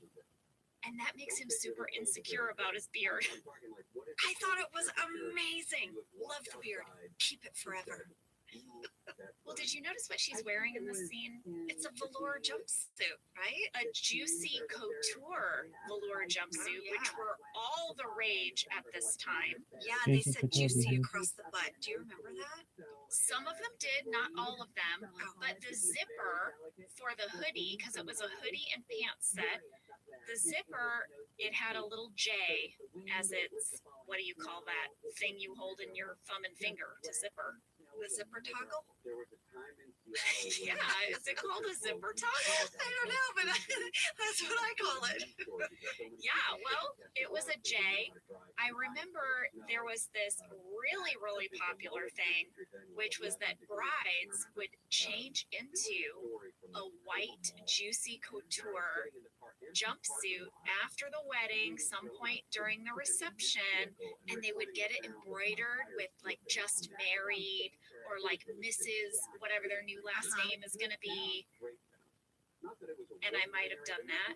Lee and I got married. I might have ordered one of these white. But you didn't velour- wear it. I was at your reception. You never came out in your little jogging outfit. Well, Angela, there was like an after party for the reception for everyone who stayed at the hotel. You left at a certain point. I left because early. You weren't were annoyed with me a little bit, but I was. I don't remember being annoyed. Well, you just and you can't leave yet. And I was like, Jenna, because I had a toddler. I was like, it doesn't matter what time I go to bed. She's gonna wake up at the same time. Were you there for the miniature burgers and fries? Because those came out at midnight, and I think that might have been why I wanted you to stay. There were also miniature shakes, because you know I like miniature foods. I know you do. No, I like it when you take a regular burger and you just shrink it on down to baby size. Little fries, little fry containers, a little shake with a tiny straw. I left around 10:30, and you were like, What? You left at 10:30? I had a young Nothing kid. had happened yet. I had a young kid. I had to get home. I had a sitter. Who I said I'd be home by 11.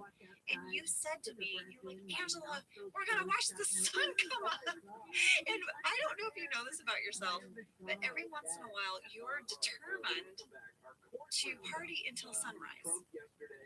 Yes, and I've done it a handful of times, and it's always the best time. I don't do it too much. I keep it as like a special treat. Yeah. My wedding night was one of them, and around 2:30 in the morning, I changed into my white velour, juicy couture, custom embroidered, just married Mrs. Kirk jumpsuit. Well, that's so cute. I want to see a picture of that. I did get a cute little jacket that I wore at the end of my wedding as I left that said Mrs. Snyder on the back. I remember that. Okay, so I didn't know that was a thing, and I didn't even know you did it. Oh my god! Well, now you know. Now I know. I'll show you pictures. Yeah, I want to see. Well, now Jan and Michael are having lunch, and Jan is going to explain ageism to Michael, which is just wonderful. It's so good. And there is a deleted scene that they cut to where Michael says to Dwight, I need you to find out everything you can about something for me. Ready? It's called ageism. Write it down. And he's like, I don't know what it is. I need to find all the details. I don't know if Jan is just pranking me or if it's a real thing. But I need you to find it all out. I need you to do it in an hour. Well, Michael has this great line where he's like, wait, are you saying that old people have the same rights as young people? And Jan's like, yes. Yeah. So fan catch from Sadie S in this scene. Hi, Jenna and Angela. I'm Sadie. I'm 14 and I love The Office and your podcast. Thank you, Sadie. At 15 minutes, 10 seconds, when Michael is having lunch with Jan, it looks like Michael has a personal homemade salad dressing. It is on his desk in a jar with his face on it, a picture of a salad, and it says, Great Scott. Just like the production company of Threat Level Midnight. She said, I couldn't stop laughing when I noticed this. Who thought to make this prop? Oh, Sadie, you and I are on the same page. I have a post-it note. 15 minutes, 10 seconds. I put salad dressing. I think it's a callback from the Fun Run episode. But wasn't that a deleted scene? Yes. So, guys, there's a deleted scene, and it's so good. It's in Fun Run. Michael has this talking head where he's talking about his charity for rabies, and he says, look, it's struggling. And he says, what do I look like, Paul Newman? And then he goes, actually, that's not a bad example because people have told me I look like Paul Newman. You know, it's the eyes and the face. And he said, also, I make my own salad dressing. He mixes Newman's Ranch with Newman's Italian and sells it at a flea market for a loss. He could make a profit on it if he changed one of the ingredients to wishbone, but he won't do it. That is incredible. So I think that is his mixture of Newman's Ranch and Newman's Italian. Well, what I like to think is that, you know, once something has been established on the show, we like to track it. They're eating a salad, so of course they're going to put his salad dressing out. I bet when we filmed this episode, we didn't yet know that that was going to be cut out from Fun Run because they were still in post-production on it. And that's why this salad dressing remains. Yeah, that's right. I totally believe that. And you guys, as they continue talking and eating their salad, I want you to know at 15 minutes, 50 seconds, I think Steve, as an actor, makes a very bold choice. The broccoli? He eats a piece of broccoli. I mean, you can't talk after that. It's a good thing the scene ended. That would have taken a long time to chew. And I feel like I see a moment, not Michael Scott. I see Steve Carell go, oh crap, I just put this piece of broccoli in my mouth. I think you're right. I do too. I think you see a moment of regret. Well, now Angela, someone enters the office with jet black hair. We don't know who because the camera is tracking him behind his head through the office. And it is revealed to be Creed. He wants you to know he's only 30. I mean, well, in November he'll be 30. He'll be 30. Yeah, in November. We got a lot of fan questions about this. Charlia G, Catherine Otto, Kelly Hendricks, Andrea V, and Julie Brown all asked, did Creed really dye his hair for this episode? Well, we texted Creed. We did. We had a delightful text thread with him yesterday. It was so funny. I know. Well, he said that it was a vegetable dye that washed out completely no problem, but he suggested that we tell you all that it was a permanent dye that caused all of his hair to fall out, so that he could possibly use this as evidence to sue Ferry, who would then countersue him for libel. And I was like, you're turning our podcast into a courtroom thriller. I think Creed yesterday was really tickled because he had a whole text thread with us where he went on and on about his different ideas of like a better story of how they dyed his hair. Yes, he was having a good time texting us. But the truth was, it was just a washout vegetable dye. Sorry, Creed. And of course, we find out in this conference room scene that Creed used all the ink from the printer. He put the printer ink. There is a deleted scene, Jenna, where he has a mirror and he's filling in the spots he missed with a black Sharpie. Oh my gosh. I know. Oh my goodness. Well, we might have to start a different text thread with him about that black Sharpie scene, because I need to know more. By the way, we not only had a text thread with Creed yesterday, just the three of us, we also had a lot of activity on our group office text thread. We were all texting each other up a storm. Yes, and I had a separate text thread with just the accountants going. Oh my gosh. We were text happy as a cast yesterday. I guess we were. Well, like Angela said, everyone is gathered in the conference room. Ryan enters to do his BlackBerry tutorial, but Michael tells Ryan, I'm sorry, this is still my office. Have a seat. I could not believe that Ryan entertained this. I couldn't believe it. Yeah, I mean, as soon as he saw the pictures on the wall, he was like, oh, Michael, here we go. Here we go. It's the lady from Titanic. The Where's the Beef lady. Yeah, and then the picture from Big where they're dancing on the keyboard. Yes. And then the last one is Ben Kingsley. Yeah. And this is when Pam is like, why did you reuse the old photos? And Michael says, because the ink ran out of the printer. Yeah, and Creed kind of is like, there's like, But then all of a sudden someone enters the room, just as Ryan has had enough. In walks Robert Dunder, one of the founders of Dunder Mifflin. How fantastic was that scene with him? It was so good. Oh man, I rewatched it like a few times because he's so perfect. His delivery is spot on. Well, Robert Dunder was played by this actor named John Ingle, and this is the only episode that Robert Dunder appears in. But John Ingle starred on General Hospital. He played Patriarch Edward Quartermain. From 1993 to 2012, he did 485 episodes of General Hospital. Wow. He also did a ton of other television work.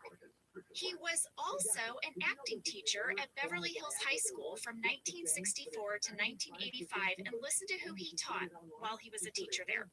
He taught Nicolas Cage, Albert Brooks, Swoozie Kurtz, David Schwimmer, and Jonathan Silverman, among others. He was also an active volunteer for Habitat for Humanity. He had 5 daughters, and he passed away in 2012. Well, we were so fortunate to have him. He was such a seasoned actor and so delightful, and I love the scene. He goes on this very, very long, meandering story, but the way he connects it all is so real and organic. And you guys, we have been there. We have all been there at that, family gathering where someone gets up to talk and you're like, what are we talking about? Yeah, you ask some innocent question like, oh my gosh, where'd you get your sweater? And they're like, well, it was 3 years ago, and it was raining that day. I remember Because I just got my hair done, and they gave me a plastic net to put over it. Yes, and my friend Cynthia called, and she said, Well, you know Cynthia, she had lived abroad, and when she came back, she had divorced and married that younger guy. well, she did, but first, remember, she had that period of time where she went on that sex sabbatical. She did. That's right about when she got that mole removed. Do you remember her dermatologist? He was such a nice guy. Of course, Tall guy, tall, and had an accent. yeah, but I could never figure out where he was from. Yeah, he made a very good dip. And you're like, what? Where's the sweater from? Where's the sweater? What did we just? Jen and I just completely improvised this random conversation, but you guys know you've been in this moment. Yeah, that was Robert Dunder. And so Michael throws him out. Wait, can we also, sorry, this is hopping around. Can we also talk about how Michael introduces Robert to everyone? Please. He says, who is this worthless bag of bones? That's his introduction To the founder of the company. Well, we also had a fan question query from Aaron Kearney, who says, Robert Dunder mentions Robert Mifflin's wife and her husband, Jerry Trupiano, a South Jersey guy who was tall. My question is, was this a reference to Jerry Trupiano, the longtime Red Sox broadcaster? I thought it might be because so many of the cast members and writers were Boston area folks.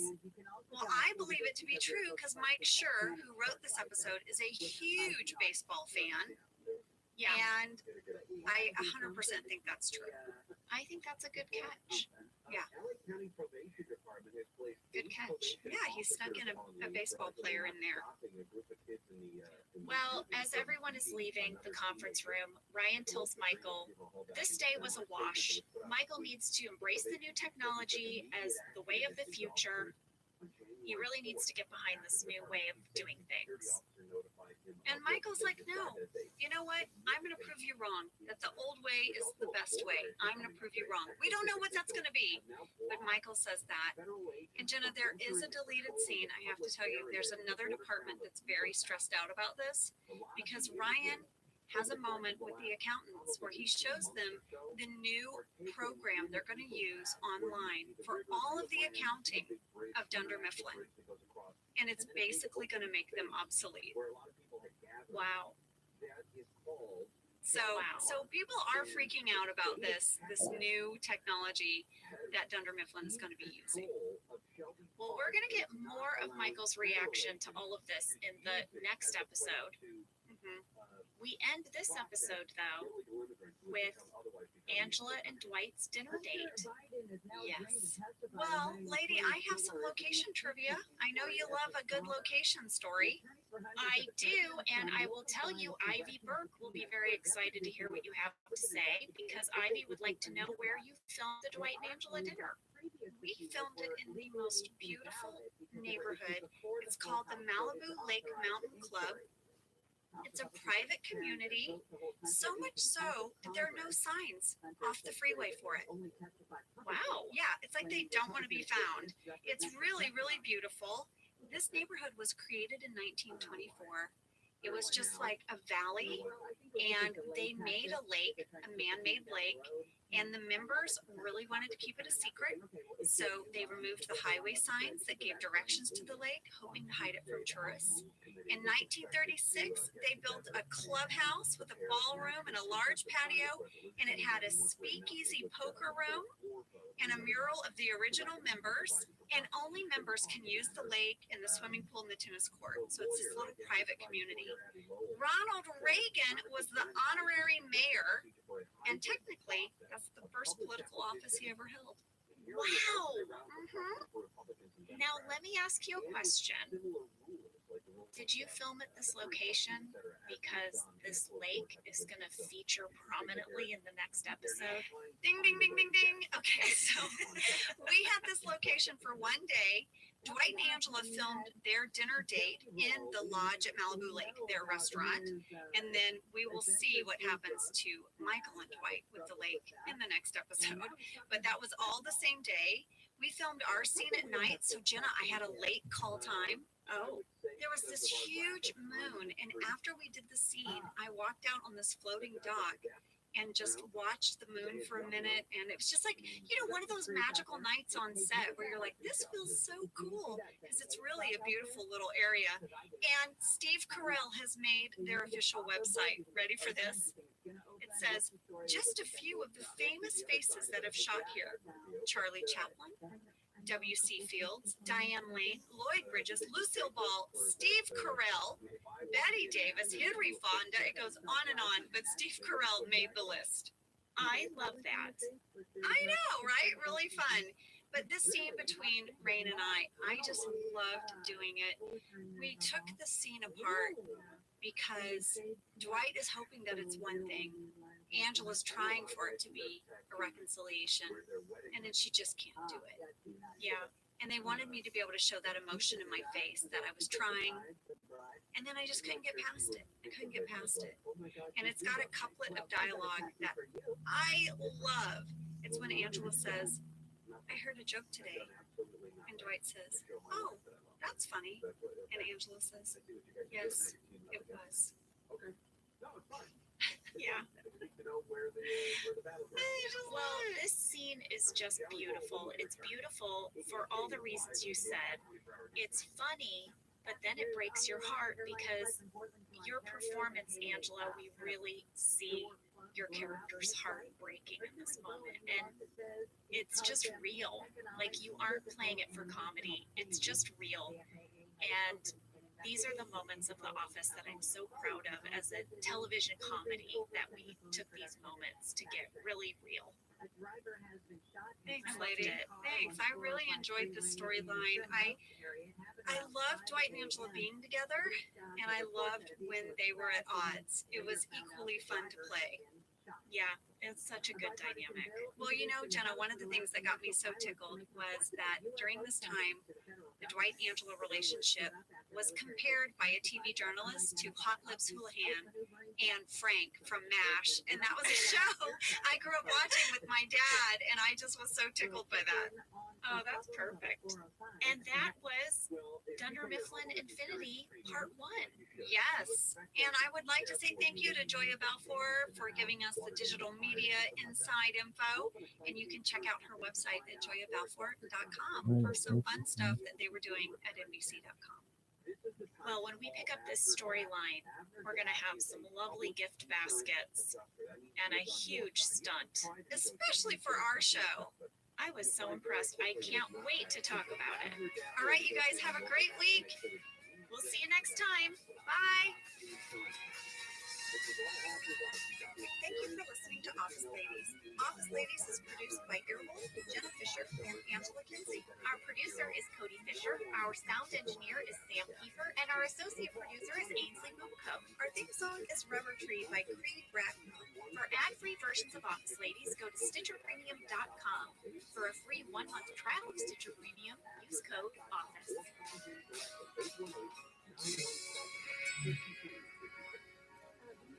Are they fucking? This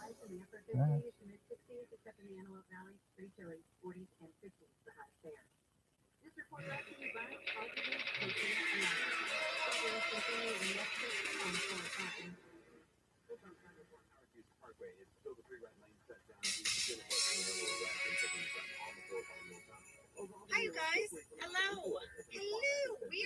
our winter break, but we wanted to pop on and wish you guys a happy holidays. Yes, happy holidays, everybody. And Jenna, I have a little bit of a Christmas craft brag. Are you saying brag or bag? Do you have a Christmas craft bag or no?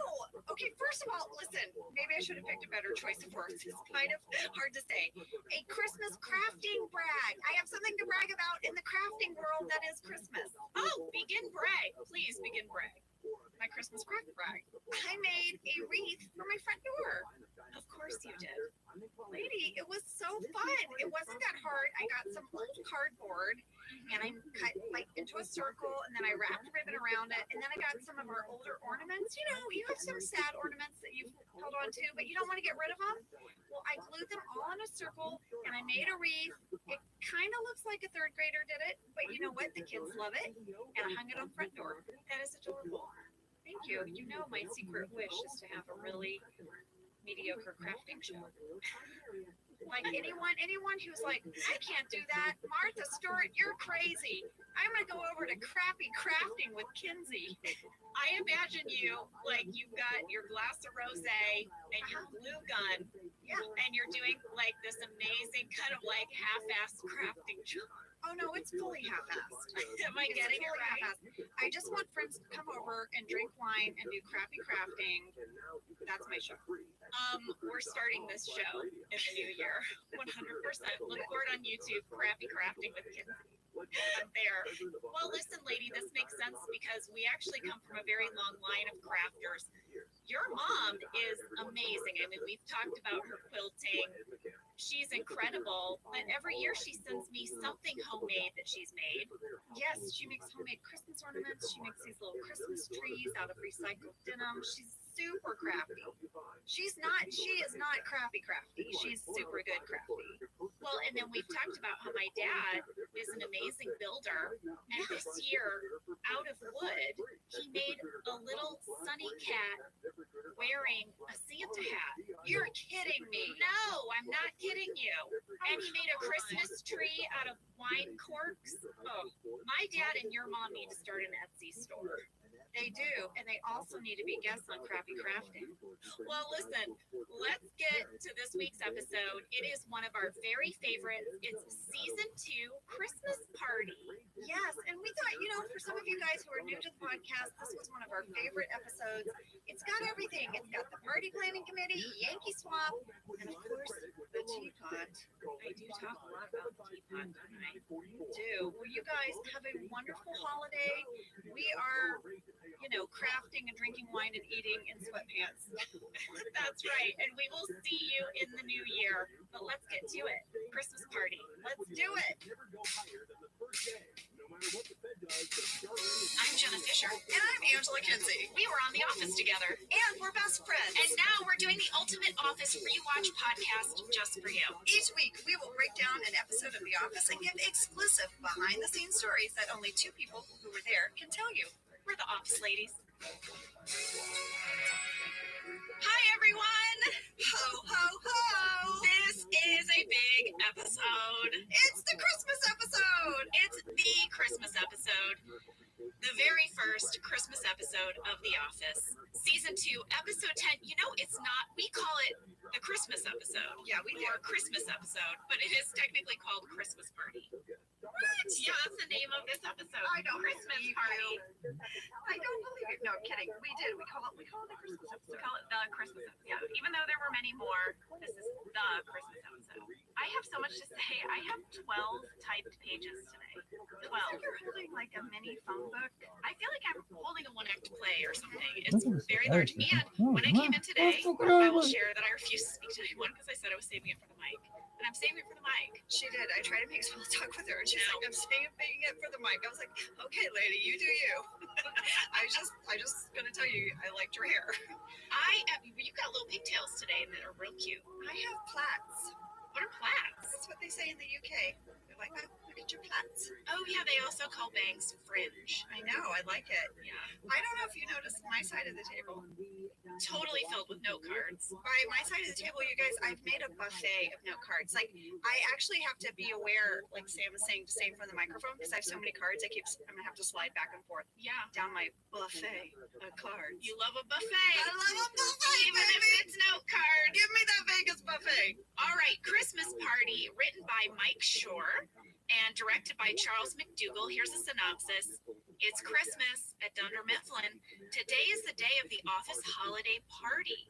The group originally plans to have a secret Santa gift exchange, but when Michael doesn't like his gift, he turns it into a Yankee swap. This causes a multitude of confusion and hurt feelings, and Michael's solution is then to go out and buy booze, which is against company rules, and to try to get the party back on track. 15 bottles of vodka. That'll So do much. it. Fast fact number one, as I've already said, it's our very first Christmas episode, but we filmed it nowhere near Christmas. No, you never do, because you No. have to stay ahead. So Yeah. you're always, it's like Christmas in July kind of thing. But we had a fan question from Sarah McGreen. Did you as cast members ever have Christmas parties or do a Yankee swap? And if so, what was the best, funniest gift someone brought? A lot of people also asked if we exchanged gifts as a cast. Not at the holidays. We would do what's called a wrap gift, which happens at the end of the season. And we would usually finish filming our seasons in April? Yeah. And then the cast would get together and we'd pool our money and we would buy the crew. Every member of the crew would get a gift from the cast. And then sometimes cast members would give each other wrap gifts. Little individual gifts. Yeah. I did host a Yankee Swap Christmas party, and I did it every year for a few years. And I actually want to bring it back. I took a few years off because just, life, kids, and, stuff like that. Yeah. But I hosted a Yankee Swap party every year. Oh, yes, you did. And it was a big party, and everyone would come, and it got so rowdy. Yeah. My favorite person to have at a Yankee Swap party Yes. is Oscar Nunez. I was gonna say Oscar. Oscar. He makes up chants. Like I remember one of the gifts was like a really lusciously thick fake ponytail that you ended up I getting. took that home. Yeah, I and took home fake Oscar ponytail. started chants like ponytail, pony. I mean, they're not really creative chants, but you'd be surprised how much they catch on. I remember one year Lee brought a small hand axe. That thing was Super the hot popular. trade. Yes. I want to put it out there, guys. If you're going to a Yankee swap, consider bringing a small axe. Didn't the next year Lee brought a brand new water hose? A garden hose. A garden hose. That was also a hot item. Really popular. Just like practical household items that maybe you need, but you haven't been buying yourself. Well, the next Yankee Swap party I have, I'm actually going to include the kids because those were adult Oh, only. yeah. And I want to do a family Yankee Swap. Okay. And invite the kids are such at the age where they're really getting into it. Oh, We yeah. went to one last year. But I want you to know, Jennifer, all the people that used to come. So at the end of the night, there would be these crap gifts that people would not want. And a friend of mine would, unbeknownst to me, hide them around my house. I remember this. And I would find them months later, because he really hid them, Yeah. up, sort of on a top shelf by the spare batteries would be like a weird porcelain clown, Yeah. And Zach Woods brought this gift, and he said, Angela, I am the failure of Yankee Swap, because he brought a Egyptian The King Tut thing. It was a King Tut miniature sarcophagus Yeah. that opened up and you could put things inside it. And I fought for that. I thought it was really great. I loved that. Well, it got traded a bunch, and he was like, I don't think anyone likes it. I was like, Zach, you're wrong. I know I'm talking a lot about my Yankee Swap party, guys, but I was really inspired. Well, this is a side note about Zach Woods. You guys, he played Gabe in later seasons, and he Yes. became a good friend of ours. When my son was born, he did the same thing. He gave me a gift, and he said, I'm so sorry. I'm not good at buying gifts for children. I don't have kids yet. I don't know. And it was this amazing astronaut costume that we still have today and use for dress up. I think he's better at buying gifts than you. I think you are, Zach, just FYI. All right, fast fact number 2. This episode was directed by Charles McDougall. Oh, guys, do we have stories about Charles McDougall? I mean, First of all, he was British. yes, He's oh, British. and the tattoo I'm guys. bringing out the accent, guys. I did my spin bike, and now I'm speaking like a Brit. He had directed before us the HBO series Rome, which, if anyone saw it, is about. Happy New Year, you guys! That's right. It is the end of 2020. We're moving into 2021. It's very exciting. Get here, 2021. Get here. Come on. Come on now. Well, listen, we just wanted to pop on here and wish you guys a great, great new year. But we're not the only ones. We are not the only ones. Some other folks want to wish you Happy New Year, too. Let's hear from them. Hello, Jenna and Angela. This is your friend, Steve Carell. And I just wanted to say, I declare Happy New Year! Happy New Year, you guys, and Happy New Year to all the listeners of The Office Ladies. Hey, everybody. It's me, Kate Flannery, Meredith from The Office. Hey, I'm here to wish you a very happy new year. Put some clothes on. Wishing you all a safe 2021. Just remember, the hangover won't last forever. This just feels intense. This is Oscar, wishing The Office Ladies and all their wonderful listeners a Happy New Year. Hey, office lovers. This is Phyllis Smith, also better known as Phyllis Vance Refrigeration.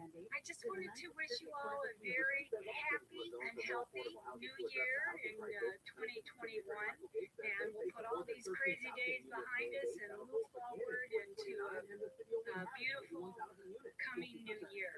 So happy new year, you all. Hi, this is Leslie David Baker, wishing you and your family a Merry Christmas, luxurious holiday season, and a happy, healthy, prosperous new year. Take care, stay safe. Hey, Office fans, it's Mindy Caring, friends of the pod, the Office Ladies pod, of course, and I just wanted to say Happy New Year. Oh, that's my Santa impression. Was it good? I can't tell. Hey, everybody, it's Craig. Have a safe, wonderful, blessed New Year. This is BJ Novak, and I'd like to wish everyone a very happy New Year. Wolf.com. Hey, everybody, John Krasinski here, wishing you a fantastic New Year. Hello, Office Ladies. Hello, Office Ladies fans. It's me, Brian Baumgartner here, wanting to wish you a happy New Year. Yes, let's work together in 2021 to make it 2020. Happy New Year from the Strand Strata. Paul Lieberstein. Gotta be more careful. Corey, I don't know. Happy New Year! Greetings, this is Rainn Wilson. I play the character of Dwight Schrute, and congratulations, it is your New Year's Day. That is all. Hey there, Office fans and Office Ladies, listeners. Ed Helms here, and I just wanted to wish you all a very happy New Year. It's Creed wishing you Happy New Year. Later, gang. South Africa presented its case yesterday. Yes, the West Side. Guys, that has me tearing up. I just love hearing everyone's voices so much. And it's just a special group of people. And they love the show, and they love its legacy, and they love you guys. All were so wonderful. When Jenna and I reached out, we sort of divided up a list. Jenna Reagan started texting everyone, and everyone was like, absolutely no problem. And that was just so wonderful. And thank you guys so much. Thank you, the cast of The Office, for sending in those New Year's messages. I love it. I think you can just hear the love in their voices, the love of this thing that they got to be a part of. We are on this text thread together, Angela, but I haven't heard a lot of people's voices in a while. And so when we would get those audio clips in, every time it was emotional. Well, that was wonderful. And we love you guys, and we were thinking, what is a great way to ring in the new year? And, you know, Jen and I are with our I was families, with the and we're West in Side. our sweatpants, no doubt about that. Look at the West But Side. there Look at is this an pants. interview that we absolutely love, and who better to ring in the new year than with Creed Bratton? How about the Yes, West Side? guys, you might remember we had Creed in the studio with us back when that was allowed. And then the And West Side. he stayed with us for the entire episode And the West Side. when we broke down Halloween. So we wanted to replay that for you now. It was a really special treat. We laughed, we cried. I could say millions. Perfect. That's Tim Murphy, the Infinity CEO. I'm Jenna Fisher. And I'm Angela Kinsey. We were on The Office together. And we're best friends. And And we're now the we're West doing the Side. Ultimate Office Rewatch podcast just for you. Each week, we will break down an episode of The Office and give exclusive That behind-the-scenes was stories sick. that only two people who were there can tell you. We're the Office ladies. On the West Side. Happy New Year! Happy 2021, everybody. And the Wow, West this Side. is exciting. West We're Side, in a West Side. new year.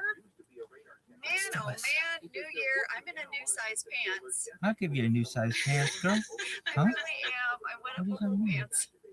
I made some New Year's resolutions, Jenna, and one of them is I'm going to move more. I'm going to keep it really simple. I'm just going to move more. You know, I did that, Ange, because I felt really creaky when I would wake up in the morning, and I Felt didn't creaky like it. like I the felt West the Side. age in my bones, Where the you fuck? know, and I was like, you know, keep it in motion.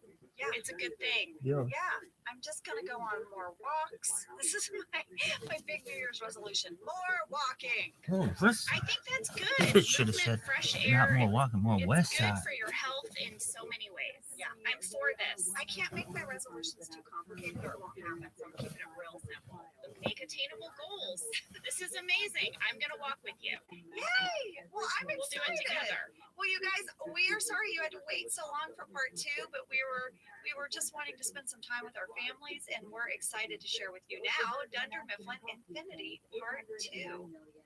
Yeah, and I have to say, it's worth the wait because Michael's gonna drive his car into a lake this week.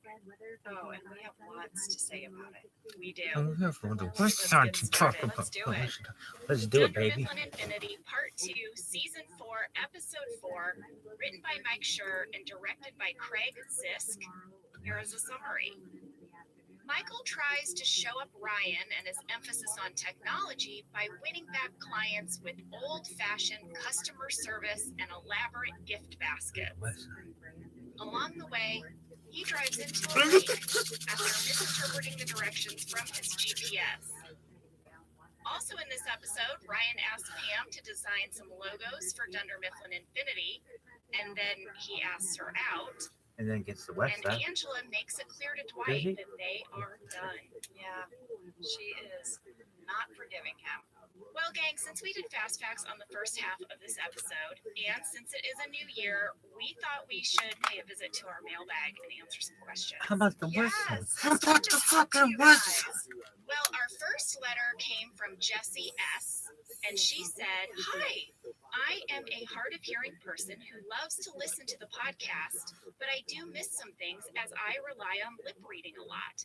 I am wondering if transcribing the podcast is an option for other deaf and hard of hearing who are fans of the show and would love to be able to interact with the podcast." Well, guys, we do have a transcription for every single episode going back to the pilot, and you can find it on officeladies.com. If you go to the episodes and scroll down, there's a little button for transcripts. Show me, Yes, show me, past show the me. sort of summary of the episode, and it's right there. You can click on it and read the whole thing. This is kind of personal to me, Jessie, because my sister Emily wears hearing aids, and she also relies on lip reading. And so I know that sometimes being able to both listen and read along is really helpful for her. And also, like when I go to her house, she always has the closed caption on her TV. So we definitely want the podcast to be accessible to everyone. So guys, if there's any other ways we can make it more accessible, let us know. Yes. And in the meantime, go to officeladies.com and go to each episode and scroll down, and the transcript is right there. And we have a team here at Earwolf that helps us with that, and we so appreciate it. All right, well, our next question, Jenna, comes from Julie Weiss, and she says, I have a question about kissing the other actors. I have a question. How do you prep for kissing someone that you were friends with, but not romantically involved Berlin. Was it ever awkward? One back to Julie. Atomic Kitten, West Side. I love that song too. Julie, it's always awkward. It's always awkward. And thank goodness over the years, though, you do become such good friends that it's just like, okay, well, we'll just do Where's this the really noise? quickly. The Kelly McGillis song. But Fuck your something couch. that made it difficult for me, which maybe you wouldn't think about, is that I often had to kiss Rainn Wilson, and for whatever reason, he was usually eating something disgusting right beforehand. And I'd be like, Rainn, dang it, do you have to eat a tuna fish sandwich? I've been eating right pussy before all we're morning. supposed to kiss? Come on. What was that funny? Yeah, I I remember deleted he would always be like downing a cup of It's coffee like in an 6 everything p.m. this bagel. morning. And he'd be like, How? I'm ready for That is so kissing funny. scene. And he would be like, Rainn, a mint. Can you do something? Anything at this point, just not the everything bagel, you know? My God. Well, at least for me, John was always very conscientious. He would have a mint, Thank you. some gum. A mint. Rainn Wilson, a mint. We were very breath aware. Rainn, not so much. Also, Julie, we didn't do the big open mouth stuff that maybe you see in movies and whatnot. This was like television. Comedy kissing is very different than like a dramatic movie make out. You know, it's your lips are kind of just together. You know, you kind of fake it. Fakey kiss, fakey bag. Well, our next question comes from Jessica Willis. I've always been curious, how much ADR did you have to typically do for your episodes? I've noticed that in some episodes you see characters remove a mic pack and the audio goes black. It's such a real cool detail and a reference to the documentary. So how much original audio did you use and how much was re-recorded after filming? Well, lady, my memory is we did not do a lot of ADR. I mean, I have one memory of the whole 9 years of going in to do it. Yeah, in the entire 9 years, I only recorded one line that they had to dub in later. One in 9 years. And I thought that's how it worked.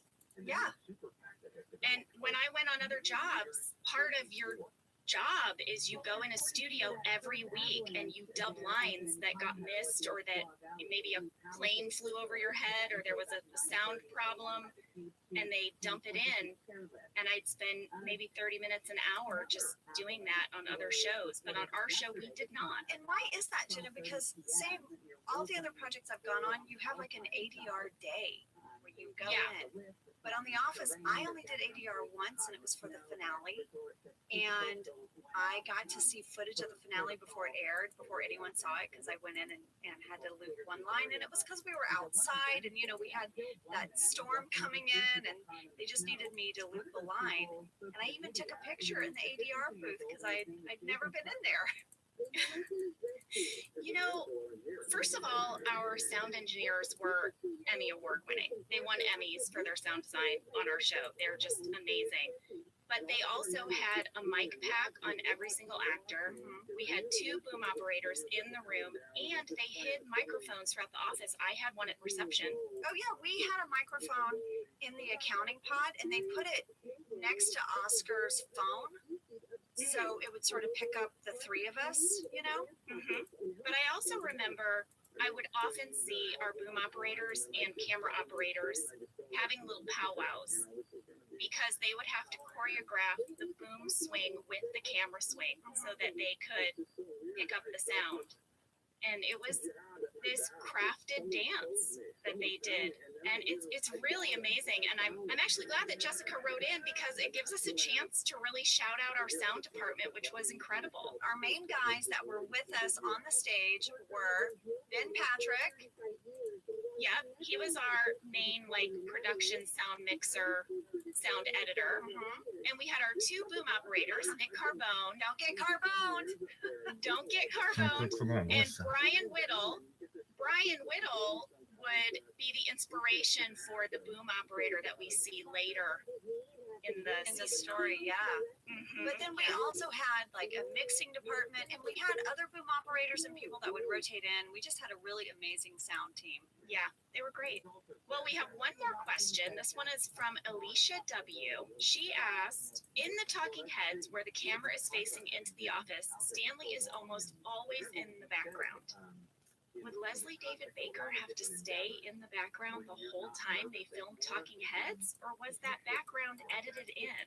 Oh, Alicia, he had to sit there. Yes, for 9 years. Poor Leslie David Baker.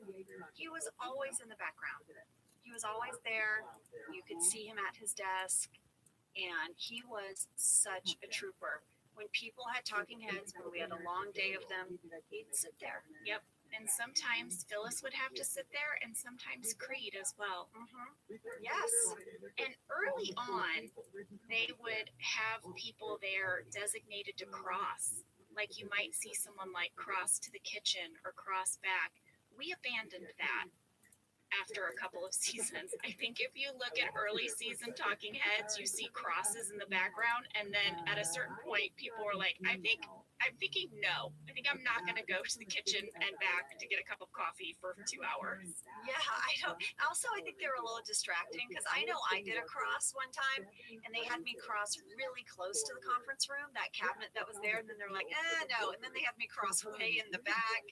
But I think ultimately they were just like, okay, no crossing. Well, also, if you wanted to improv, it would throw off the timing of the cross. Yeah. And so you would, when you went into editing, it did not work for crosses.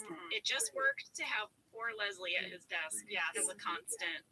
Leslie and then Creed. I think Creed would be the number 2 runner-up for that. I think so too. And then before we go to break, we just got a really nice comment, and it made us happy, so we thought we'd share it. It is from Cecilia B. And she says, ladies, I have to tell you, you two are amazing. Thank you, Cecilia.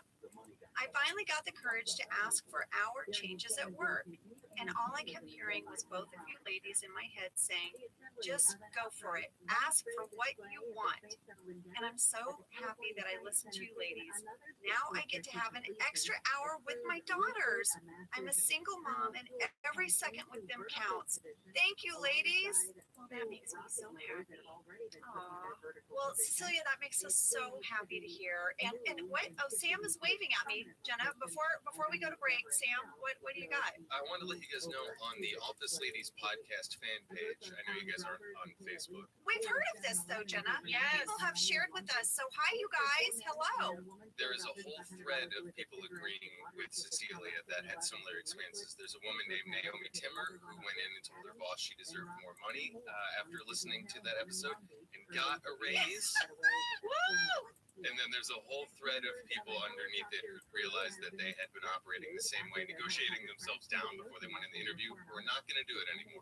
Oh my gosh, that is so great. I love that you're all sharing about it too. I love that so much. It's awesome. Well, I feel like I should give a shout out to the person who gave me this piece of advice. His name is Jeff Ulrich.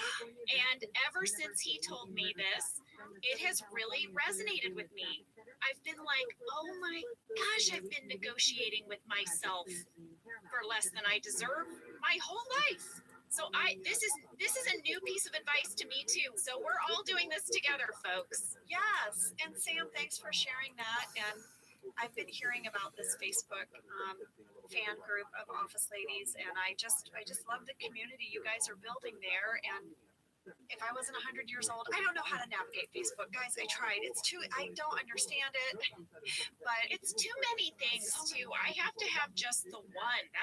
That's the space I'm in. I know. Like between kids and life, I'm like, I can look at one thing. But I will say, someone did point this Facebook page out to us because the community that is being built there is really supportive, really encouraging, really positive.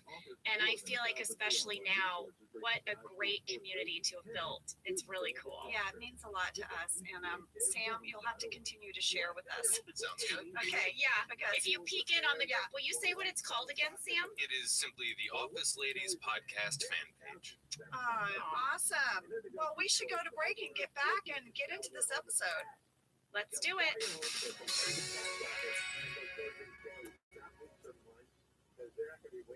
Whether your resolution is to save money, eat better, or stress less, HelloFresh is here to help you do all three. Yes, you guys, I love HelloFresh. Jen and I both love it.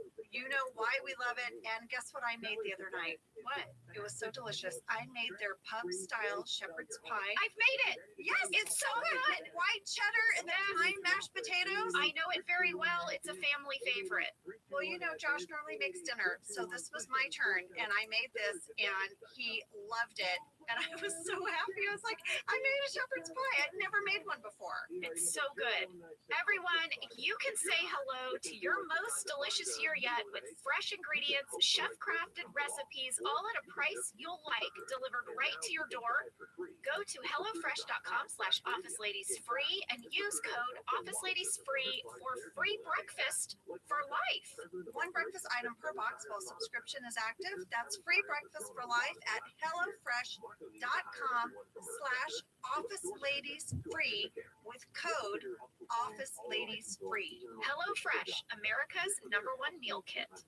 This show is sponsored by BetterHelp. You know, around New Year's, we all reflect and people really start making lists of what they can do to be their best self for the next year. Yes, I think, the new year definitely makes you think New Year's resolution. What do I want to change? New year, new me, that kind of thing. Yes, but perhaps this year we could be reflecting on what we're already doing right. Yeah. And therapy can help you figure out your strengths so that you can ditch this idea that you need some extreme change or this extreme New Year's resolution and just, you can make changes that really stick because they're based on your strengths. I like that. If you're thinking of starting therapy, give BetterHelp a try. It's entirely online, designed to be convenient, flexible, and suited to your schedule. Just fill out a brief questionnaire to get matched with a licensed therapist and switch therapists at any time for no additional charge. Celebrate the progress you've already made. Visit betterhelp.com/officeladies today to get 10% off your first month. That's BetterHelp, HELP.com/officeladies. Let's talk a little bit about hydration in the new year, particularly about Liquid IV. Angela, you turned me on to this, and I'm going to have to give you props. Oh, thanks. It's pretty great. You told me that you use this when you travel to stay better hydrated, and I started doing the same thing. Whenever we go on a road trip, it's like I don't want to drink too much water because then I'll have to pee. And then I find myself so dehydrated. So I use this. Well, I like it for hikes. Here's what it is. You get a little packet and you put it in your water. And then you are going to get 3 times the electrolytes of a leading sports drink plus 8 vitamins and nutrients. It's non-GMO and free from gluten, dairy, and soy. It is perfect for daily use before a workout or when you feel run down or after a long night out, hint, hint, hint, hint, or even on really long flights. Rehydrate yourself for the new year. Grab your Liquid IV Hydration Multiplier sugar-free in bulk nationwide at Costco or get 20% off your first order when you go to liquidiv.com and use code OfficeLadies at checkout. That's 20% off your first order when you shop Better Hydration today using promo code OfficeLadies at liquidiv.com.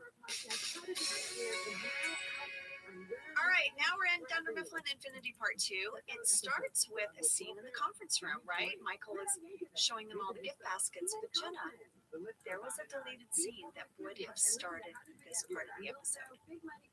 What was it? I loved it. I found it fascinating. And it's an alt. They ultimately end up providing this information with Dwight later. There was a scene with Michael by himself, and it's the start of his day, and he's driving into work. He's doing one of those driving talking heads that Michael does, right? Oh, well, the last time he did that, it was very dangerous. I know. He hit an employee. He did. So it's the same thing. He's driving into work, and he's sort of showing off his rental car. It looks like a Ford Taurus. I say Ford, I think Taurus. I don't know, guys. Correct me if I'm wrong on that. But we learn the whole backstory, why he's not driving the Sebring. Michael said he had to get a rental car because his Sebring is in the body shop because Meredith left a big dent in the hood. And then he said, but listen, this rental has navigation, and Michael calls it his invisible driving companion. And he goes, but, listen, it is really amazing, and it's like a computerized map in your car. And he goes on to say that he loves its voice, that he finds it so soothing. It's like taking a warm bath. And while he's saying how much he loves the voice, Jan calls.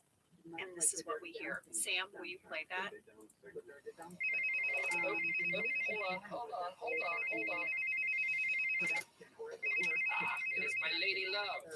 Hello? Where the fuck my grape nuts? I don't. I just want to know, did you eat my grape nuts? No, I hate those things. How about Michael? I love. Not a morning person.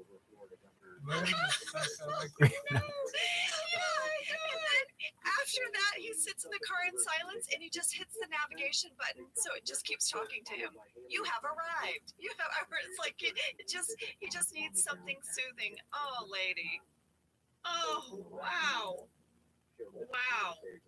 Just a window into his life with Jan, and maybe a little bit of the reason why he trusts the navigation so much, because it's just this soothing, invisible driving companion. Yeah, I get that. So yes, this episode actually does start with the conference room. Jenna, did you see the spread on that table? It was incredible. I remember it from shooting.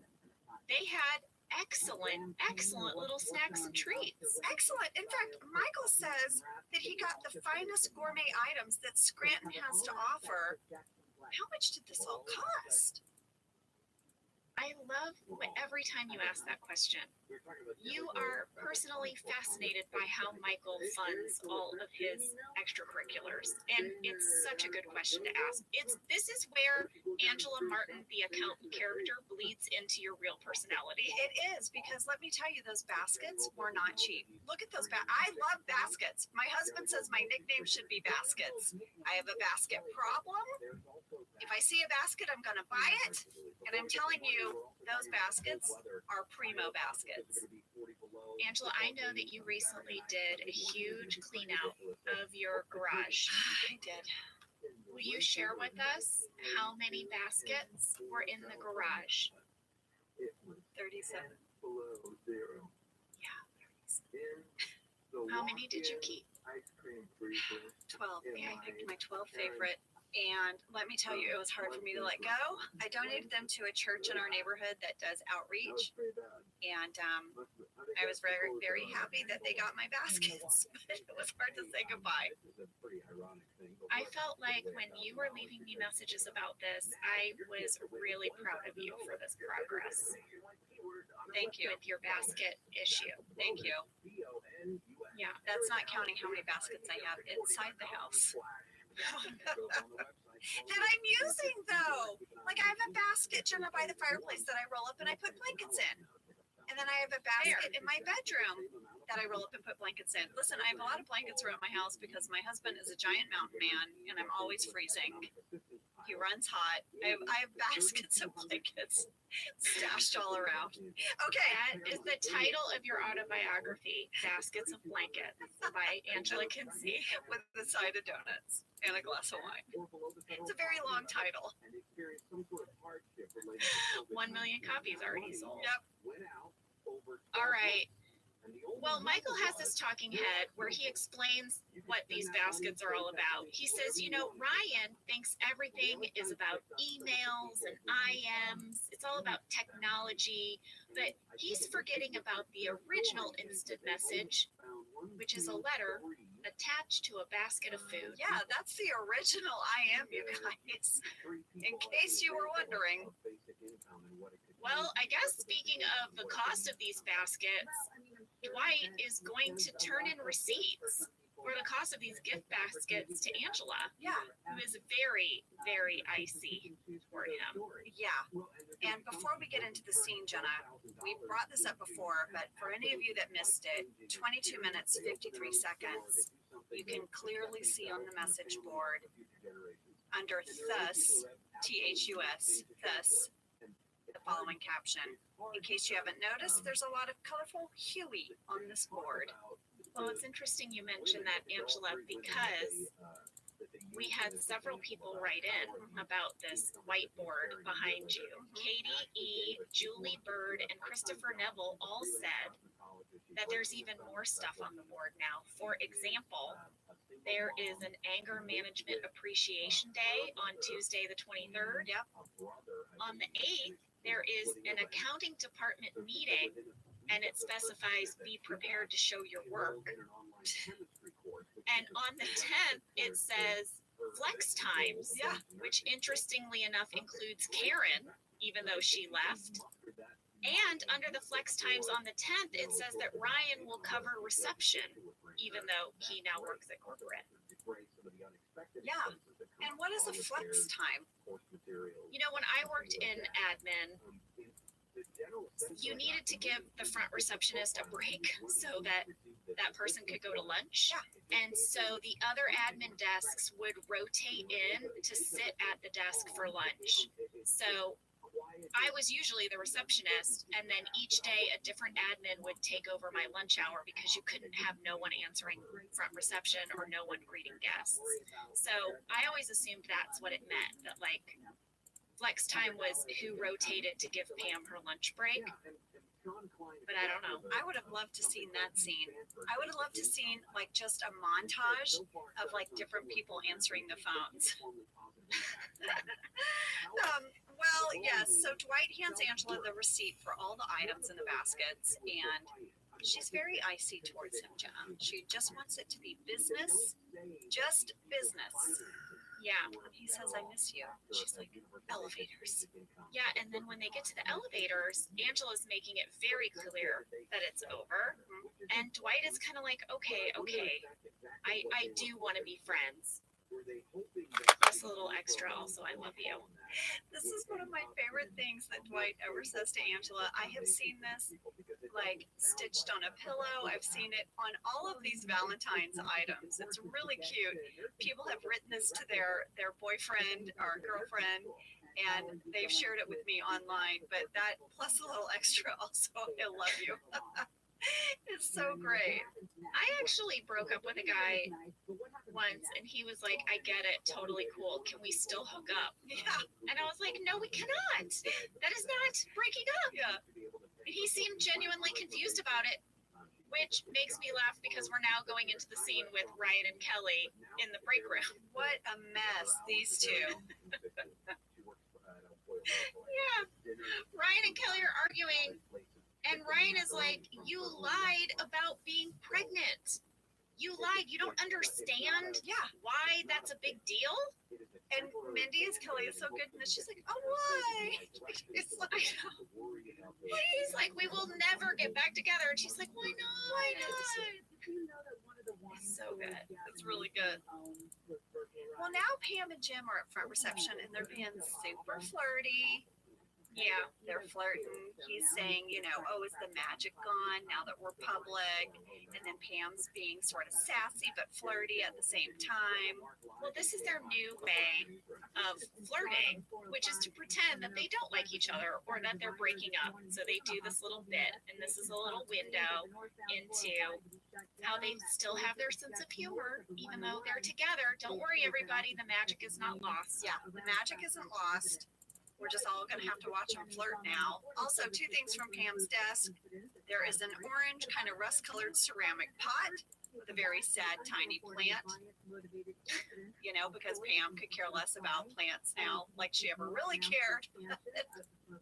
Her focus is elsewhere. And then Jenna, Pam, and Angela in real life have something in common. What? At 24 minutes, 22 seconds, you can see a whole bunch of yellow Post-it notes that Pam has put in her desk area. Oh my gosh! Pam did like Post-it notes. Pam and Angela like Post-it notes.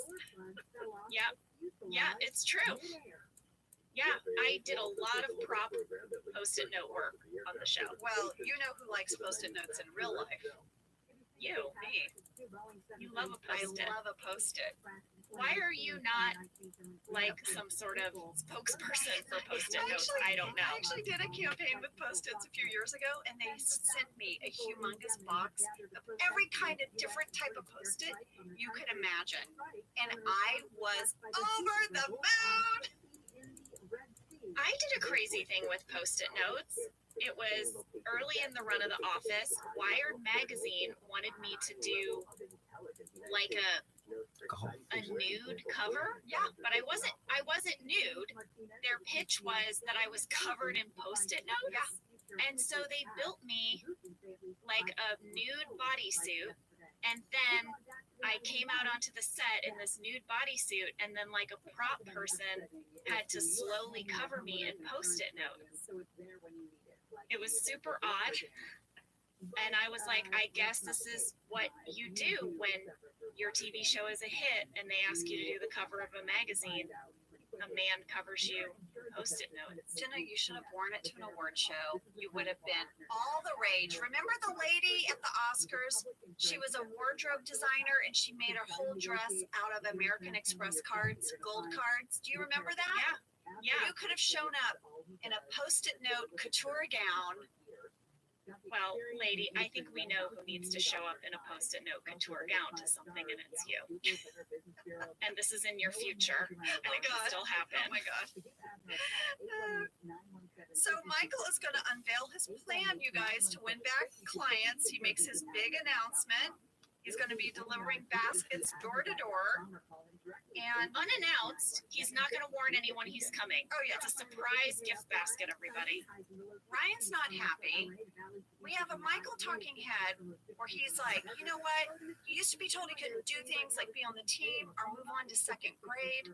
Jenna, are we finding out in this episode that Michael was held back in first grade? Yeah, I think we are. I think we're learning maybe he was held back more than once, it sort of sounds like. Yeah, because then he's like, I eventually went on to second grade and I was the biggest in the class. Eventually? Again, what happened in Michael's childhood? Why was he held back in first grade so many times? And now we cut back to the bullpen.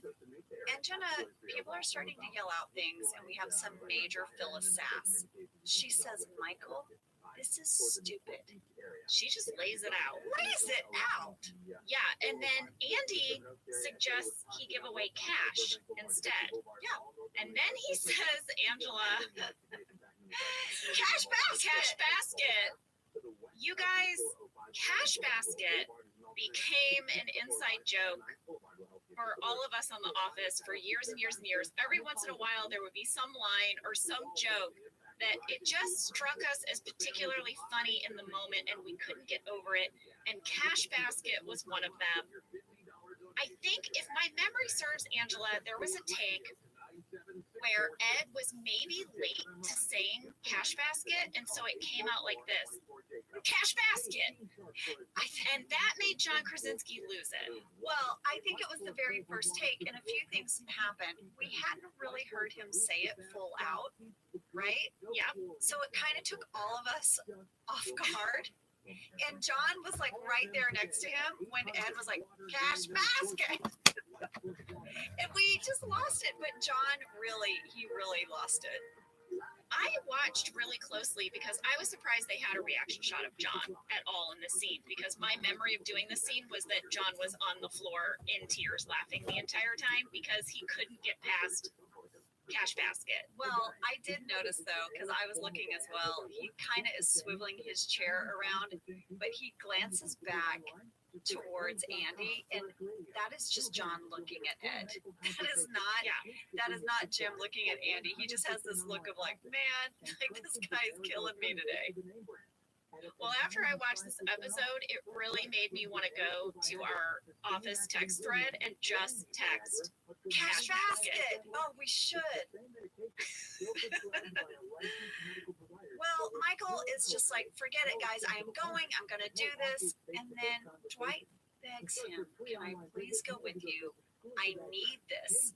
And at 26 minutes, 41 seconds, Angela Martin is looking over the partition. She has a really great eye roll. But guys, look how high my head is over that partition.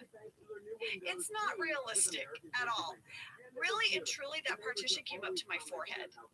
And I would have to stand on my tippy toes to get my eyeballs over it to talk to Jenna. I was standing on the biggest apple box. It made me laugh. When I saw it, I'm like, who is this tall person pretending to be me? And I took a picture, Jenna. I'm going to show you. amazing. Yes. There is no way that that is you standing there because your chin never cleared the partition. I know. Naturally. No. There's no way. Well, I really like this Michael talking head that comes up, Angela, where he says, I'd like to see a website deliver baskets of food. I know, as if it's like a novelty. Hi, that's like half of Christmas is just sending people baskets. I send everyone in my family a whole thing of mixed nuts. I love nuts. They're a big hit. A basket of mixed nuts? Yes, all kinds of mixed nuts. For sure. And there's many flavors. There's the Cajun nuts, there's pecans, or the caramelized ones. Just saying, Michael, people are doing it. Well, Michael is going to bring Dwight with him, and they're going to deliver these gift baskets. And they are in the car now. They're on their way. Here's one question I have, Ange. Yeah. These gift baskets are very, very large. Where are they? Where are they? Are they going back and forth to Dunder Mifflin? It looks like there's one in the back seat. Well, there's a camera operator in the back seat, clearly, filming them. Yeah. It seems like there's only room for one more, but we're going to see them deliver a few. Where are they coming from? Can one fit in the trunk? I don't know. I wondered where the basket. How big is the trunk of a Ford Taurus? That's a question. That's a question. Well, I have a thing I'm curious about. So Michael and Dwight are in the car. They're driving. The GPS starts talking to them. By the way, it looks like a Garmin. I remember because I had one for a while. Just saying. Okay. And Dwight's like, why do you use that? It will let them know where you are. Michael's like, what are you talking about? And he's like, the government, spy satellites, private detectives, ex-girlfriends. And then he starts to cry. And Michael has no reaction. Wouldn't you be like, why are you crying? What is happening? Yeah. Dudes, Probably. do dudes not like dudes out there? If your friend cries, are you not like, what's up? Are you just like, I'm gonna ignore it, maybe he'll stop? Like, what is that? Is that a dude bro thing? I don't know. Well, we had a fan question about this scene. Callie Hendricks and Brendan Cullinan asked, how did you guys do the GPS voicing? Was it a voice actor, and if so, who voiced it? Yes, it was. It was a voice actor. It was an actress named Lynn Ann Zager. And we just hired her, and she read all the GPS voice stuff. Well, she did great. She sounds like the real deal. I know. Jenna, my friend Mika, he's from Australia. And he set his GPS to the Aussie lady. So she's like, oh, take a right. No, you can do this. Yes, you can. You can have like I know you can have British, but he picked the Australian. Oh, I kind of want to do this now. Yeah, I know. Isn't that great? Exit for Studio City. Oh my God, I kind of love that. There's this app, this meditation app called Headspace. I don't know if you've ever heard of it. And you can choose between either a male or a female, I guess, meditation leader voice. I don't know what to call them, but they lead you through the meditation, and you can pick a man or a woman. And the man sounds exactly like our Earwolf producer, Colin. Really? Yes, to the point where I had to change to the woman because as much as I love Colin's voice, I felt like I was like, why is Colin, who talks to me about download numbers and ad sales, leading me through my meditation right now? It's really funny. Jenna, what if we did navigation for people? Oh my gosh. What would that sound like? It would sound like this. Lady, take a right. You are at your destination. I love it. Oh, that's really good. All right. We should get back to the episode. Oh man, I loved the scene. It's in the kitchen, and Ryan is trying to impress Andy and Kevin about his life in New York City. And he's like, yeah, at 2 a.m., I went to get a sandwich, because you can get a sandwich at 2 a.m. in New York City. He literally bumps into Vince Vaughn. Yeah. It's incredible. And Andy says, You are so money, but you don't even know it. But you do know it. Yes. And that was a quote from the movie Swingers. Oh yeah, Do you motherfucker. remember that movie? It was from 1996. How could I forget that movie? It was like all of my friends were struggling actors. We were all broke and doing all these different odd jobs to pay rent while trying to go on auditions. And it was like this movie, we like felt seen. We're like, this is us. Oh my God. It totally encapsulated the sort of like young LA transplant lifestyle. Hell yeah, baby. And it was written by Jon Favreau and stars Jon Favreau and Vince Vaughn. And Ron Livingston. Yes, directed by Doug Liman. It launched all of their careers. And I remember this. It features that club, the Dresden. Yeah. Do you remember the Dresden? It was this big swing dance club. Very hipster club. Yeah. Well, it's here are the things. I have to read this off because it really got me tickled. You know, Jim is like, I can't believe you guys are impressed with this guy. You know, he's like, whatever with Ryan and his 2 a.m. sandwich, you know. And Andy's like, listen, this is why Ryan is awesome. Are you ready? Yeah. Number 1. Number 2, he's rich. Number 3, smells like Pierce Brosnan. Number 4, wears really cool rich guy clothes. Number 5, can get any girl he wants. We'll see. We'll see. Well, now Michael and Dwight arrive to their first client. They're going to woo him back with their big gift basket. He is confused why they've come. Yeah, also he's like, you don't have a website. We went with Office Depot because they have a really good website. Like what? I don't know why you're here. Yeah, it's a very funny scene. The actor who plays the client is named Edward James Gage, who, in addition to numerous acting roles, also spent 13 years as a real-life private eye bounty hunter and bodyguard, according to his bio on IMDb. Okay, well that's a pretty interesting resume there. Well, I have a question about this scene. I was a little confused what this business was. So the character's name is Larry. The client's name is Larry. And if you look over his shoulder, what is the crazy machine behind him? I've never seen anything like it. What is it? I don't know. And then it got me wondering, what is this company? Where have they gone? Did we ever find out? It bothered me. It was a big mystery for me. It did not bother me. It didn't bother you? Didn't occur to you? Now I guess I have to go back and look at this machine. Guys, check it out. What is it? There must be someone out there who knows what it is. They're going to be like, oh, they make widgets for plastic airplanes. It'll be obvious to someone, and I'd love to know. Okay, me too. Well, back at Dunder Mifflin, Ryan is going to do a real skeezy boss move.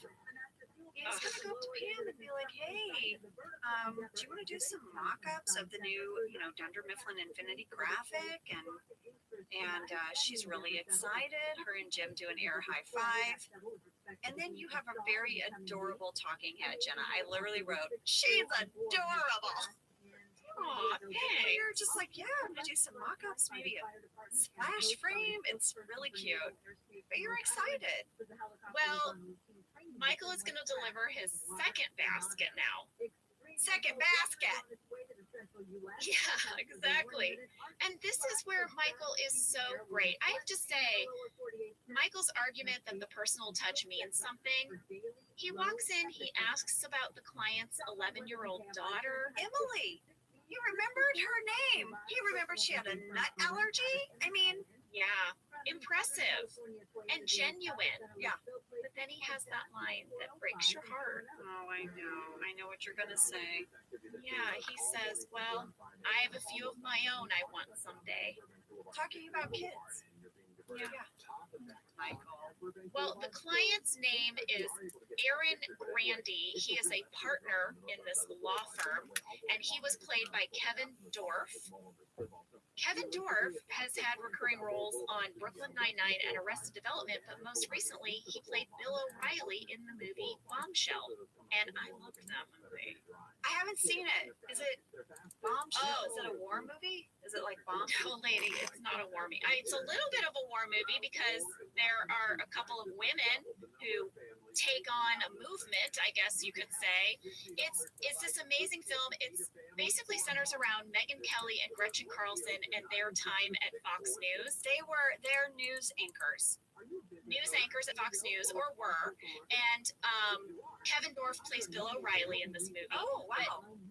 It's so good, Angela, and the makeup department on this film won an Academy Award, and the transformation that they do to make people look like the real people, like Charlize Theron plays Megyn Kelly, she really looks like her. Like, it freaked me out. I once shared a train with Megyn Kelly. I didn't speak to her, but I sat right across from her on a train from New York to Washington, D.C., and so I've seen her in real life as well. And I'm telling you, what this makeup department did was, I've never seen anything like it. But also, the movie is amazing. Okay, well, Jenna, I'll add Bombshell to my queue. Please do, and we'll discuss after. Okay. And how cool that Kevin has a part in it. I know. I also want to say in this scene, though, the background acting behind the glass doors over the client's shoulder, you get a glimpse at the law firm. It is hustle and bustle in there. There is so much going on. I mean, the background work is phenomenal. They're moving. I'm They're gonna moving fight and they're King, making it. gangsta. They're making it. Yeah. Well, Michael's really trying hard. He wants this We client should, back. oh yeah, we He call says, Mike "We want the you back." lo-fi king. And You guys didn't know Dwight that? starts getting a little weird. You didn't know that? He's just thinking about You didn't know Angela, that? and he goes, "We had our chance. You didn't know that? We killed it." You didn't know And that? you just have this You feeling didn't know that that? this is not going to go well for You them. didn't know that? Yeah. Well, You it's didn't know that? definitely not going to go well You didn't know that? because the big You didn't know moment that? is about to happen. I think we should take a break. Hey, are you I done? hear you're setting this up, though. The big moment is about to happen. It's a big moment. It was a You big have to do that, stunt. Hey, it's not I do every that day you just drive a Lord, I car know into I'm a on camera. lake, guys. Oh, she played it for the Tell you cameras. all about it Yeah, after I this do. break. Because you'll see me. Or I guess, I don't know. Do you ever see me normally when I know I'm not on camera? Just like, hey, dude, go play. All right, are you done? All right, we are back. Jenna and I are really excited because we have fun stuff to share with you Sorry. about Yoda, this car baby going into the lake. That was So sick. here's Is the this a scene. child or an Dwight adult? says they have one more client. It's Elmhurst Country Club. West Side. I looked it up, Jenna. Elmhurst Country Club is in Moscow, Pennsylvania, in Lackawanna County. Okay. So they're following the GPS, and it's telling them to take a right. And Dwight is like, Michael, I think it means bear right, right? And Michael's like, no, it's telling me to take a hard right. And Dwight's like, no, Michael, that's the lake. It's Lake Scranton. And Michael's like, no, it's the GPS is telling me. The West Side. And he drives into the lake. Right into the lake. If you had to have a concert for the West Side, where would it be? Well, we got a lot of mail about this scene. David B., Rachel be on the K., West Side. Rob Holland, Probably Thomas be O'Brien, outside and Frankie's. many others all asked, Somebody like please that tell works. us everything Like, you yeah. can about the scene where What's up? Stephen Rain drive into the lake. Did they really drive a I'm car gonna into give the away all my lake? secrets. What's the Was there a secret to camera their sauce? operator in the back seat? Grape jelly. Yes, folks, let's break it down, but yes to all of that.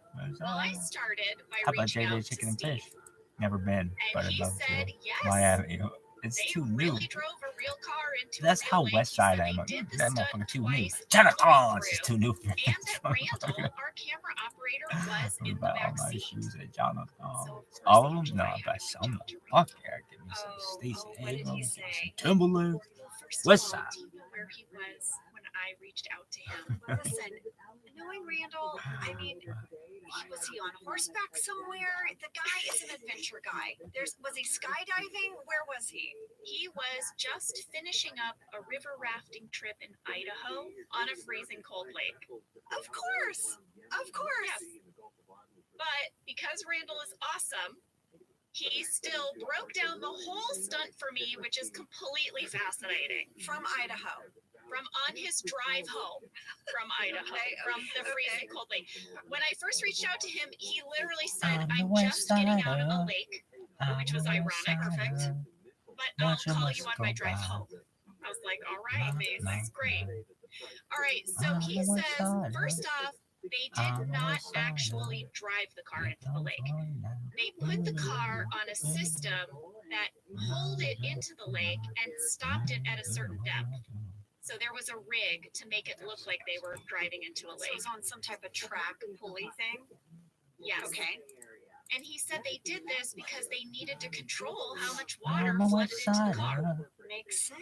Yeah. Yes. He said the car actually didn't even have an engine. They had to take it out. It didn't have a gas tank. It didn't have any oil. All of that was removed to submerge it in water. I found that interesting. Yeah. Here comes one. But he told me he really was scrunched in the back seat with a giant gift basket next to him. So he said at first they discussed just filming it on lipstick cameras that were in the visors. You know, we've seen them do that before. But Randall felt very strongly that it should be shot using the handheld camera from the back seat. So he kind of fought for that. And is that because it just, the look of it would be better? You would really feel that water coming in because it's just a better camera. Yeah, and you can't pan the lipstick cameras. They're just like a... They're stationary. They only get that one little window that you're seeing. Whereas Randall with a handheld camera could get the whole view. Yes, exactly.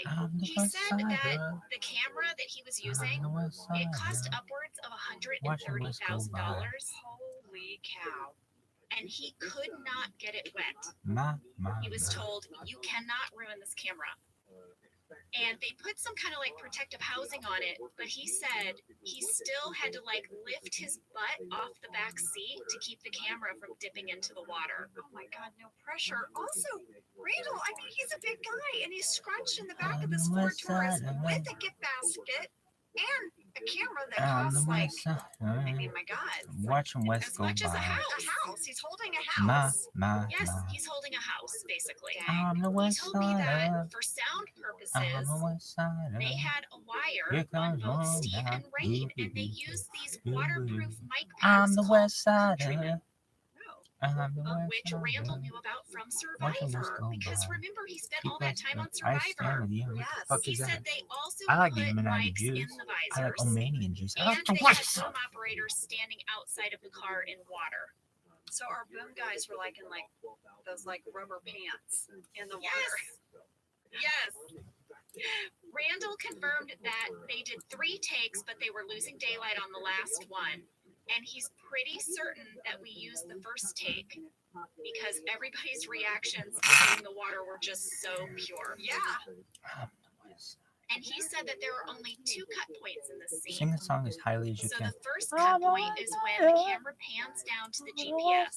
That's when they cut into the car being on the rig. I mean, you can't even tell. It's seamless. I watched it like 5 times and I couldn't figure out They did a great how job. they did it. And he said, and then after that point, it is all one shot until you see the shot of the basket floating in the water. And that's when they cut away and they reset to get all the stuff of Michael and Dwight crawling out of the lake. But all of that commotion of getting out of the car and like Steve hanging on to the passenger side window. Dude, it's gonna and do the opening fucking the door, that was thing all again. Are one you gonna take. be And that was what Randall was fighting for. He was saying lipstick cams could have never, ever Captured that. Yeah. I have a question. As Steve is making his way out and he's clinging onto the side of the car, he opens the back passenger door.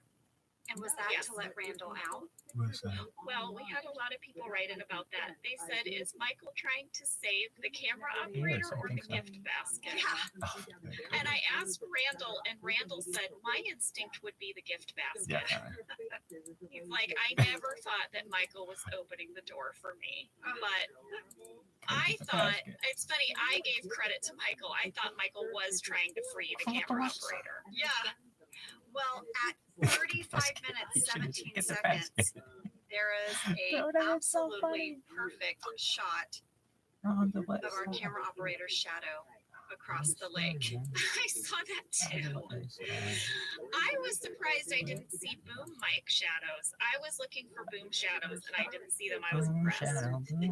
But yes, the camera operator shadow is there. That was so cool when you were Well, Jenna, I reached out to Rain because I was like, Rain, what was it like driving into the lake, I texted him and he sent us an audio clip. Sam, can you dog play is it? gonna do that thing. Office ladies. What up, It's pimp? me, Rain. Angela called and asked me if I had any memories about driving into the lake. And my main fear wasn't like drowning or the car or anything like that. It was kind of like this water is not the cleanest, and there's all these houses all over the place, and I just knew it was pretty sewagey, and I was just really afraid of like an eye infection or something like that. It was like kind of what happened, dog? kind of eerily warm. The water was not cold at all, but it was super fun. I mean, I love a chance to do a stunt. I was really excited to be a What part the of it. fuck is going on here, yo? You know how often you get to No. drive your car into a lake. It was fantastic, so much fun Is this to a thing? shoot. And I wish I had more specifics, but it was just one of those kind of days where you're kind of like, wow, this is what I do for a living today. I'm a West Playing a Side. weirdo and driving my car into a lake. And Watching West go by. it was pretty great. Oh, the town's already logged in. Oh, okay. Concern was getting pink eye. Yeah, I don't want to get a sty today, guys. Not today. I would have had so many concerns doing I would have this been stunt. like, what up, It did West kind of Side? gross me out that he said the water was awfully warm. And you have to remember, we filmed this at Malibu Lake, and that is a man-made lake. So Where else there would you have a isn't party? like anything flowing into it. You know, it is Western. probably a little stagnant.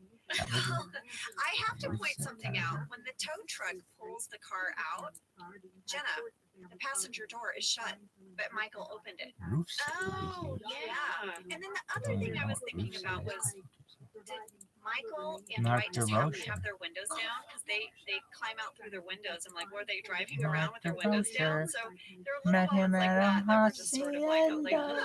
okay, Como guys. Abu Khalid Well, was when I was there. emailing with Steve about this scene, Angela, he reminded me that we got a lot of What's pushback that? after this episode aired because of this moment. I played the case He said complete. Let's people kind continue. of thought it was a Making your little over account. the Okay, top, fuck that it was tard. unrealistic I don't like that this someone then. would Why? follow their GPS No. into a lake. Fuck Yeah, we her. were like, no There you way, go. that would never happen. I just did that just to But teach he you a told lesson me that I like that this the game. Why? writers based Because it's this not on a series of real life But incidents fucker. of people following their GPS into perilous situations. So I reached out to Greg and he said this was a Dumas. pitch by Jen Salata. Jen Salata. So of course I had to follow this trail. Jen Salata can kiss I my reached black out to ass. Jen. What did Jen say? She said One during the month hiatus before Sunday, season Sunday, 4, she Thursday. went home to visit her That was parents in West Maryland. And she was sitting in the back seat of their brand new minivan. She specified it was a Honda Odyssey minivan. She picked up the owner's manual and was reading about the minivan's GPS system. She said that on the very first page of the manual, there was a warning that said, do not drive your car into any bodies of water, even if the GPS tells you to. And Jen was like, what?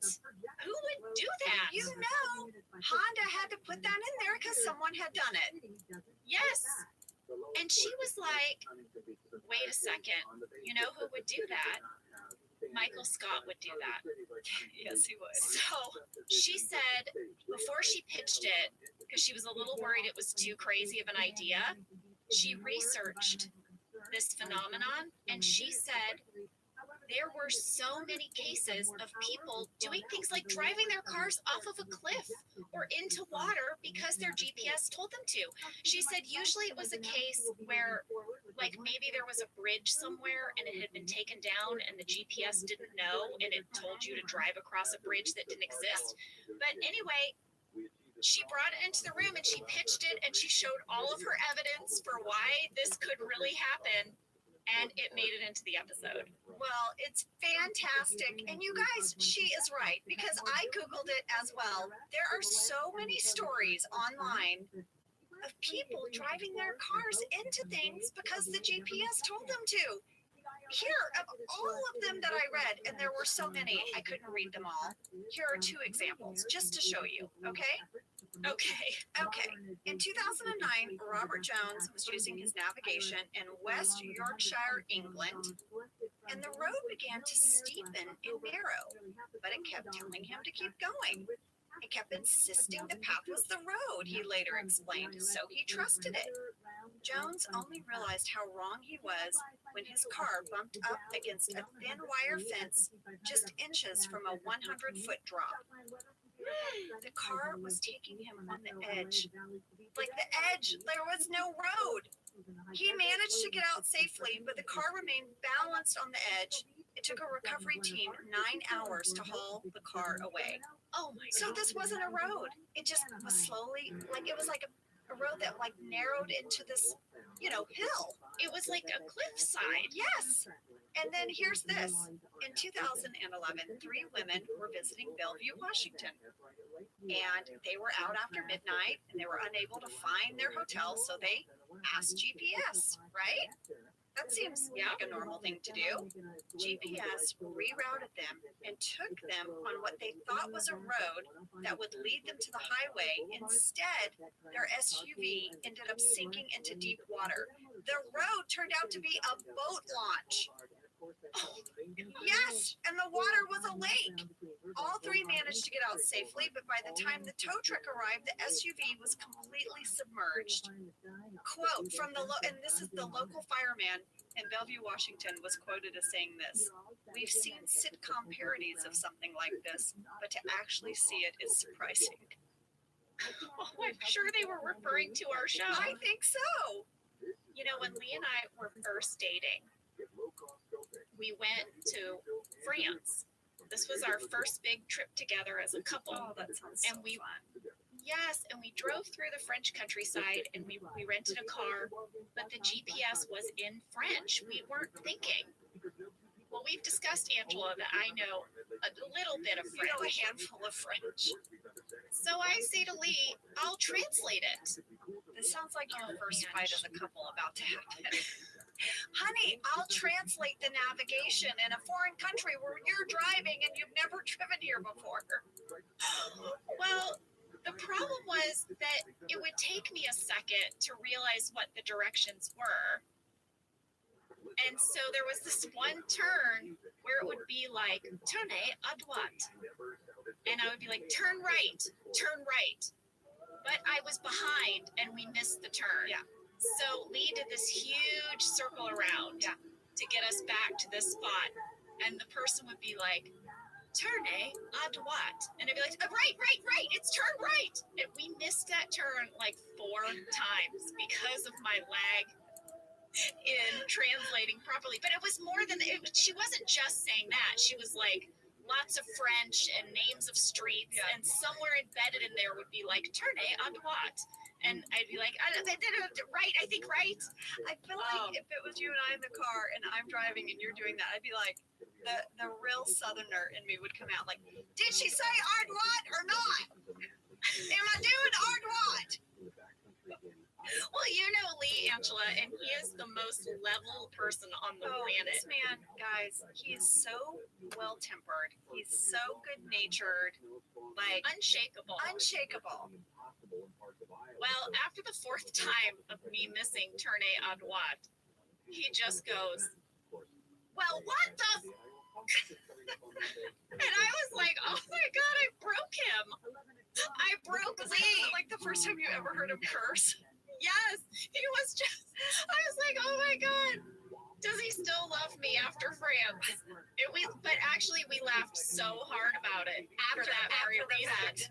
Yeah, I was like, oh my God, I broke you in France. We laughed. You didn't break them. The navigation lady broke them.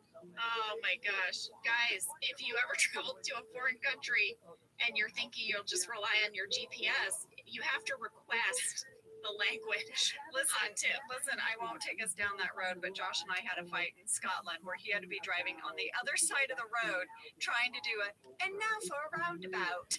I was like, I can't.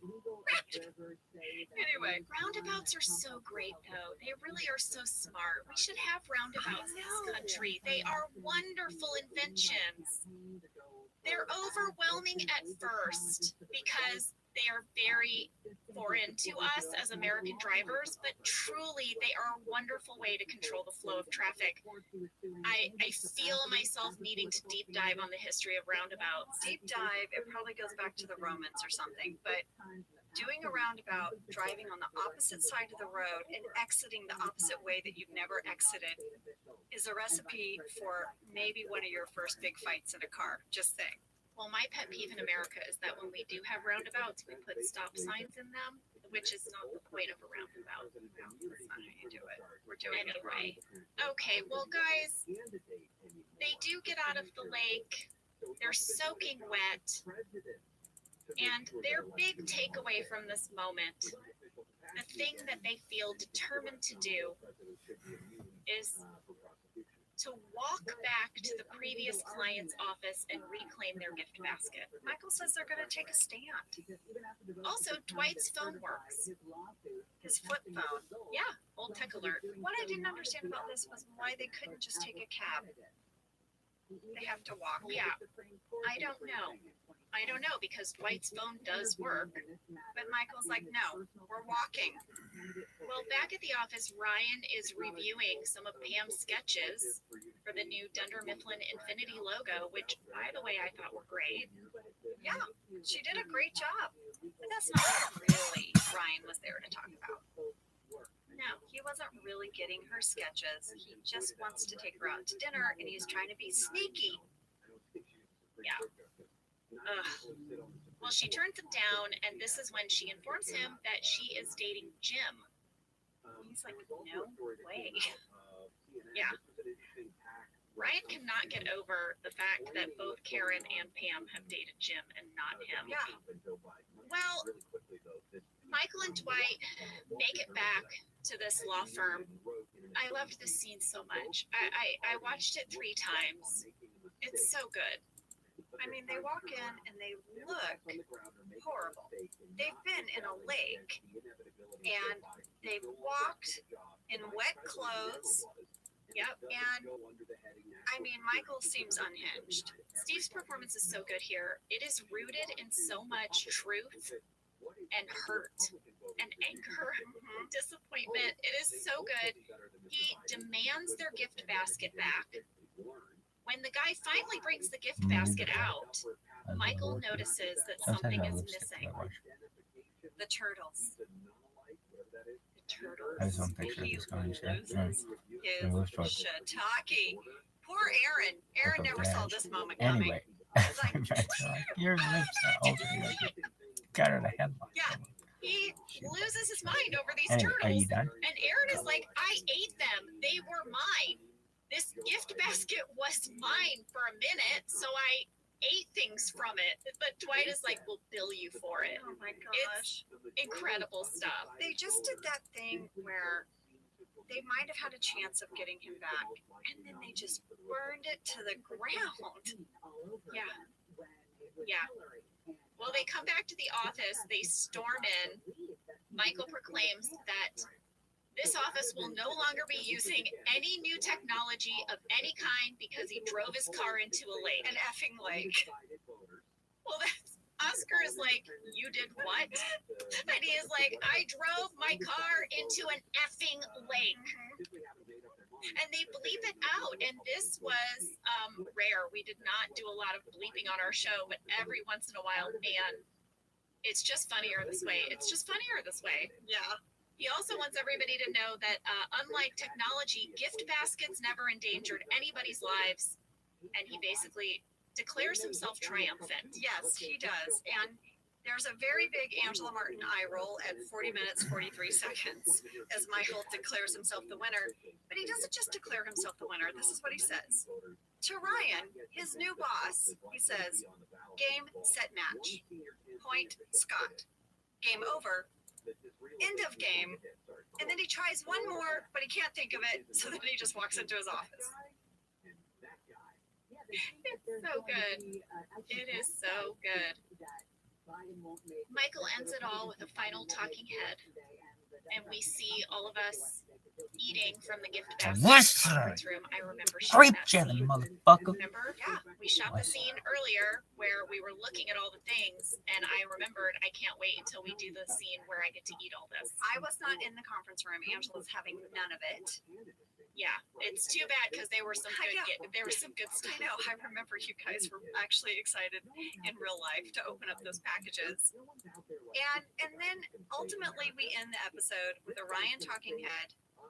He's still gloating about his new schmancy life. He says, you know, he's not saying he had a meteoric rise, but I guess he did, and that his haircut was $200. He's just being such a tool. And lady, there are some great extras in the deleted scenes of Ryan bragging about New York. He has a whole thing with Jim about like, well, in New York, and Jim's like, yeah, I've been there, and he's like, no, but it's different. You've got to live there. Like you can't really understand what I'm talking about because you haven't lived there. So sorry. Yeah, but anyway, they're really funny. It's too bad. I really loved the scene between him and Jim. He just would not let it go. Well, that's it, guys. That finishes out Dunder Mifflin Infinity. Dunder Mifflin Infinity, and up next, Jenna, is what? Lunch party? Launch party. Launch party. Kevin. It's a party. Launch party. All right, guys. We'll see you next week. See you next week. Have a great one. Thank you for listening to Office Ladies. Office Ladies is produced by Earwolf, Jenna Fisher, and Angela Kinsey. Our producer is Cody Fisher. Earwolf Our and the sound Whistle. engineer is Sam Kiefer, and our I like associate that. producer is Earwolf. Ainsley Bubuko. Our theme song is Rabbi by ROTHSCHILD. Thanks. For ad-free versions of Office Ladies, go to StitcherPremium.com. For a free 1-month trial of Stitcher Premium, use code OFFICE. Thanks.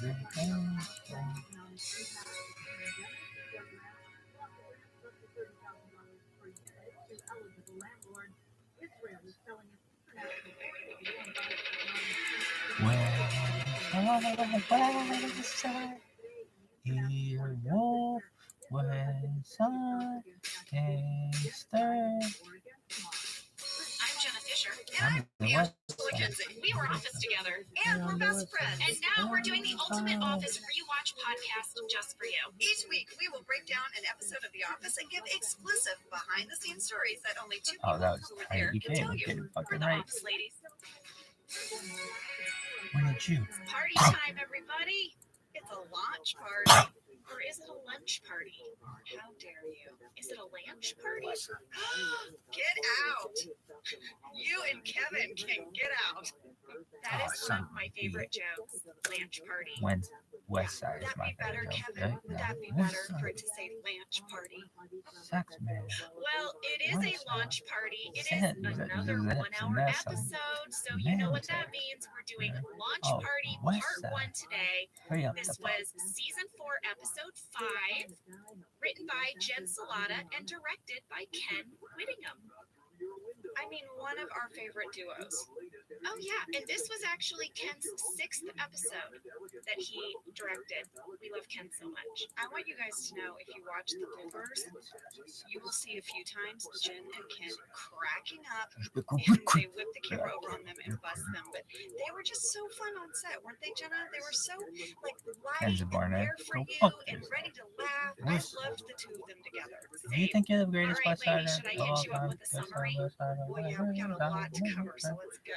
Well, here's what we're going to talk about this week. On the day Are of you the done? Dunder Mifflin Infinity website launch, Dwight makes it his goal to beat the website in sales to impress Angela.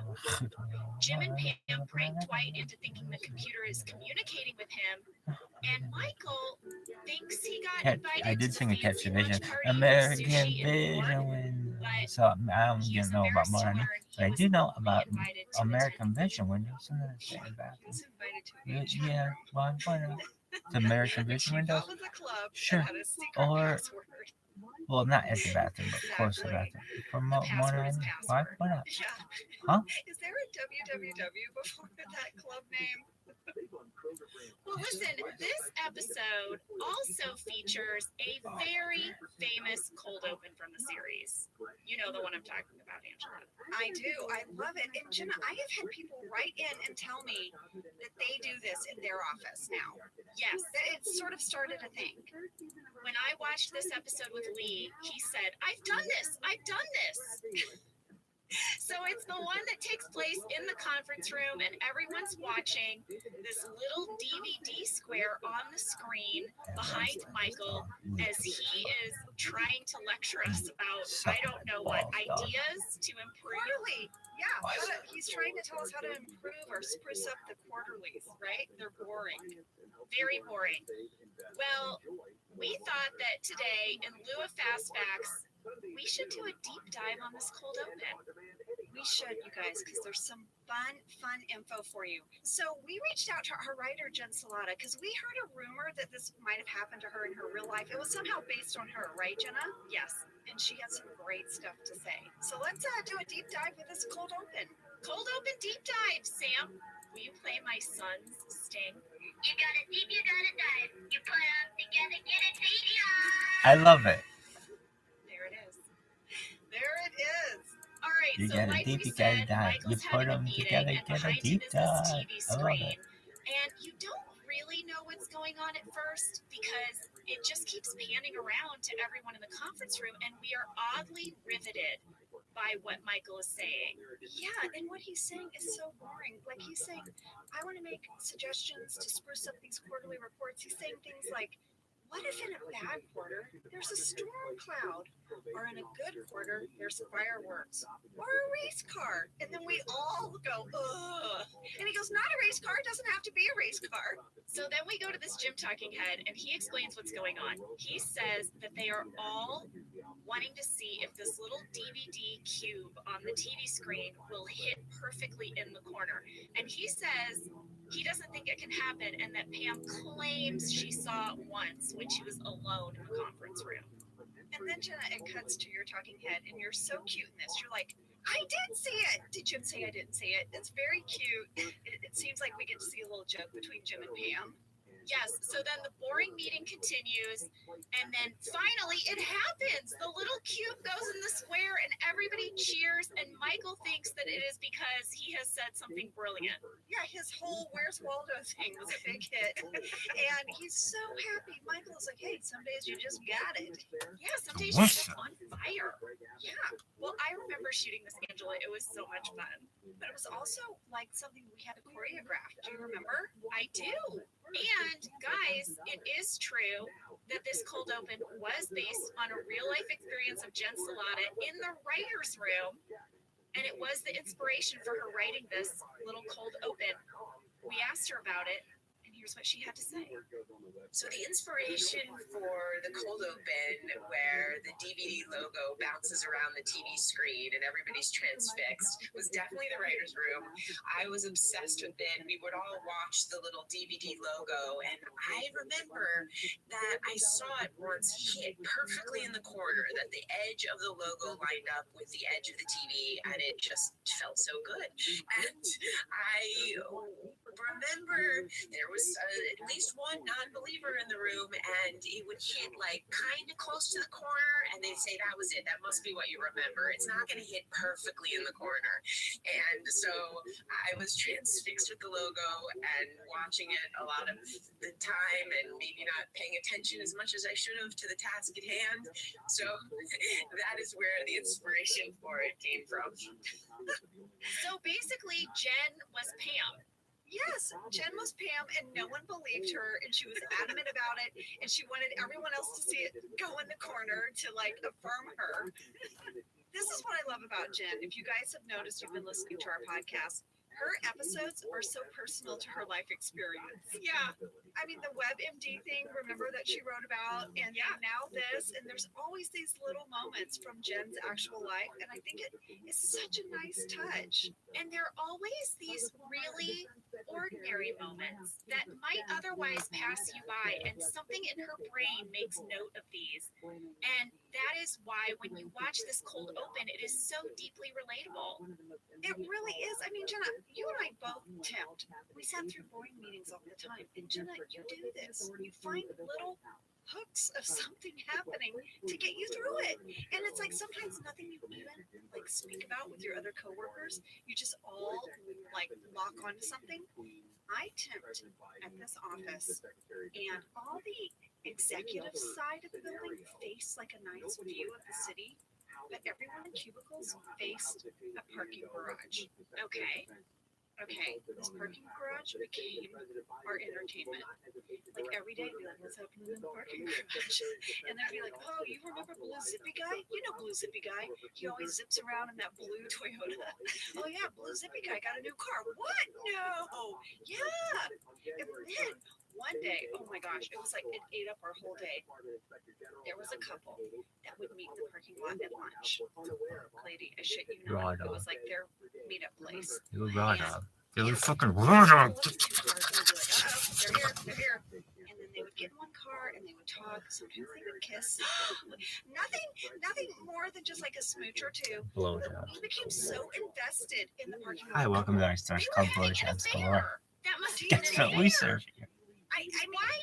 Why would you meet up in a parking garage and in two separate cars and then get into one car and like smooch driving stuff? By and I see this If you're fucking not like sneaking sign. around, It's like, wait, that is what is this? I guess you're right. What is this? This is like their What is the rim job extravaganza next door? Oh yeah. Sorry. Yeah, this is Blowjobs Galore and the rim job extravaganza.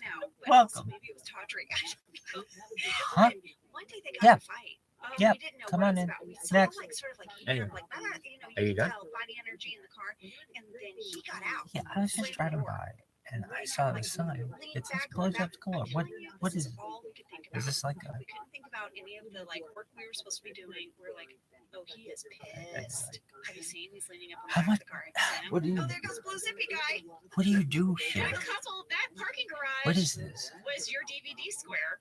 Yes. But this is what I love about Jen is these little tiny And what's the rim moments job? that are so relatable when you work in an office all day. You have to find little things to get you through. Absolutely. Well, Angela, you mentioned that when we were shooting this, it was really technical, and we got a lot of fan questions about it.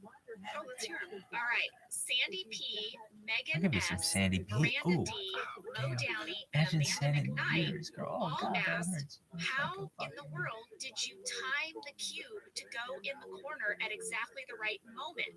Did the show need to create like a special program for the DVD screensaver? You know, Ange, when I watched this, I have to say I was kind of amazed. And I could not remember how we did it. I thought, did they make like a What causes it? DVD But disc I and know we a had lot to of time it all horse out? Right, yeah. Yeah, I sort of remember Ken letting him giving us So cues. what was all that? Did you remember that? Oh, like hand signals of when to cheer or when to be shocked or No full one, of a actually, no one reaction. knows. Yeah, but I can't No be one sure. I Like, feel I like know. Ken was giving But, us hand signals, yeah, but you you know are what? fucked. We asked Jen, and Really? she He's like, had dude. something to say about it.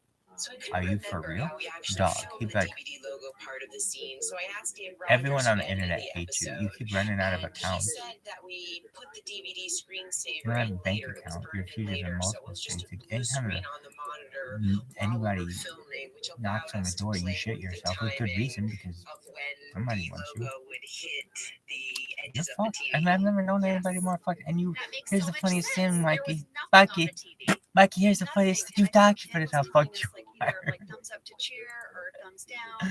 And we You had documented how fucked you are. Like, words that nobody's Steve ever was gonna say documented as a themselves right? this That we much, knew. especially if they're getting fucked. It would be like, hey, everybody, Steve's everybody, dialogue was I'm great. gonna get an Italy And this was probe. unusual Get because a that lot of times we would motherfucking get close comments shot. from scenes and we could play around and we could improvise, but not with this because Yo, it was dog. too important that we react off of certain Hey, things no he problem. said.